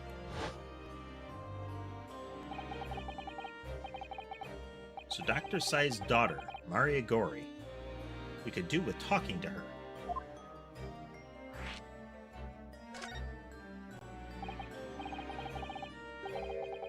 So she's Dr. Sai's daughter, but her surname is Gori? Aye, there's some family history, I'm sure, but I didn't ken in the ins and outs of it. She grew up watching her mam working with the bodies of folk who died in strange circumstances, and decided to do the same with her own life. I cannot understand it myself. Perhaps she was driven by a deep respect for her mother. Perhaps. Anywho, she was in charge of Gregson's autopsy, I believe. Right, and the coroner responsible for this incomplete report. Someone told me once that the wee lassie always loved her mam's stories about cutting up bodies. There's even a rumor that she used to listen to the funeral march as a lullaby. Oh, then perhaps her mother might have told her about the autopsy from the case 10 years ago. I'd say there's a fighting chance, at least. After all, that was a life-changing case for all of us. We really need to speak with Miss Gorey herself about this, I think.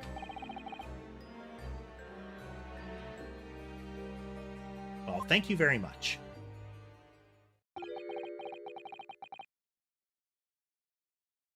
I'm not happy about any part of this. It took years for Londoners to finally forget the whole professor business.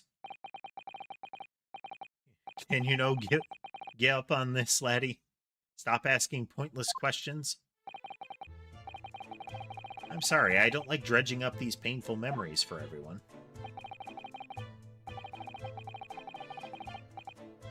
Can you just say, stay away, no?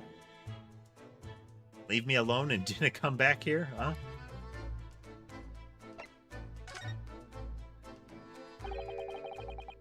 How do you come to ken about that, laddie?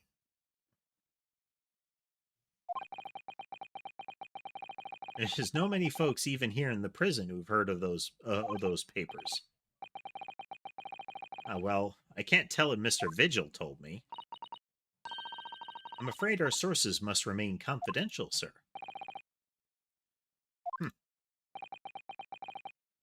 We've been led to believe the papers are actually a last will and testament. Is that right? The professor's, or rather Genshin Asogi's. Pause.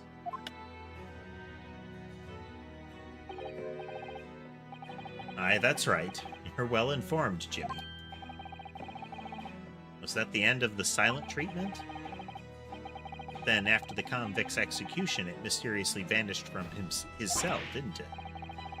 Heavers, no. You're off at half-cock there. I think you didn't quite get your facts straight. It was there in the cell, exactly where it should have been. Oh. Now, what we've heard elsewhere.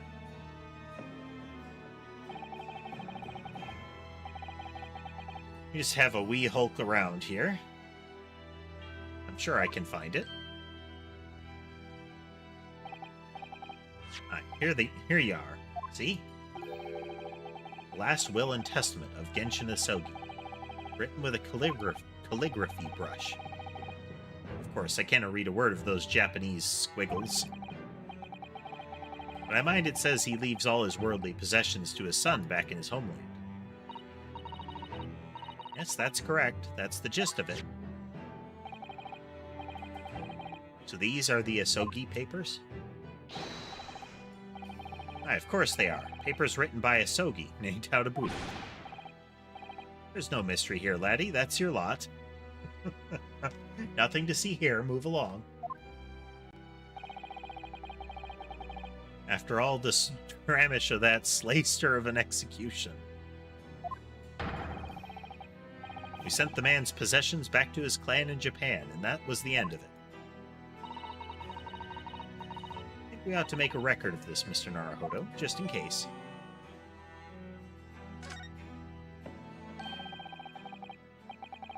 One thing before you go on your way, Mr. Naruhodo.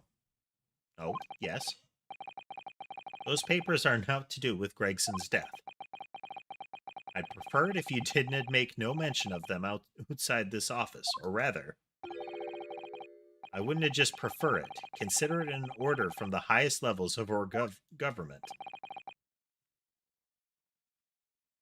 I understand, and will totally break that promise immediately, and totally ignore that order immediately.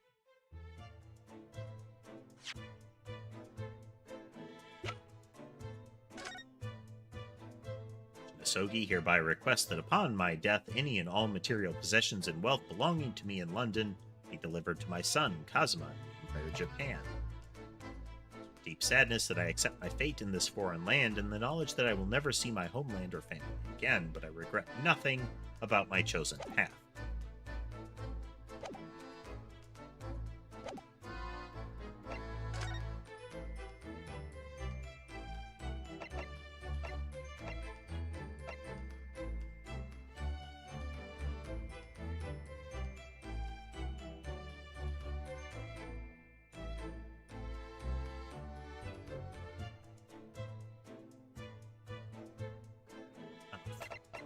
Blanked on where we were going. No, we'll just have to pop. Oh, that's right. I know where we're going now. Let's try Lord Chief Justice's office.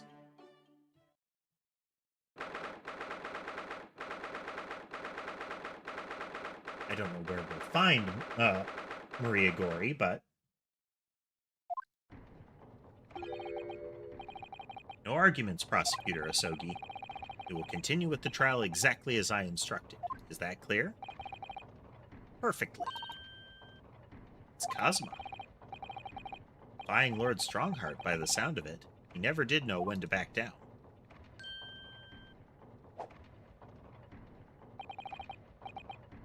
On your way now, Asogi. My lord.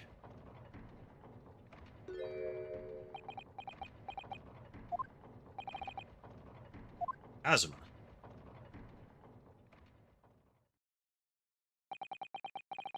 He left without saying a word. Yes, what are you doing here? Oh, I was just hoping to ask you a few questions, if you wouldn't mind. I wanted Von Zeke's trial concluded today.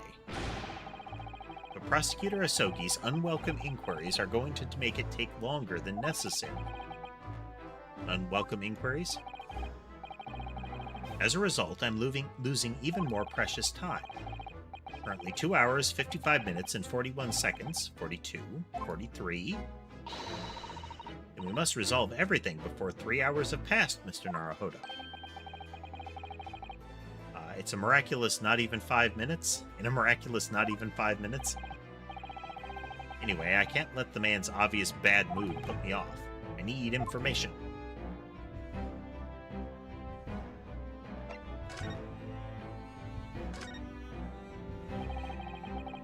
Does Prosecutor Asogi believe that Lord Von Zeeks is the Reaper?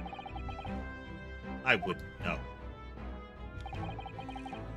It was 10 years ago, in that fateful closed trial, that Lord Von Zeeks made a name for himself among the judiciary. But the next trial he fought, he lost. It meant the ringleader of a criminal organization was acquitted, thanks to all the jurors being under duress. But that's awful.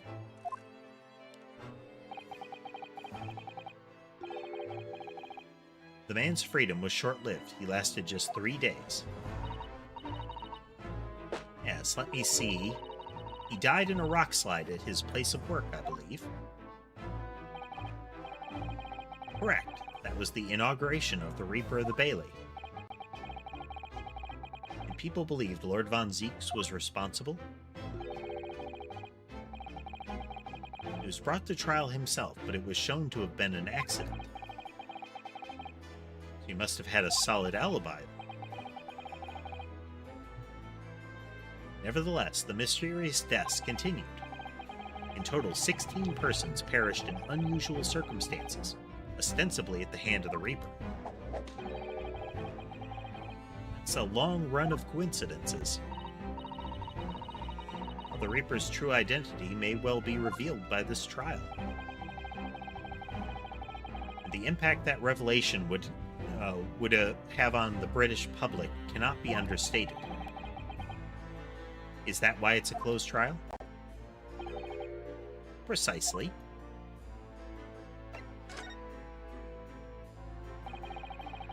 This country hasn't seen a closed trial for 10 years, so the last one was the Professors, the trial of Genshin Asogi. Correct.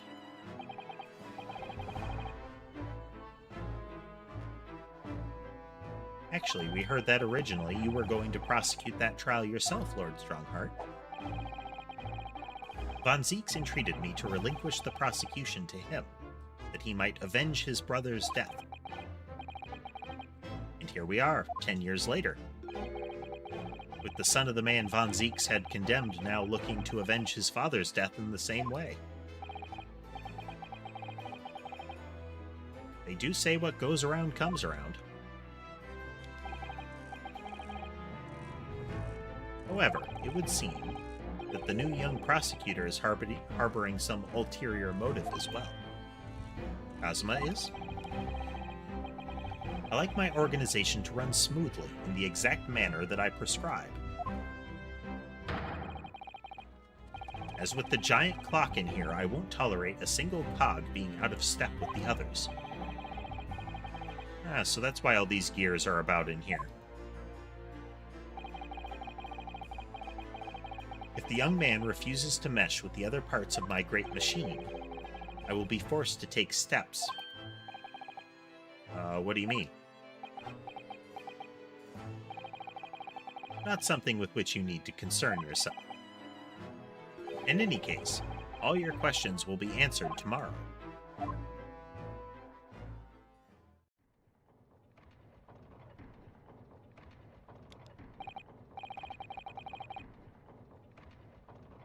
Now, I shall have to ask you to excuse me. As of this moment, I've been delayed from attending my next meeting by precisely 3 hours. My, that is a long time. And I hold you entirely responsible. Though we miraculously managed to fit everything into not even 5 minutes. I wonder if you might agree to us talking with Prosecutor Asogi. Discussions between the defense and the prosecution outside of the courtroom are generally frowned upon. However, I will make an exception in this case. Now go. You can find him in his office. Oh, thank you.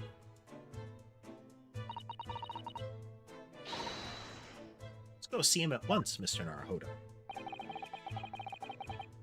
Kazuma is my best friend in the world, but really not at all sure I know how to talk to him at the moment. It's here.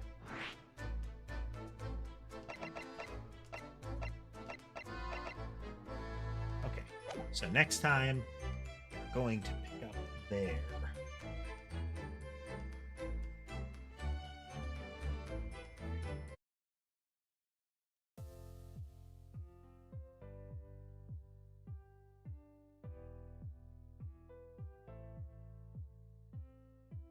Buttons are pressed here.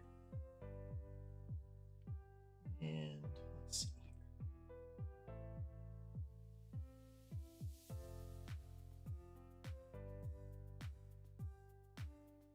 But yeah, good times, good times. So we're through the second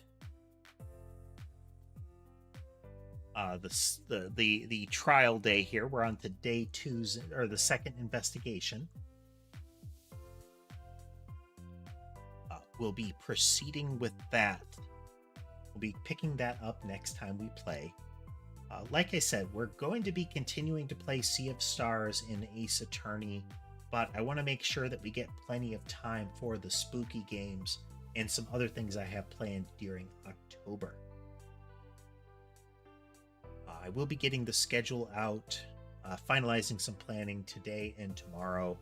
I do want to get at least all of the streams scheduled out for tomorrow, so that we'll see from there. Like I said, I am trying to get a Monster Hunter World Fresh Start playthrough collaboration scheduled. Should be interesting. Yeah, the death of Gregson, casemate, was really a surprise. Like, it was an interesting turn that Von Zieks was the defendant, but in the death of Gregson, that was like, and he's dead. He is definitely dead. That was really unexpected. So hopefully it keeps the momentum. I didn't like how this case started. The prosecution's case and how was another one of those, it was really shoddy. It was pretty much all conjecture. with a lot of holes in it, but it was being presented as if, oh, it's airtight. Like, no, it really wasn't. Sholmes is very sus in all of this, Tass. Like I was saying earlier, it's throughout Game 1 and through Game 2, the Hound of the Baskervilles incident has been referenced over and over, and Sholmes is really cagey about it. And that case, I believe, is the professor case, because the professor supposedly used a giant dog to maul people to death.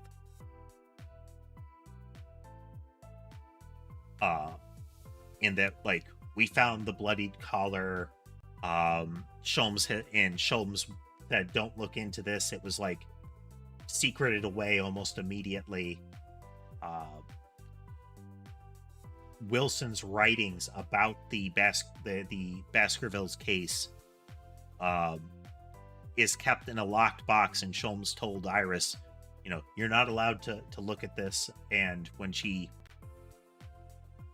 I can't remember if she had already tried to write a manuscript about it and he suppressed it.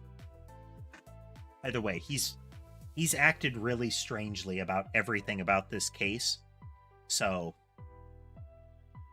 even if he's not actively complicit, he's going to be involved. So we'll have to see. Well, I hope everybody did have a good time tonight. Like I said, I'll be getting the schedule together. We'll be starting our spooky game sessions with Parasocial tomorrow. And then I'll be trying to get the schedule out as soon as I can after that. Again, hope everybody had a good time tonight, and I will see you again later.